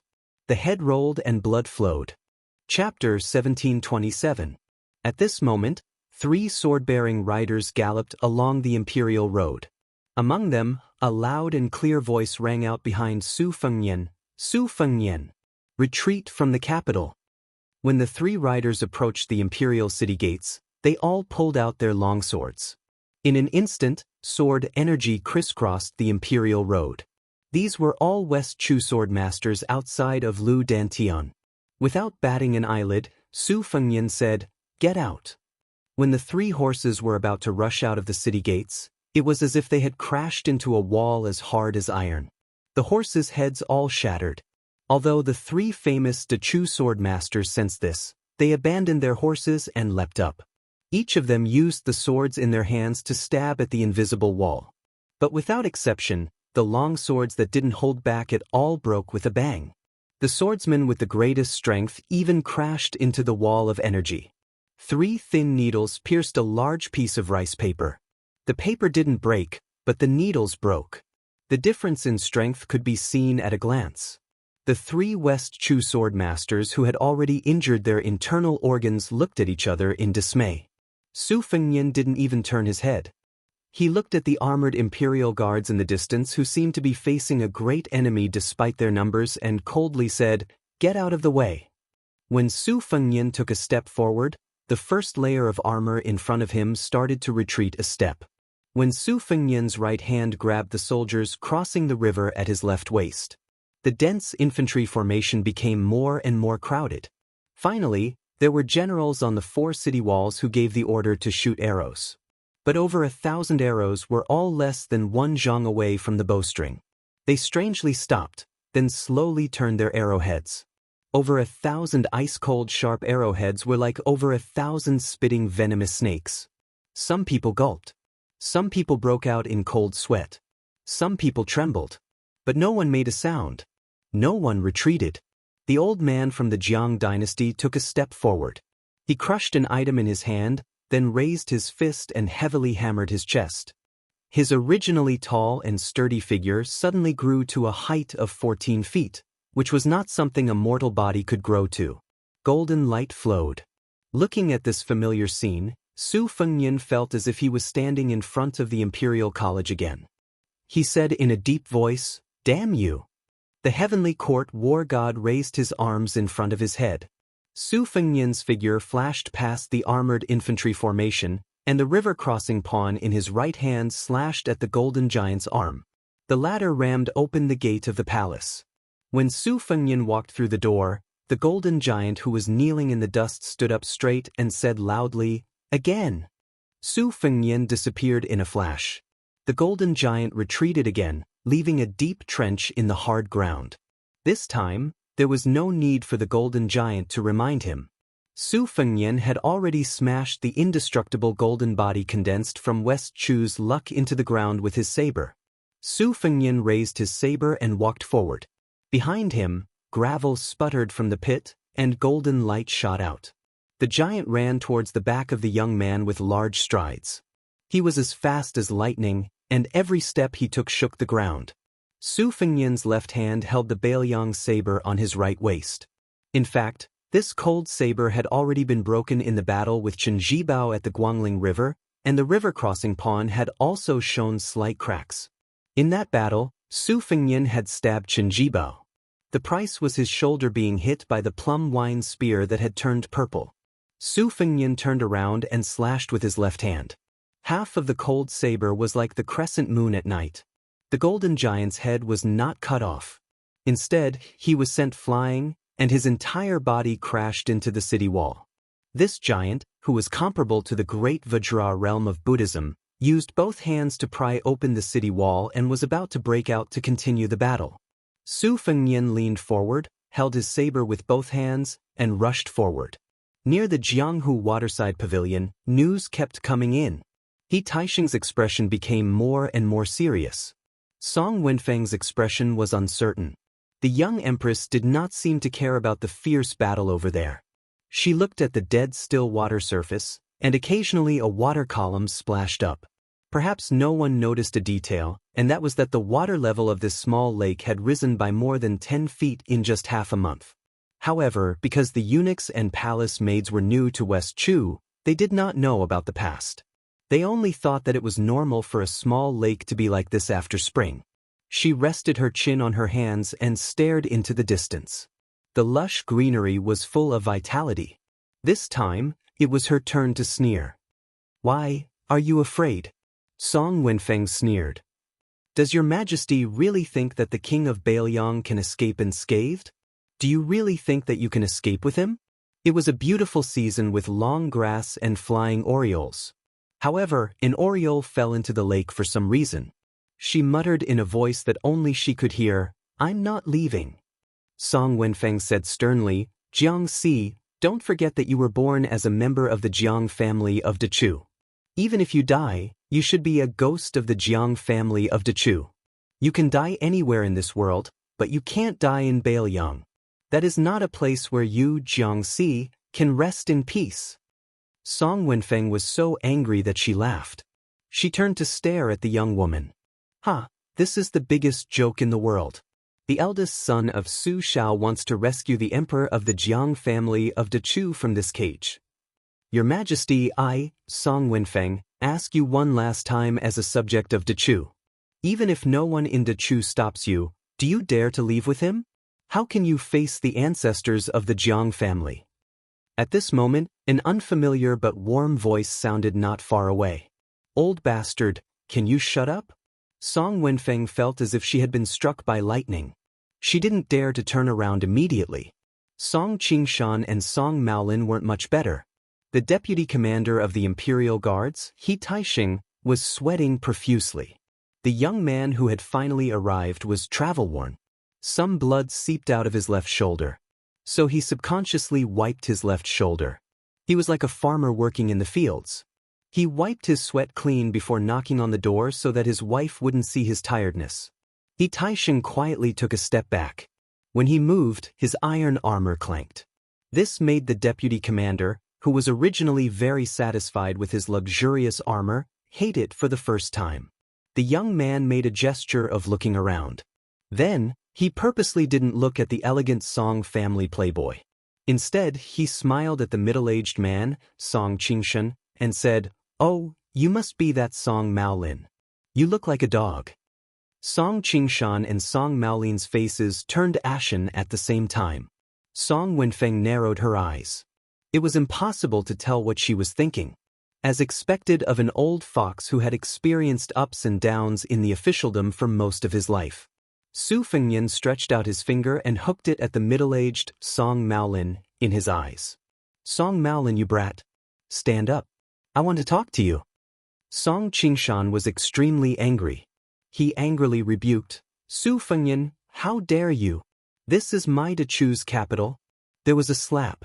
Song Qingshan, who had been slapped, flew out and landed heavily on the ground a few feet away. He twitched twice, and then it was unknown whether he was dead or alive. The real Song Maolin was just about to speak when he was slapped in the same way. A certain person even muttered, "Motherf asterisk cur, his looks are worlds apart from mine.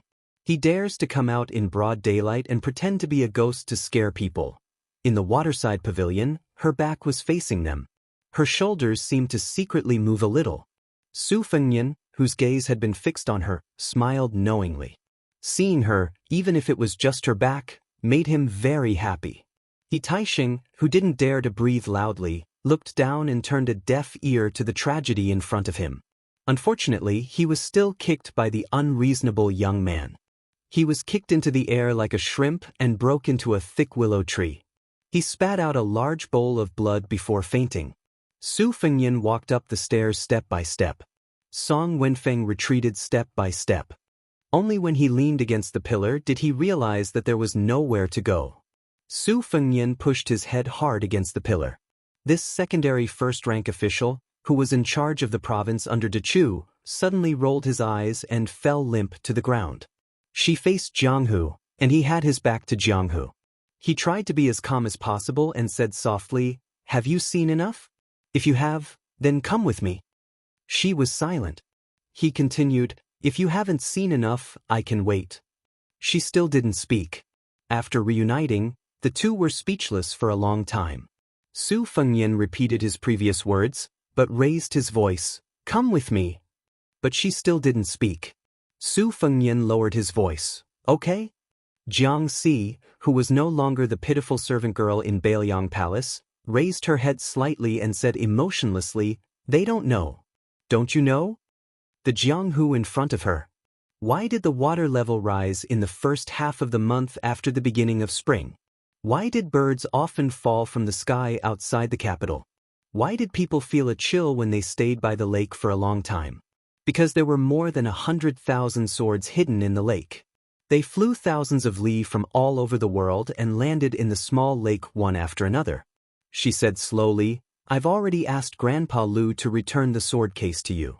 She didn't know if he really didn't know or was pretending not to know. He said softly, "I received it.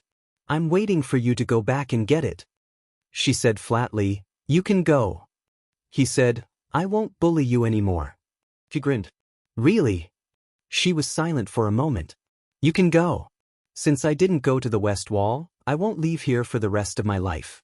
If you don't go, either I die or you die." She suddenly stood up, still facing the small lake.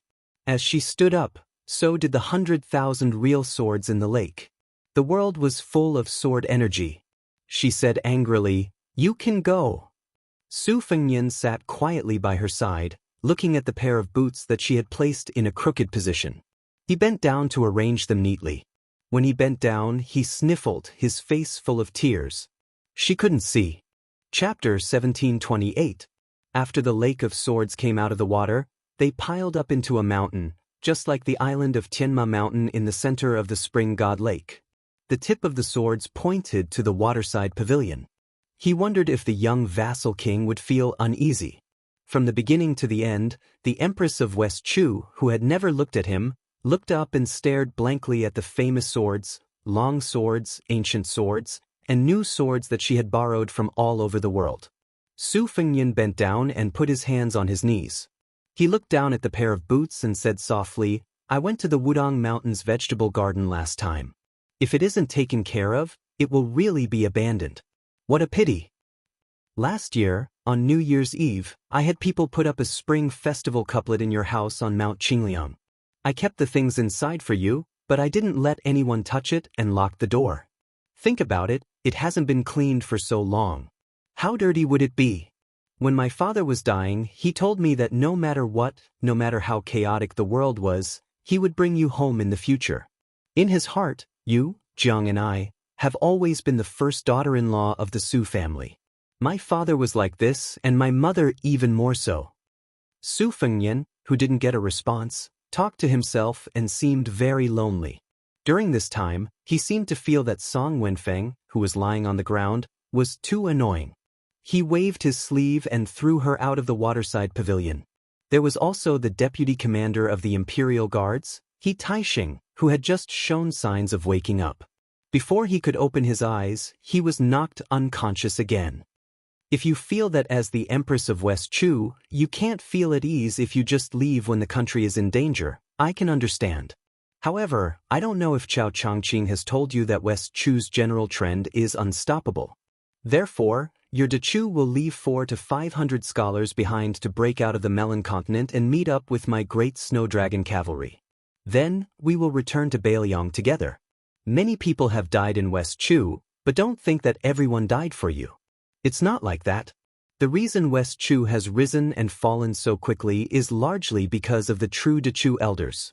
After Chao Chongqing re-established the country, some of them died in the deep mountains and forests. Even if they didn't die, they didn't become officials. They are truly disheartened, which is why there are these clowns from the Song family. And don't worry, the re-establishment of West Chu was originally an act of the Liang imperial court.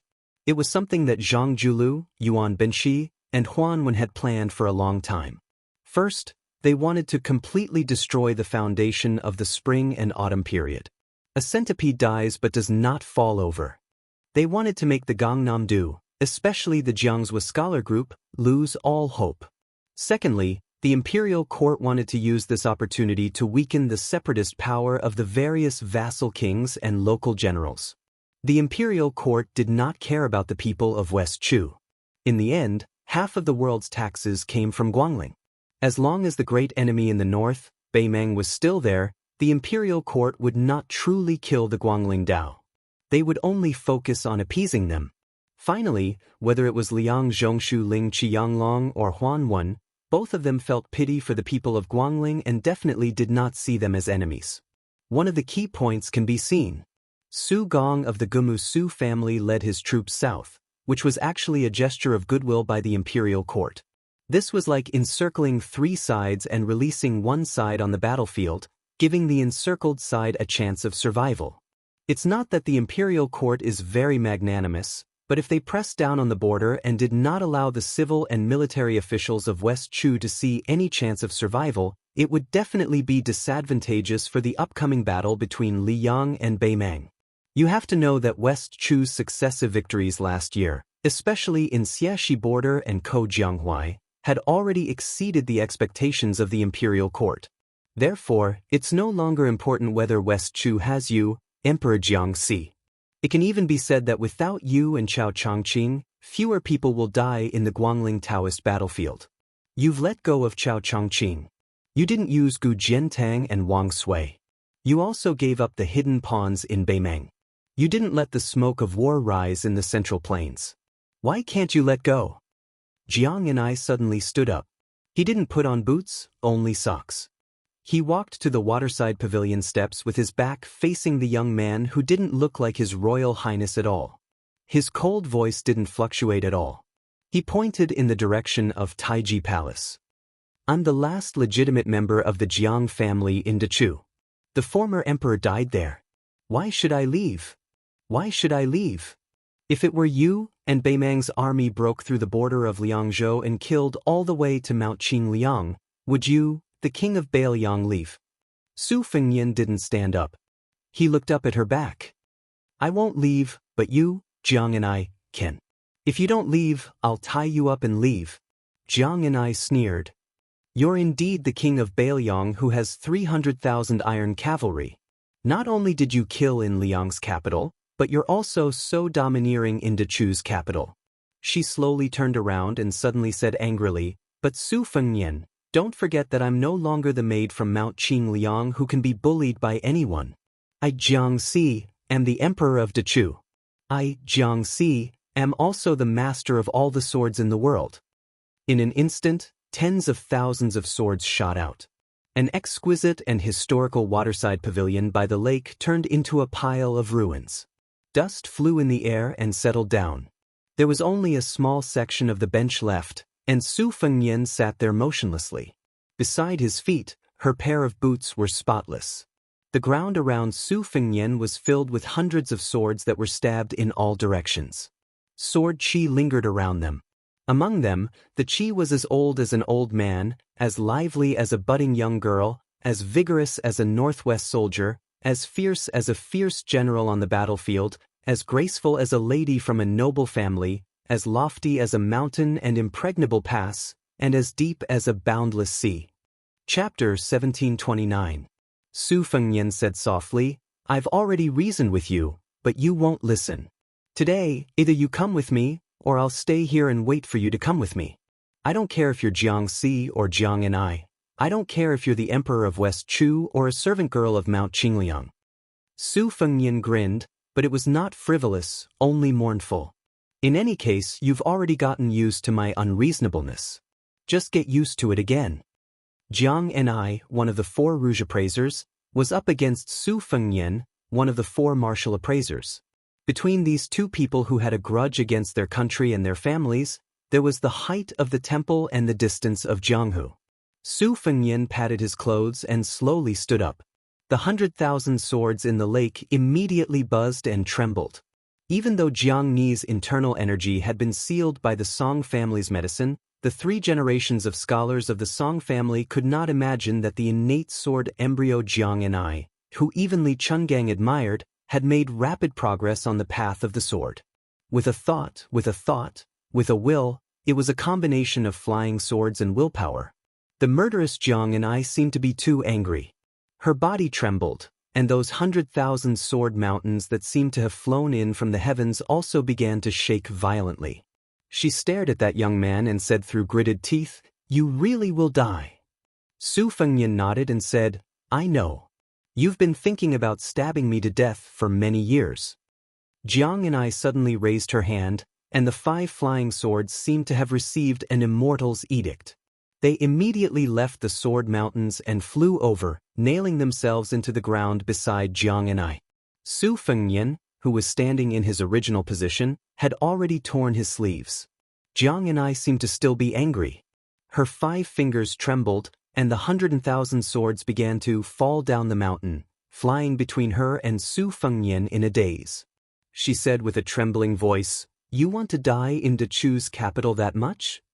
The scoundrel opposite her actually smiled and said, "Guess?" It was as if all the grievances that she had accumulated for a lifetime had exploded in an instant. Her eyes were red, and she reached out an arm to the side, holding a flying sword that appeared in her hand with the force of a thunderbolt.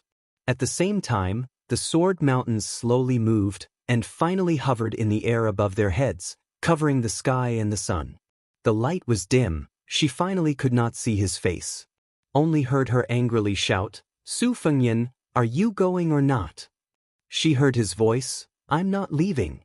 1 sword mountain and 100,000 swords fell down like heavy snow, majestically and miserably on the ground, falling into the Jianghu. "Jiang, t-testis is atts?" He muttered to himself, and no one could hear him. "In the past, I always bullied you. I liked to go to your room in the middle of the night and play tricks. I liked to suddenly climb out when you were drawing water from the well.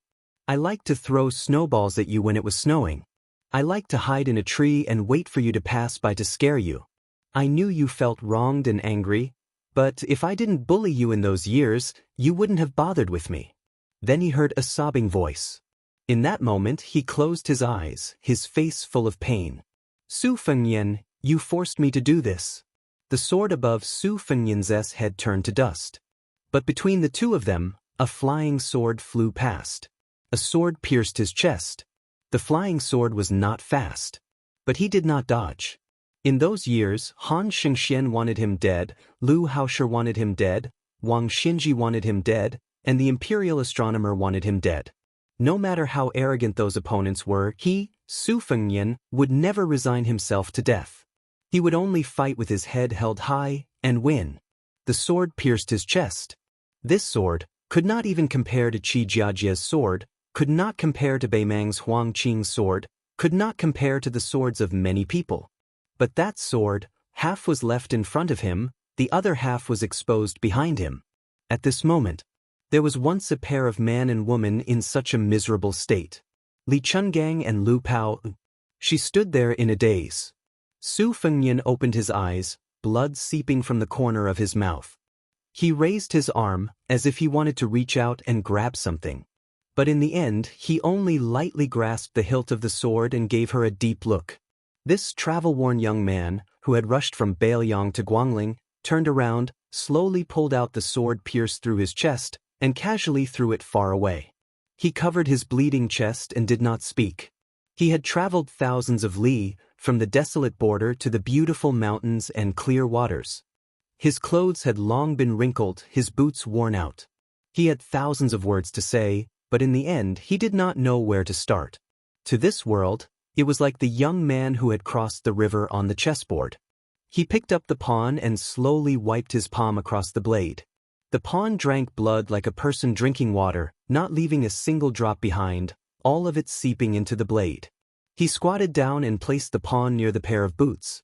"If someone bullies you in the future, break this blade. Even if I am thousands of li away, I will rush over in an instant."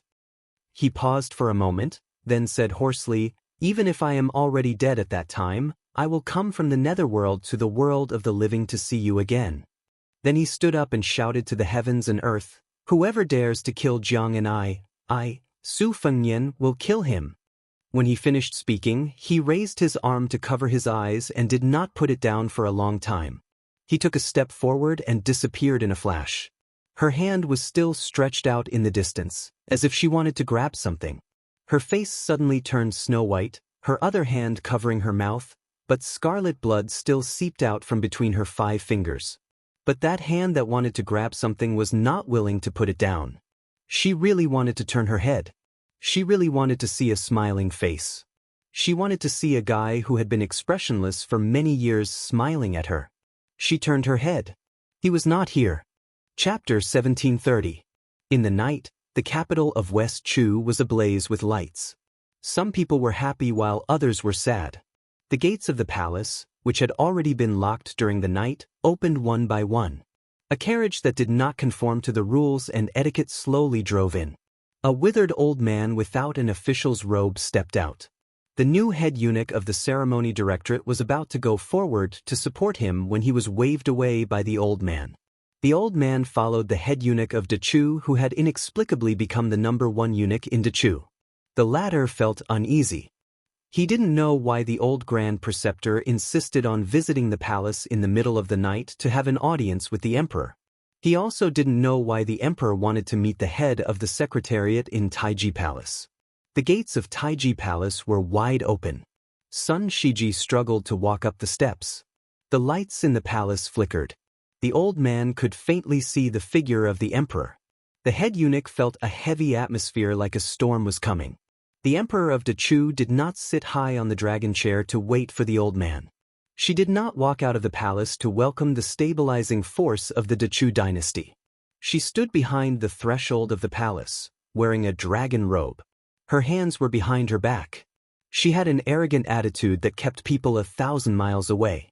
Sun Shiji stopped a dozen steps away from the door of the palace and gazed at her. The old man's weathered face became increasingly bitter. It was not only because of the insidious assassination attempt that had occurred in the manner of the head of the secretariat. It was more because the woman in front of him had for the first time openly shown her resistance. It made the old man feel both discouraged and guilty. After the head eunuch bowed and retreated far away from the palace, Sun Shiji slowly said, "Your Majesty, the Song family has let down Dechu. They have let down the scholars of Dechu. I, Sun Shiji, am blind. I cannot absolve myself from the blame." The woman with her back to the lights in the palace interrupted Sun Shiji. "As an official, shouldn't you kneel in front of the ruler of a country?" The old man, whom even the previous emperor of Liang treated with respect, did not become angry. On the contrary, he felt relieved. Sun Shiji patted his sleeves and knelt down without hesitation. "I, Sun Shiji, head of the Secretariat of Dechu's Ministry of Secretariat, greets your Majesty." She sneered and said, "Tonight, the head of the Secretariat did not wear official robes and entered the palace to meet the emperor. Zhen considered that you are already old, so Zhen will not blame you. If you have something to say, then say it. We are all ears." Sun Shiji kept his head down and used all his strength to say in a low voice, "Your Majesty, the Song family cannot be trusted. Many of the civil officials in the central government cannot be trusted. Even I, Sun Shiji, do not trust them. However, I implore your Majesty to trust the 200,000 soldiers on the front lines. I implore your Majesty to not take out your anger on the heroes who died for Dechu. Don't." The Dechu Empress Xianxia rudely interrupted the old man for the second time. "Vent your anger? Don't forget that we are standing right in front of you, just 10 steps away from you. If I really want to vent my anger on you, do you really think you can live past sunset?" She raised her voice. "The Song family is blind, but I can tell you, Sun Shiji, even if there is no Chao Changqing in the capital and no imperial guards loyal to me, I can still kill all the traitors who dare to betray the Jiang family of Dechu." Sun Shiji's palms were pressed against the cold ground. His hands were cold, and his heart was even colder. After a moment of silence, the old man could only hear the endless sorrow in her words. "I have 100,000 swords. They were originally used to kill the Liang army, not the people of Dechu, and definitely not." The old man could no longer hear what she said after that. Sun Shiji knelt there, speechless. The door suddenly closed. Through the door, the Dechu Empress sneered and said, "You can leave. Sun Shiji, please rest assured. Dechu, please rest assured. Since I am the daughter of the previous emperor, I will die in the palace like the previous emperor." The old man stood up with difficulty and looked at the door. The head of the secretariat, who had been refused entry, turned and left. He walked down the steps of the Dan Emperor carved with golden dragons and auspicious clouds.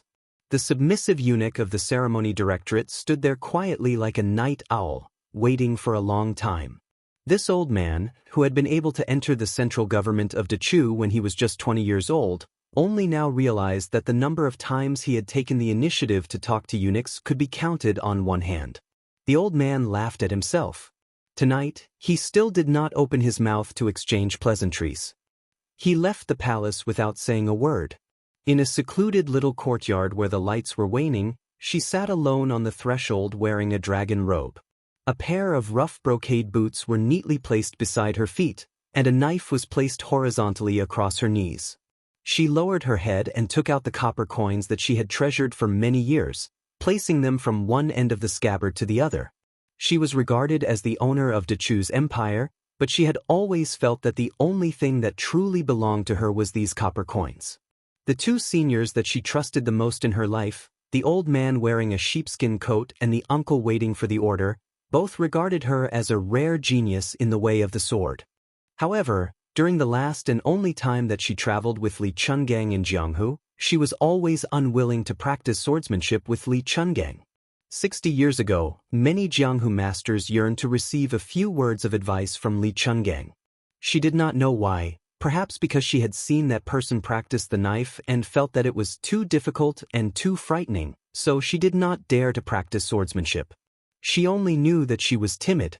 She had been timid for so many years and had been bullied for so many years. Why did she have to practice swordsmanship when she could easily study and earn money? In fact, there was one thing that she did not dare to admit at that time. What if one day she really became an immortal on Earth after practicing swordsmanship? Would she really stab him to death? No matter how rebellious the old bastard Song Wenfeng was, there was one thing that he said that reflected the thoughts of many old people of Dechu.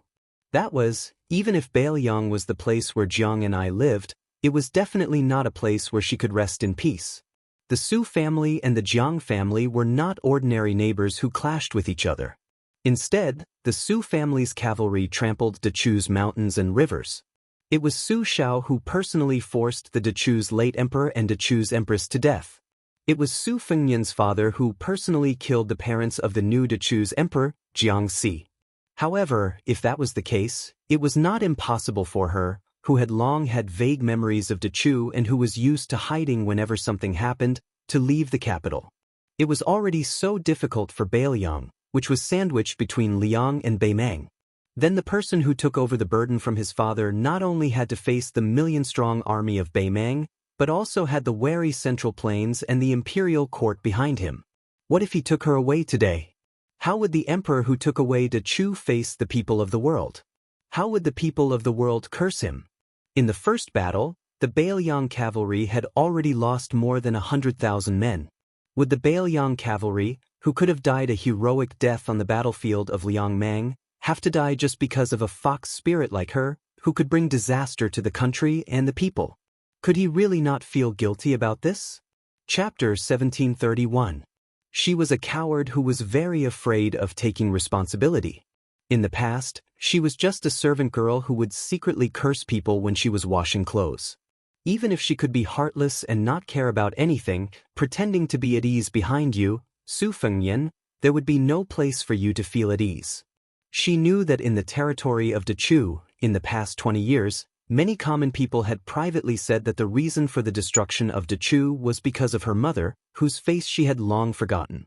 Otherwise, how could the magnificent Dechu, with its wise ruler, gathered civil officials, generals skilled in battle and common people living in peace and happiness, lose to the barbarian Li Yang in the north, who didn't even know the etiquette between ruler and official? She didn't want to believe this, but sometimes she was still afraid. She was afraid that she would become his femme fatale. If it was 3 years ago, when she didn't understand anything, When she only felt that a man and a woman should be together as long as they liked each other, she would have left with him. But after entering Guangling Road, although she didn't understand the general situation of the world, after thinking about it and imagining countless scenes of reunion after parting for a long time, in the end, she realized that she didn't dare to leave, that she couldn't leave. She didn't know how many times she hid in her blankets and secretly cried. She didn't know how many times her palms were sweaty when she met with her officials. She didn't know how many times she wanted to fly on her sword to the Northwest Pass to see him, or to see Mount Qingliang in the distance, or to see the little vegetable garden on Mount Wudong. She clutched her chest, but her heart still ached. In the waning light, she missed him very much. She was actually very happy that he came to find her. She really wanted to tell him that she regretted stabbing him with her sword. In the years to come, you can hate me, but don't dislike me. She raised her head, her face full of tears, and sobbed softly, even if you don't like me, you can only dislike West Chu's Xianxia. You can't dislike Jiang and I. Looking from the top of the city wall, one could see the lights of tens of thousands of homes. There was a young man sitting quietly on the top of the city wall, like a lonely ghost with nowhere to go. His back was to the outside of the city, facing the inside of the city. Every once in a while, his body would sway, and blood would seep out of the wound on his chest that was hastily bandaged. A tall woman dressed in white hesitated for a long time before finally coming to his side. She said sadly, "Why bother? You're fighting an entire country by yourself." The young man was silent. The tall and beautiful woman sighed and said, "Although West Chu doesn't have much fate left, it's still not something you can easily fight against alone. Especially when you were injured in the battle with Chen Zhibao on the Guangling River. Since things are already like this, why do you want to stay here and make things worse?" In the eyes of a Qi refinement warrior, she could see the giant pillar of providence that stood in the center of West Chu's capital city. White flood dragons were constantly separating from it and pouncing on her, crashing into her body. This was West Chu's true killer move against the Earth Immortals. As for the two city guards, they were not even worth mentioning. The young man was still looking at the distant palace city. He said calmly, "Tantai Pingjing, actually I know that according to fate, there are actually two people whom the heavenly axiom hates to win against Su Fengnian. Other than Xie Guaning, who raised a flood dragon in a bowl, there's also you, the sect master of the Guanyin sect." However, in the battle of the imperial astronomer, Xie Guaning was beaten to a pulp. Ancestor Lu, who was either a heaven immortal or an earth immortal, appeared. Unfortunately, Hong Shixiang was still unwilling to accept the second recruitment by the heavenly axiom. Therefore, I also know that after Xie Guaning's fate was greatly injured, the person who benefited the most was actually you. Therefore, I'm waiting for you to make a move. Instead of waiting for you and me to become enemies in the future, instead of worrying about you ruining my Bailiang's fate in the future, it's better to have a clean end between you and me now. Tantai Pingjing's expression was complicated. Su Fengnian coughed a few times and said slowly, "Before you decide to make a move, the two of us can be considered as friends. Why don't you have a chat with me?" Tantai Pingjing nodded and said, "Okay." Su Fengnian, whose feet were hanging outside the wall, smiled and said, "Guess who I envy the most among all the people of the pugilistic world?" Tantai Pingjing thought for a moment and asked, "Is it not Li Chenggang?" Su Fengnian shook his head and said, "No." Tantai Pingjing hesitated for a moment and the corner of her mouth curled up slightly. "Mount Hui's Xianyuan Jingqing?" Su Fengnian suddenly turned his head and was a little flustered. He scolded jokingly, "You're courting death. Admiration is admiration, but I don't want to be Xianyuan Jingqing." Tantai Pingjing smiled knowingly. Su Fengnian looked into the distance again. The city was full of lights, as if he was looking up at the bright stars of summer and autumn. "I envy Dong Tai the most. He doesn't care about the ups and downs of the pugilistic world, and he doesn't care about the treacherous clouds in the palace. After leaving the Wu family's sword tomb, he has no more grievances and no more attachments. He is all alone in the world, riding a donkey and looking at the mountains and rivers. I believe that if one day this peach blossom sword god suddenly falls in love with a girl, he and she will be free and unfettered." Tantai Pingjing said with emotion, I really didn't expect it to be Dong Tai. Su Fengnian crossed his hands on his knees and said, yes. Tan Tai Pingjing sat beside him and was actually a little taller than him. Why didn't she leave? Su Fengnian thought for a moment and said, probably because she has grown up. I'm actually not as sad as you think. Tan Tai Pingjing said, then you are still very sad. Being stabbed in the heart by your sweetheart is like being stabbed in the heart. It would be strange if you weren't sad. Su Fengnian snorted coldly. He didn't refute or admit it. Tan Tai Pingjing squinted and said softly, in this life, everyone has their own destiny. Some people are always able to do what they want to do and are very lucky. Some people are always able to do what they want to do and are very happy. And some people can only do what they should do, and some people can only do what others think they should do. Su Fengnian couldn't help but laugh. It affected his wound again, and he coughed heavily a few times. Tan Tai Pingjing hesitated for a moment, as if she wanted to raise her hand and pat his back a few times. But in fact, she didn't even move her fingers. She was in a dilemma. Su Fengnian shook his head gently and suspected that he was imagining things. He said with a smile, I didn't expect you to be able to comfort people. Will the sun rise from the west tomorrow? Tan Tai Pingjing was expressionless. But even if she wasn't angry, her mood wouldn't be much better. So not long after she sat down, she stood up again. Su Fengnian looked up curiously. She said unhappily, I'm hungry. Let's go for a midnight snack. Only when you are full will you have the strength to fight. Tan Tai Pingjing flew from the top of the city wall into the city. Su Fengnian laughed softly behind her. Silly big guy, although the memory left by your master is very fragmented, I can tell you one thing. He cared about you very much. At least when he left the world, he was still worried that you would be hungry. Tan Tai Pingjing's face flushed instantly and she almost fell to the ground. After she left, he continued to look at the palace city. Looking at her. Wanting to be together forever. It seemed that a Taoist saint once said that it was better to forget each other than to help each other in times of need. After sitting for a long time, Su Fengnian, who was drowsy, suddenly stood up and stood on the top of the city wall between the city and the city. The next day, a person was lying on a beam and dozing off. He was leisurely and happy.